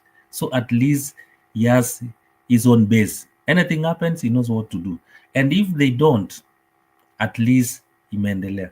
Number 3, Bernard, about these guys, the Gen Zs wenye wameingia to these parties. And this is what I'll say. If you find that your objective, what you wanted to do, in a rhyme now, one of the parties, it's good you join it, because partless, one of the things that Ruto used kushinda the Gen Zs is when they said he wants to communicate, he wants to talk to the Gen Zs, but when he could not find a room, mpaka akaenda kwa X kwenda kuwatafuta huko, and you saw what happened kwa X, he could not find it. Na mpaka saizi Ruto using that scheme akawacha sasa, akasema mlisema hakuna watu, hakuna your partyless, your leaderless, hakuna leader mwenye naongea na yeye, hakuna party, nyinyi ni wa Kenya, so nimeshindwa. And that's the scheme used to make sure that hajaongea na Gen Z, and up to now hakuna mahali aliongea nao. So it's good that these people realize that you need to have something, at least like a group whereby mkitaka kuongea na huyu mtu anaweza. You remember when they were being asked, wakasema tuende sijui ni Kasarani, waende kuongea Kasarani, wakuje Kasarani. Ma others were saying that you ongea something. Wengine wakasema kama ni hii maneno ya how do you call it, the cabinet, futa yote, fanya all these things, and he did exactly all these people. Yani he was using their schemes, but you saw what happened. Akarudisha tena some of these guys back to the cabinet, and you see these are some of the schemes which maybe the Gen Zs have learned. You can tell him to do this anafanya, but he does the same thing. You know, Ruto, what he does is that whatever memwambia asifanye ndiye anafanya. I don't know how it works for him, but we have seen that it works for him. So Bernard, as I finish, I will say this. Raila can, I'm answering now Mama Mato, because ni kama wanasema Raila is too smart. He can bring you down when he's outside. Akishindo outside, he will come inside and destroy you from inside. He did it with Moi, he did it with Uhuru, and now he has done it with Ruto. He will finish Ruto when he's inside the government. Thank you, Bernard. Wow. Thank you, Innocent. Now I want to make this communication is 3 a.m. East African time, and that means we must call it a day. As we begin to wrap up, I don't think ODM is planning to join any coalition. One of the things that have placed ODM at a disadvantage is this pre-election coalition. So the plans and the scheme of ODM is to go to the elections alone as one national party, having their candidate from the president to the MCA. So story ya coalition ndio ilileta kizaza. 2022 kuna watu walisema hao ndio ICT watasimamia ICT, ODM ishughulikie, na huko ICT ndio kulitokea shida. Kwa nini? Kulikuwa na malls that wanted the Ruto win regardless of how many votes Raila gets. And so this time round, the game is different. We will have coalition after elections. Kila mtu atafute candidate wake aweke ndani ya nini. Tukishamaliza tuna negotiate kama South Africa. Negotiate, uko na wabunge wangapi? Niko na 3. Basi naweza fanyako kazi na wewe, basi kuja tufanye kazi pamoja, utapewa slot moja ya cabinet kwa sababu uko na wabunge 5. And I think I support that, because these pre-election coalitions are a big problem to our strong democracy. Parties are not growing. People are not expanding their parties. Political parties are shrinking to become village parties. All of it because they don't see the need of growing their party, kwa sababu watajiunga na wadandie party ingine, watumie hiyo party kukua kwa serikali ama kukua kwa bunge. So I think everybody should go and build their party, revamp their party, tukutane kwa debe. So wale ambao wanaogopa kufanya hiyo kazi ya kujenga pati yao, tukutane nao kwa debe, basi hata kwa debe watafika. Na wanaomba hivi, kwa sababu kila mmoja ameongea, nimpatie mara moja Reverend Lala, and then we take the last round. Nifunge tafadhali. Reverend Lala. Asante Bernard na wenzetu ambao mko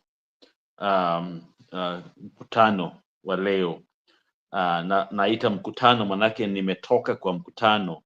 Nilikuwa huko kwa Wanga, and I'm one of the people that went forward to pray for her. And so I was excited. The entire nation was there, a very strong party to be able to be there and be part of it. And I think I've sent you a picture of myself in the front there with the other 300 clergy that came, and we couldn't, the number was so large that they couldn't even allow them to come in from every part of the country. And it was a sight to behold. And so I think the party is strong. I think ODM will withstand all the storms that are out there. I think it's the party to seek. And of course, I like to concur with Bernard that this contract, when I call them, or parties, I think is I don't even know which country follow that pattern, because Israel do the same as South Africa and other countries, where you come with your party and then you negotiate after the election. I think that's the norm. The Kenyan one is very interesting. Maybe the other countries like that. But the key thing here is that I think it is important for us not to give simplistic answers to complex questions. One, I think it's Furaha talked. I've been having a hard time trying to get the internet is kind of weak, so I've been coming in and out, But a country like ours, there are so many things that go on that most of us are not aware of. One of them is typical. The Gen Zs were infiltrated. So when you think about it strategically and even how to move forward, you may start with pure, breed, and at the end you come up with something else. Okay, so infiltration, I think, was a factor that anyone thinking about the nation had to wrestle with.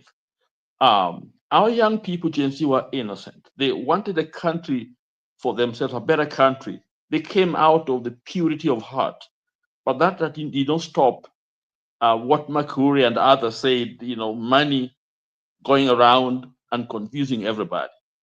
And so, if you think about it, most of us who are here, let's take up with the passion that that hurt and the pain that we have, that we got to get a new government, When you think about it, strategically,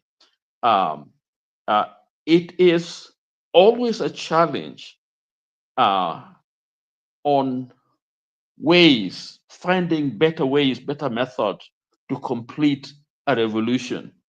In fact, most of them end up bringing worse system than what we started with because of infiltration, different interests coming in, and at the end of the day, you end up with something you didn't want to, the leaders you didn't want. Okay? And so all of us are asked to really think, because their emotions are great, but there's a time that we got to really use our brain and think about what's really going on. Gen Z, I support them 100%. But I believe there were other forces that our sister Furaha, I think, mentioned, to us, that there may have been other things that are underneath.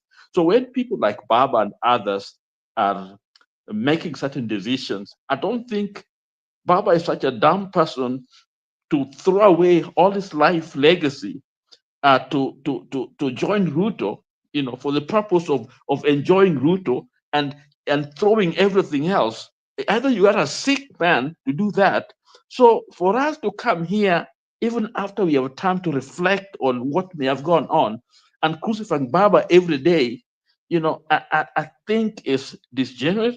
I think it is lack of foresight and thinking on our part. So let us appreciate people for who they are, and let us point out evil guys. I give you an example. Right now, Kalonzo have been, kind of defending Gachagua. Does it mean they're friends? I think Marto raised that issue there. Okay, they don't have to be friends. So when we come up with answers like a friend of Ruto, they are all bad, we go against them and they knock them. If you use that yardstick, nobody will stand. Even me, I'm a pastor, I would not stand because I find myself sitting with somebody whom I know is a bad guy, but my desire is that I win them for Christ. So if you look at me and take a picture with me with a prostitute talking, I think it's a time most of us evangelists used to go out to preach. Billy Graham had an organization that had a conference in Amsterdam, and we all went to Amsterdam. And part of the job was to go into those brothels and prostitutes' houses to preach to them. If someone was there with a picture, the Kenyan way, they would come and say, Lala is talking to prostitutes in Amsterdam. This man does not deserve to be a minister. And so let us really think. Look at Baba as his own, his life journey, his life story. Do you think he want to end up, as somebody who gave up to Ruto, or is up to something? So that's what I'm saying. We got to really, really, really step back and look at the whole spectrum and see exactly what some of the dynamics that are in there. So Furaha, I think that was you. I appreciate you because I have been suspicious. Part of my mind is trained into insecurity. And when you talk about security, you're thinking about politics, you think about violence, think about interests that are converging and all kinds of issues in there. And politics is a mother of all intrigues. And so let us be mature enough and let us give leadership to our people. Back to you, Bernard. Thank you. Thank you, Lala, for that. We appreciate it, and I pray that we move forward. I'm being invited to address something here. Okay, please. No tribalism and no naming of tribes on the platform, tafadhali. And you know that there is. Now I know this is disturbing, but there is tribalism and there is tribalism in Kenya. And it appears to me that tribalism is very, very tribal when it names a particular community.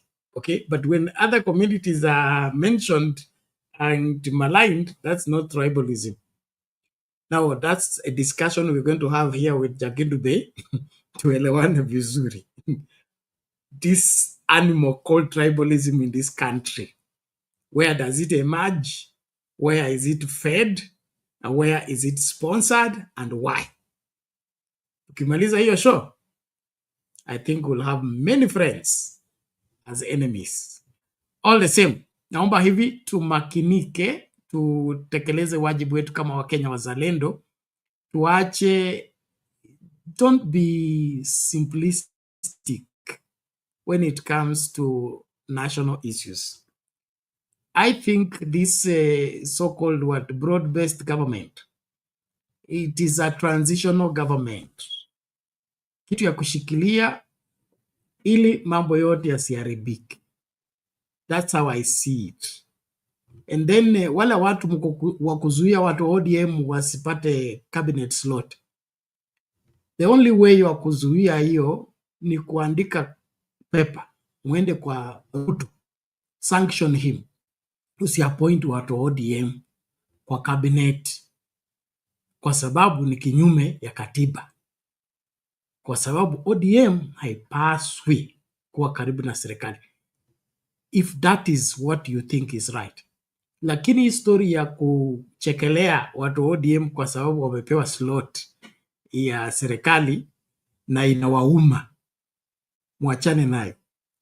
ODM tunalipa ushuru kama wewe. Na kama tumepewa nafasi ya kusaidia kushikilia serikali yenu, sisi ni watu wazuri, tutawasaidia. In the meantime, as we cross the bridge to go the other side, So mi sioni machungu hapa. Sababu ya machungu ndio sielewi. Machungu ni ya nini? Vijana wa Gen Z walikufa. Kukuwa kwanza kukufa. I'm not undermining that. But the killings that took place 2023, people being dragged from under the bed and being killed, did not that count? Please, let's not be emotional until we lose sense of what we need to think about. Kwangu mimi, if you want a better Kenya, you better invest for it. Lakini ukitaka a better Kenya build on hot air, that's all you're going to get. Hot air. So roll your sleeves, funga kibwebwe, anza kazi. Kama unataka kubadilisha Kenya. Kama Morara, anza kuzurura. Anza kuzunguka. Ukitafuta makosa ya serikali, ukiyaonyesha. Nimeona tena list ingine imetengenezwa. Ati sasa Morara amewekwa kwa group ya cabinet secretary.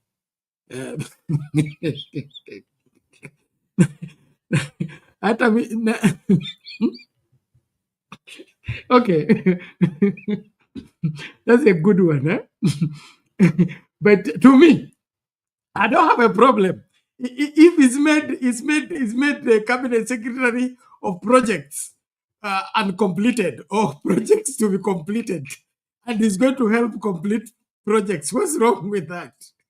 So tafadhali, tusione kwamba serikali ina belong kwa watu fulani na watu fulani hawapaswi kuingia kwa serikali. Hiyo ni makosa. Kila Mkenya analipa ushuru na kila Mkenya anaweza kuajiriwa kwa serikali. Civil servant is open to all Kenyans. That's why we are talking about they should be proportionate. Si ati wewe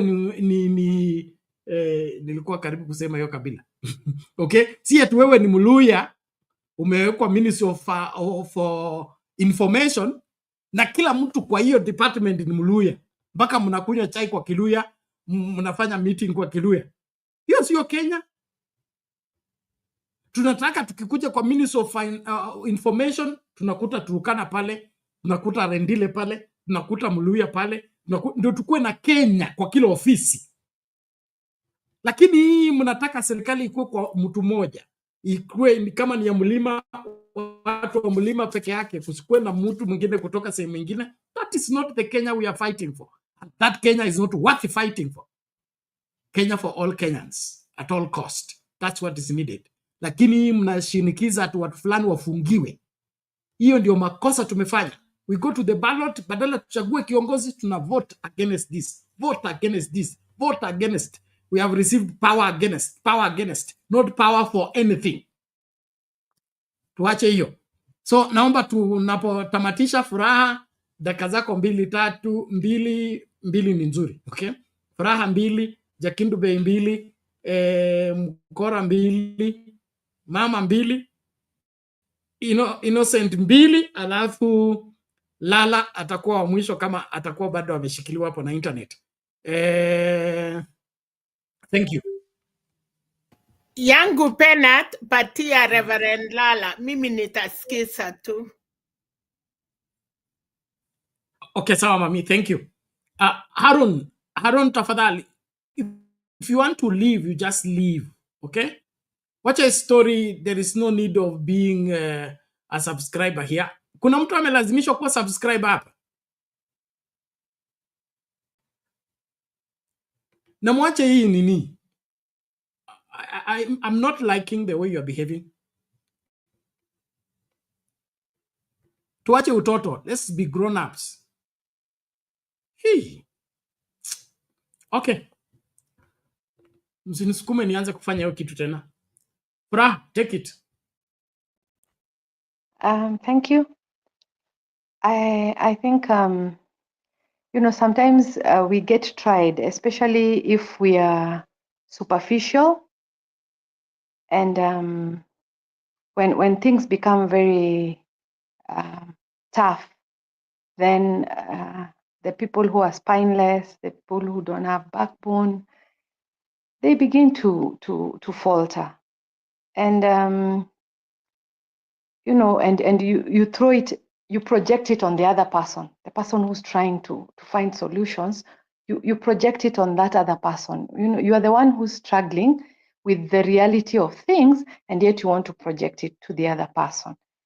And I'm glad that Lala, with his military background and security, can see, because maybe let me just put it this way, the way I understood it, from being a parent of somebody who actually occupied parliament and another one who was a keyboard warrior.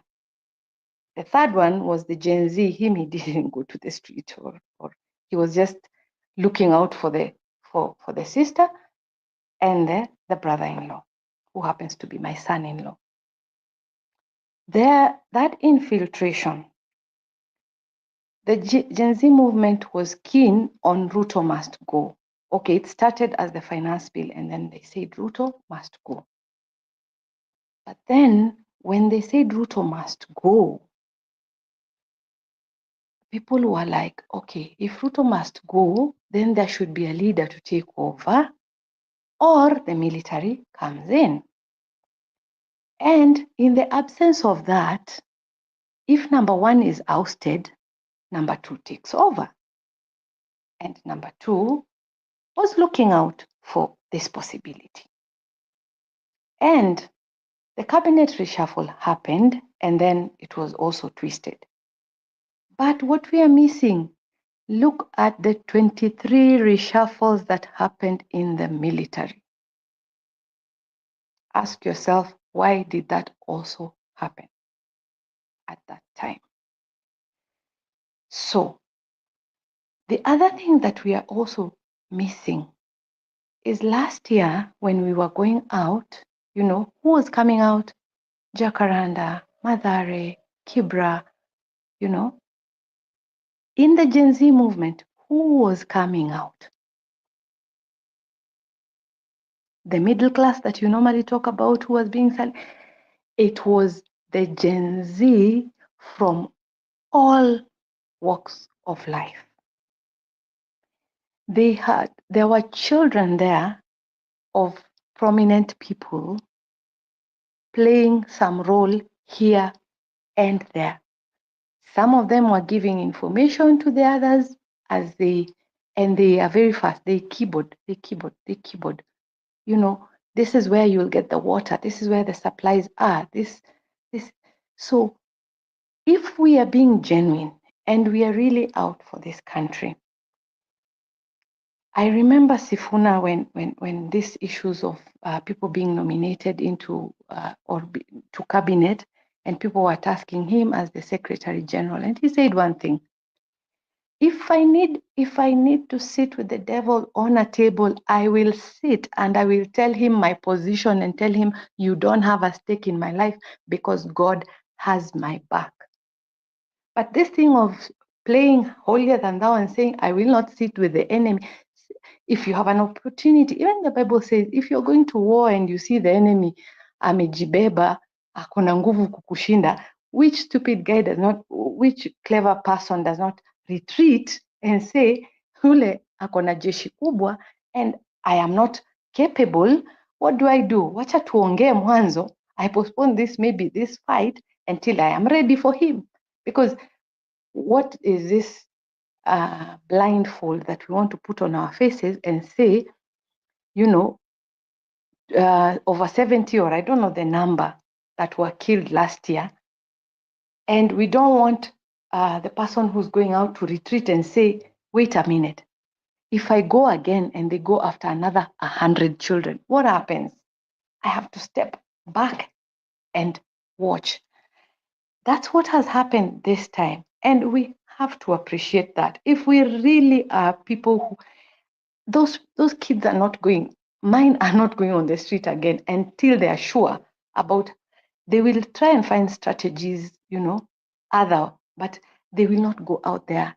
So now there are some activists who want to use their forum, they've always gone out, and they want to use that opportunity to also push some of the agendas that we have in terms of, the rot that is happening in government.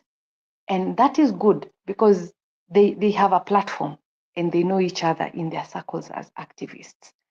But for these people who came in one, with just one, innocently, the way Lala has said, very innocently just saying, we are tired and we want to do something. You know, our parents are quiet, people are quiet, we just are tired with this government. Those people, they are very careful. And that is why some of them are trying to find strategy like Makore to see where can I have a backing so that I'm not left and everyone on Sound Candid is calling me useless. And yet I have risked my life to be on the street. Where can I go? Let me have a Wanga or a Baba watching my back so that as I try to find this space, I can, because you want that assurance. You know, you don't want, nobody wants to go to the street to just get killed if the results are not going to be worth it. So I think for me, I would request that, you know, just the way we were very keen on data and resources when we were trying to get information about how the elections are going, that energy needs to come back. And exactly, rather than just bemoan, that energy needs to, what really happened? And at what point did Kalonzo, who was part of NADCO, okay, apart from the call for dialogue, which was made, was that enough for him to decide to now work with number 2 or the ousted, the impeached DP? What brought them together? What was that common interest? You know, if we go down to all these things, I think this channel, we will be discussing things on how do we get these youths who are out there and us who've been in this struggle for the longest time. I said I am a loyalist and this is my final line. And one of the reasons is that during my university days, we had a young man who was very vocal, you know, the union leaders and people, he had just come, I think at that time he was a second year. And he was a good orator, you know, the Obama style kind of, you know. And then he had this line, Obama had you, yes, we can. He had, but why? He was asking questions about the institution leadership. And he was asking, but why? They do this and this and this to us, but why? When we came back after a long holiday, that young man was missing. And when questions were asked, we found out that he was finished and they took that body to the mom who was a pauper on a Land Rover. Chukua kijana wako anasumbua watu. And you know, those are the dark days that we are going back to. And we got a space where we can talk about these things without fearing that somebody will come for me and take me to Nyati House tomorrow. And today we are here just saying, you know, taking all this advantage that we've gotten over the years for granted because of one move that we think was a faulty move. I think we can do better. Thank you, Bernard.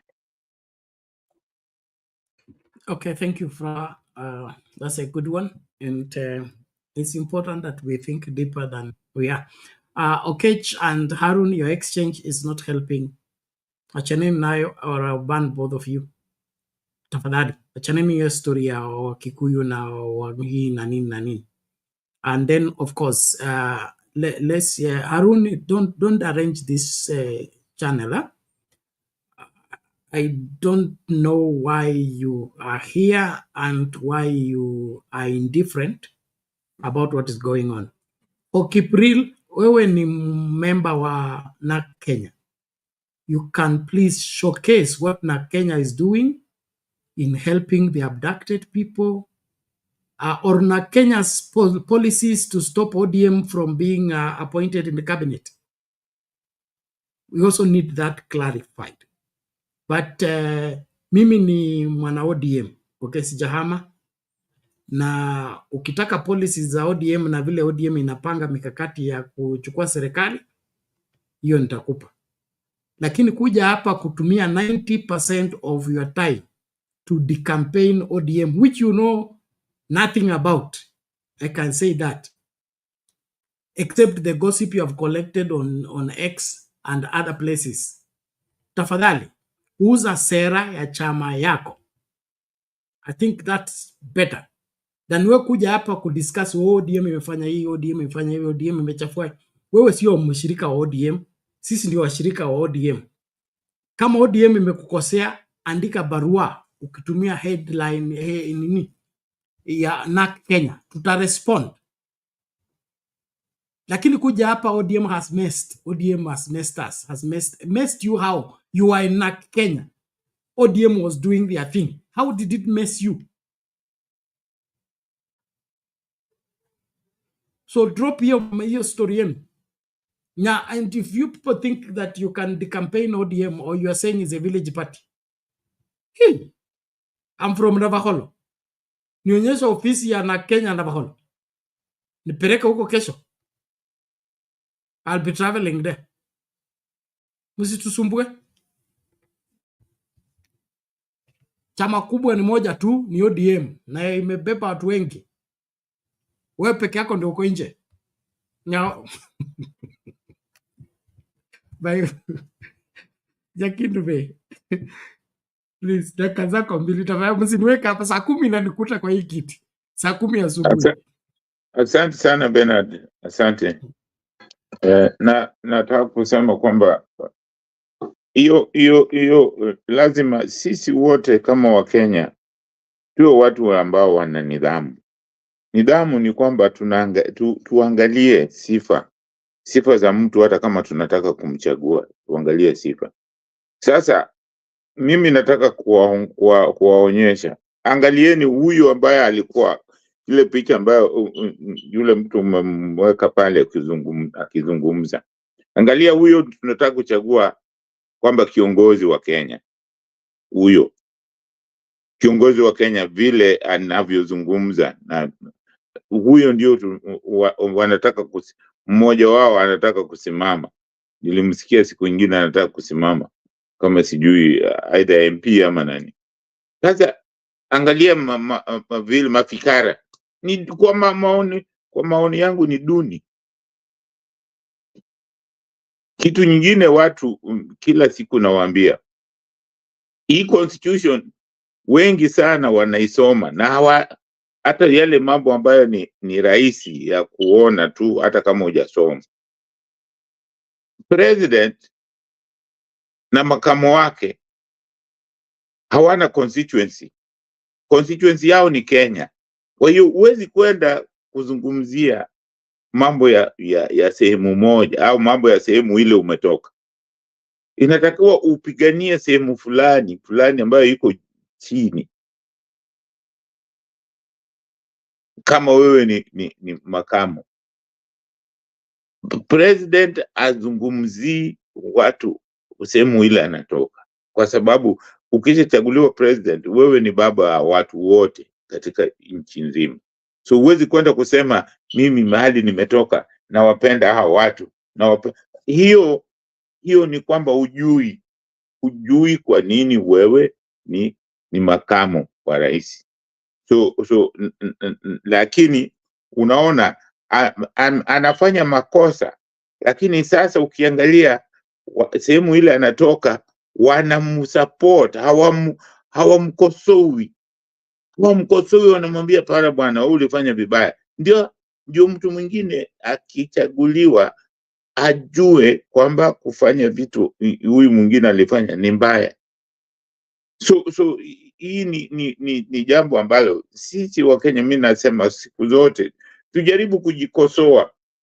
Ukijikosoa wewe mwenyewe kwamba hata wewe unafanya makosa, ndio unaweza kujua kwamba huyu mwingine naye akifanya kosa, ili kosa lake ni kosa la namna gani. Haiwezi kuwa mtu anafanya mazuri yote, siku moja akitokea kama kitu fulani unafikiria ni kosa kwa mwangalio wako, sasa amekuwa ni ibilisi. amekuwa mtu ambaye ni mbaya zaidi ya watu wote. Hiyo sio watu hawakai namna hiyo. Sisi kama Wakenya tukai hivyo, na ndio maana nasema Bernard, katika constitution yetu hatuna vipengele vya kama Amerika wako na zile college. Hizo ni za kuzuia watu wasiabuse, kwa sababu kama Kenya tukisema tunachaguana kwa wingi wa kura, kuna watu sehemu fulani watu ni wengi zaidi ya sehemu fulani. Kwa hiyo tukiachilia hivyo, ndio maana nilikuwa nasema katika hali ya sifa za mtu tuwe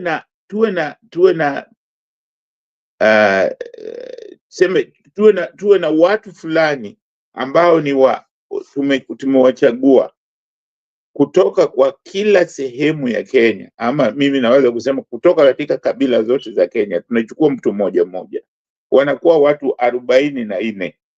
Hawa watu kazi yao ni kuchuja. Kama umesema mnataka huyu, wanaangalia mienendo ya huyo jamaa, wakimpitisha ndo anakubaliwa, wakikataa basi hiyo tu. Lazima tuweke sheria fulani za kutuongoza, za kutuweza tuwe watu wakamilifu, si ati kila kitu tu tutafuata. Kuna vingine lazima tujiwekee sisi wenyewe, tuone hii inaweza kutusaidia kwa kiasi fulani. So hiyo inaweza ikatusaidia ili iangalie sifa ya mtu.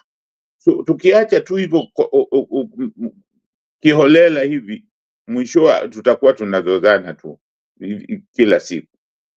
Asante sana Bernard, nafikiri nimetumia dakika zangu 2. Okay, thank you Jackie Ndube, we appreciate that. Sifa za kiongozi ikue kipaumbele tukiangalia mtu yeyote, sio sura, sio hata masomo na sio hela. Sifa, quality, the character of the person is everything, not these other things you are putting in consideration. So that's a very strong point that every Kenyan need to appreciate, because we forget about character, we forget about the quality of the person, we think about the tribe, we think about the region, and before we know it, we have handed power to a wrong person, and thereafter tunataka sasa kutoa huyo tuweke mwingine.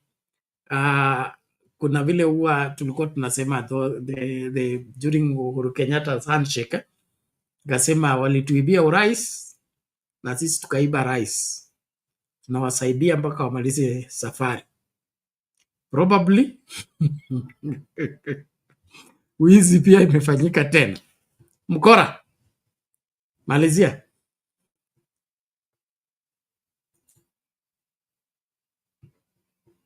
Mkenya Mkora, unmute. Your 2 minutes is running out.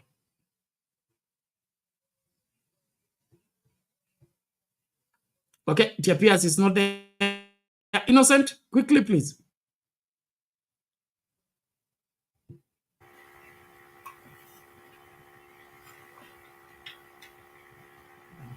Bernard, I just want to wish every person a good night, and especially those who have participated today.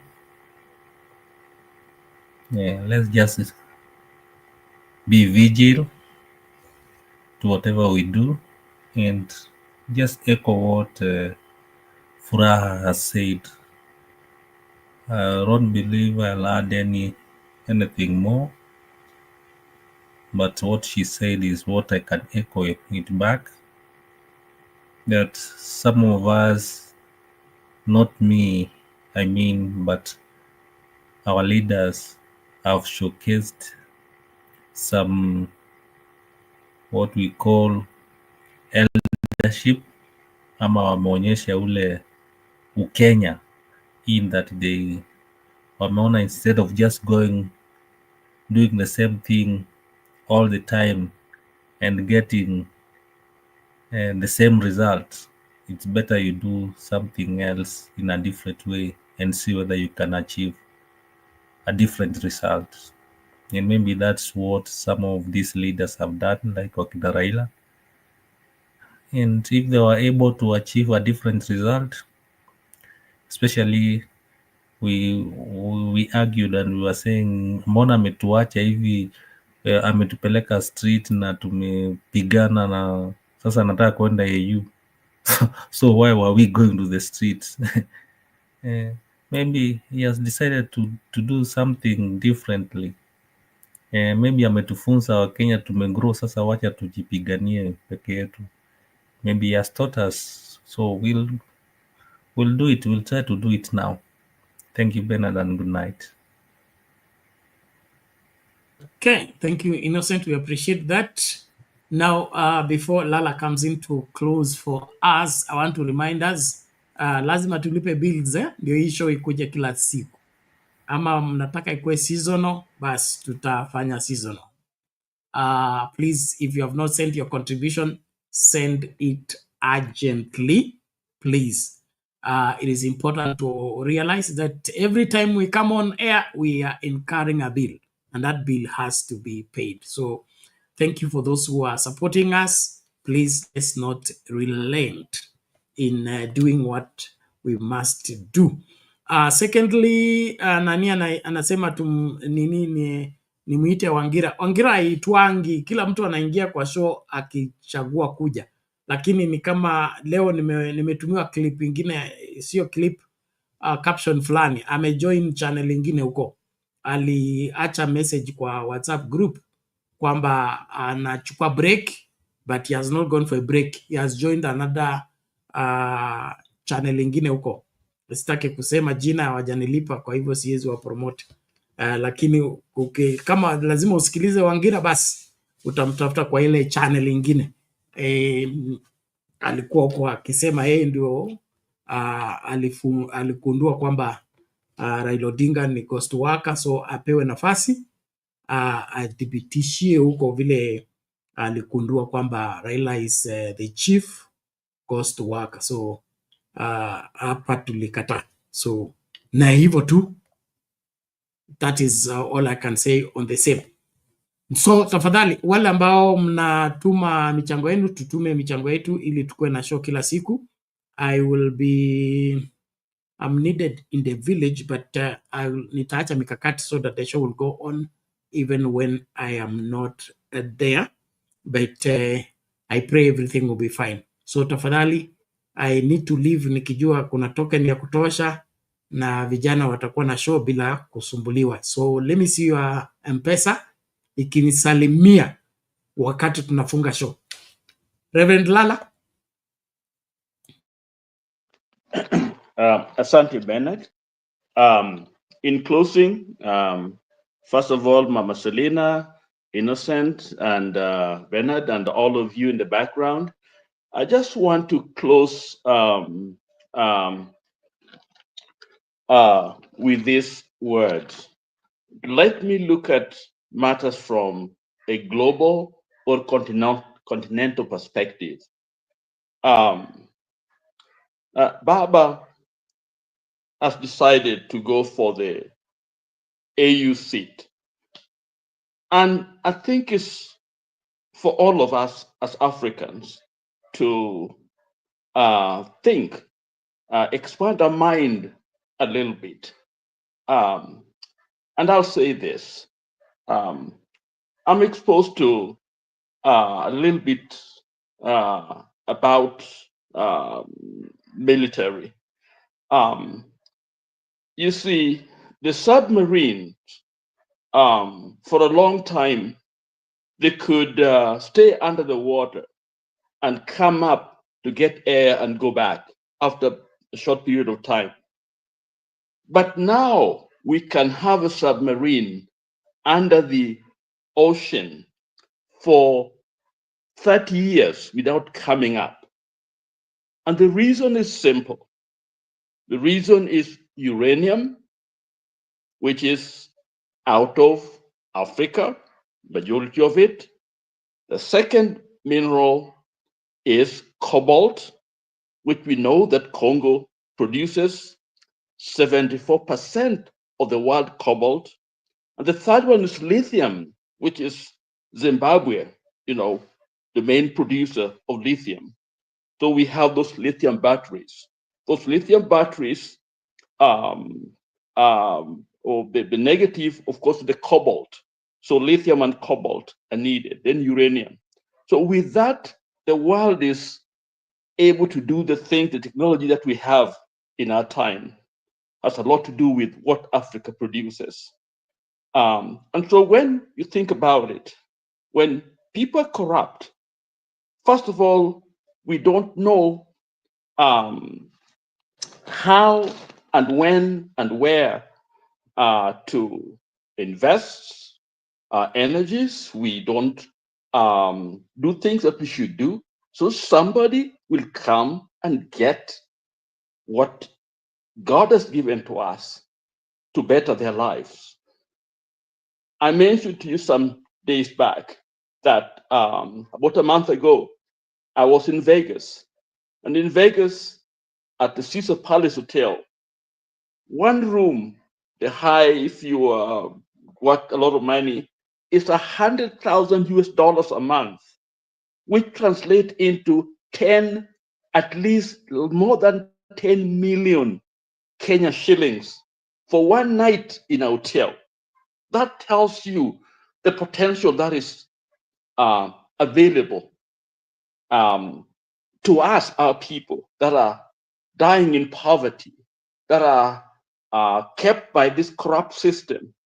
And our resources are moving out to help people sleep in $100,000 hotel room one night.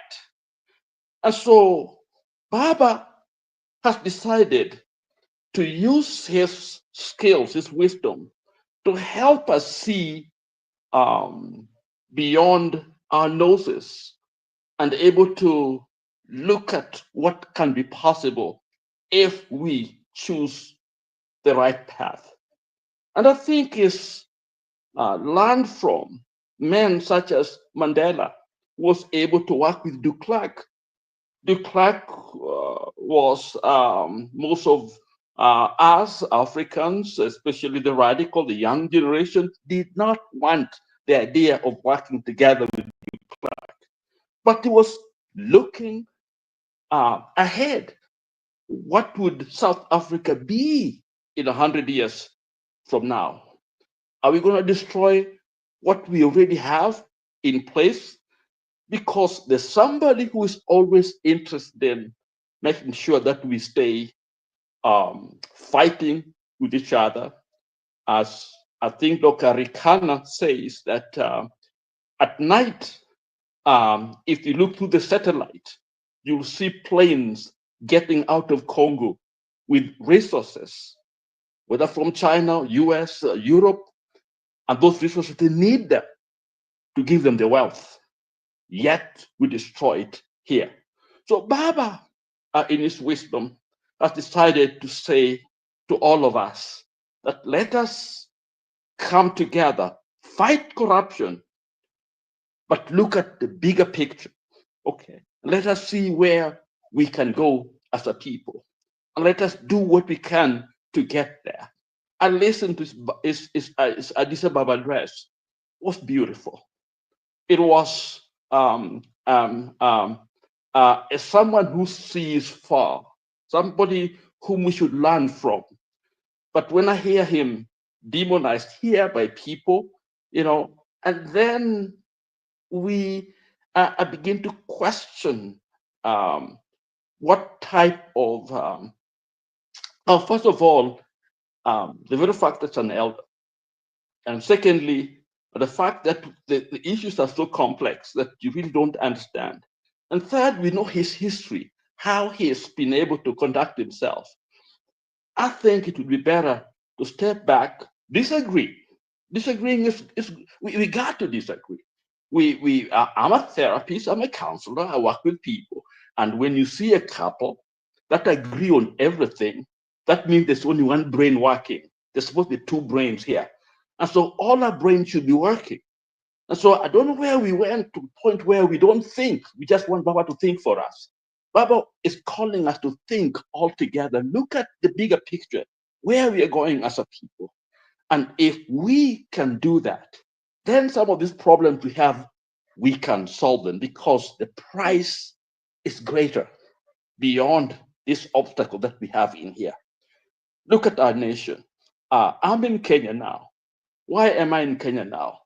It took a Kenyan, a great young man who passed away in the US to bury him in Nyandarua. Okay.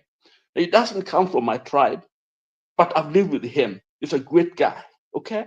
And so I saw myself, I'm a pastor, so I pastor everyone. And then last couple days ago, I was in Kakamega, burying someone else there too. And also back in Homa Bay, doing the same thing. I'm a pastor, and I pastor everyone. Okay, that's the calling. If I don't do that, I'm failing in my calling. So as Kenyans, let us think beyond our tribal groupings. Let us look at people for their merit, what they can contribute, and what we know is possible because we've seen what they've done. Baba has gone for something else, and as Kenyans, we want him with us. But let's look at the bigger picture and let us work where we are now to beat this demon called corruption, because it is the same thing that is causing poverty of mind, inability to be able to use the resources that God has given to us. When we have so much underneath the surface, yet we live as if we don't have anything. It is sad. It's not God's mistake. It's not because God doesn't hear us. God has heard us and He's given us Baba. He's given us Makuri. He's given us Morara. He's given us people, some parliamentarians, Jowinos and others. Okay, they are all our resources, but we tear them down instead of lifting them up and standing for truth and justice. That's what will save us. We are all Kenyans. Love must bind us together that we can love this nation and give our best. Finally, I was in the meeting today. I had a chance to shake hands with some of those leaders. I went there as a pastor. I went there to pray for Wanga. I went there to pray for all the leaders. I went there to give what God has given me to my nation. And that made me happy and glad. Let us give what we have to make Kenya better. Our people were killed before the GNCs, during GNCs. All those blood, the entire blood is precious before God. And let's not let those blood go down for nothing. Let's stand for justice and truth, and let's fight for it, and let us negotiate where we need to see a bigger picture, like de Klerk and Mandela. Let's do it so that we can save our nation. With that, thank you very much, and good night. Thank you, Bernard. I've been having some issues in trying to send funds because of some bad guys who went into my account, and they're still investigating. But I'm with this channel. I believe in it. I know it's God's gift to us to be able to do what we do.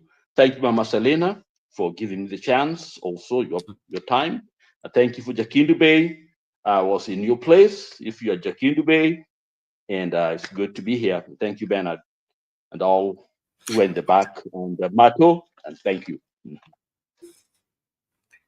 Asante sana, Lala. Thank you so much. We appreciate that. Thank you for the good wrap up of everything that went down, and we look forward to making Kenya better. Kuna nani Chips Corner na Haruni. The channel that Wangira left in protest. That's why I'm not taking that as a right way to go about it. And the channel he went to is a channel that decampaigns this channel. So there is no way I can support that. So you will find it if you want to. I am not into decampaigning any channel. When some of you were here trying to push that with the campaign Mtembei TV, I refused because I'm not for that. I have supported channels here, made people to subscribe to that channel, to other channels. I'm not against other channels. But when somebody protests and then there is some wherever unfounded claims, to me, no. And then you go public about it, then I will deal with it publicly. If you want to address a matter and you come to me privately, I will deal with it privately. So that is the standard, at least how to deal with matters. I have been in leadership long enough to know what to address where. So some of you are trying to teach me I should not say it, I should not do this. It's not that I don't consider matters before I say them. But what goes around comes around. Tafadhali, kile mimi naomba tu tukue watu serious kuhusu kufight for this country. Tuache ubinafsi na tuache hii story ya kujitafutia jina, kujitafutia bonga points na eti uonekane, ebu usikike. And then you find that by either running down somebody, insulting someone, calling people names. That is not what debate is. The politics of building yourself by tearing others is not the proper way of doing politics. I've been in debate since my primary school. We debate on points. I'm better than you because I reason in a certain way that attracts you. Not for you to come and say, this is bad, this is evil, this one is stupid, and this. We have talked about the incompetence of William Ruto here, and we say it as it is because we prove that he came in when healthcare was working, healthcare has collapsed. He came in when education was working, education has collapsed. He came in when our secondary school children were having whatever insurance for healthcare, it is no longer available. So we don't just decampaign William Ruto by insult or claims or rumors. There is reasons for the same. And so we don't have a problem with you debating us on facts. Lakini kuja hapa kutafuta tuhuma na to story to prophecies that have no head or tail, and you want to use our platform to propagate that, we will not allow that.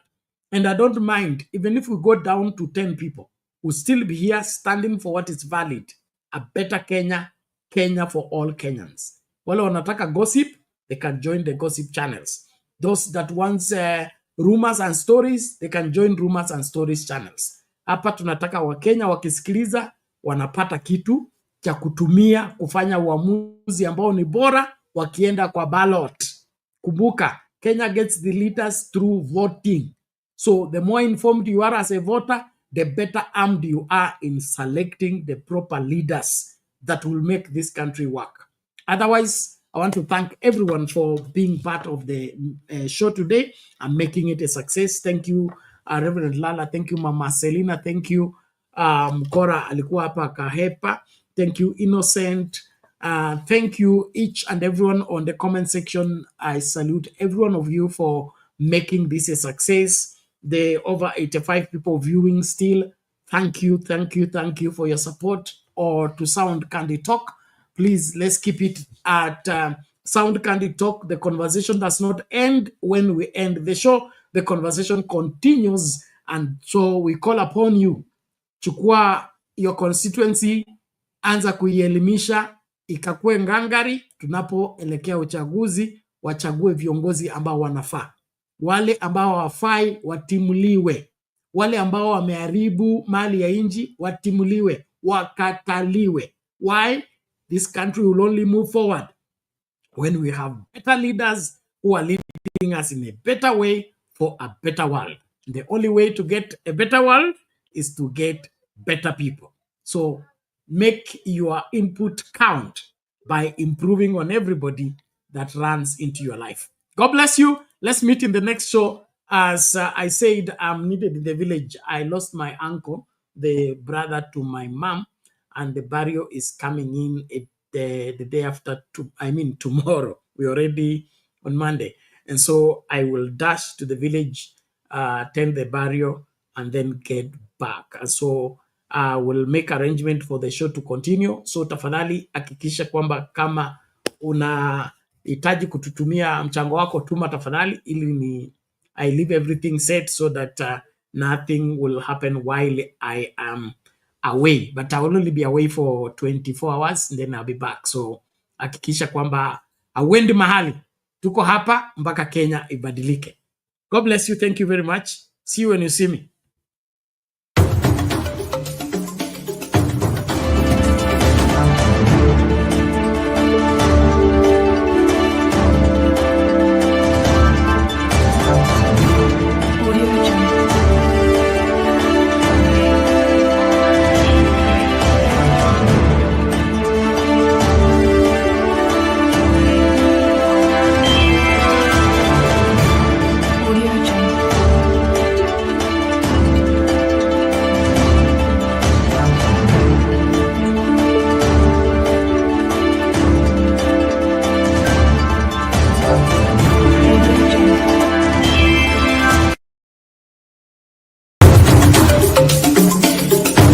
Sisi vile vile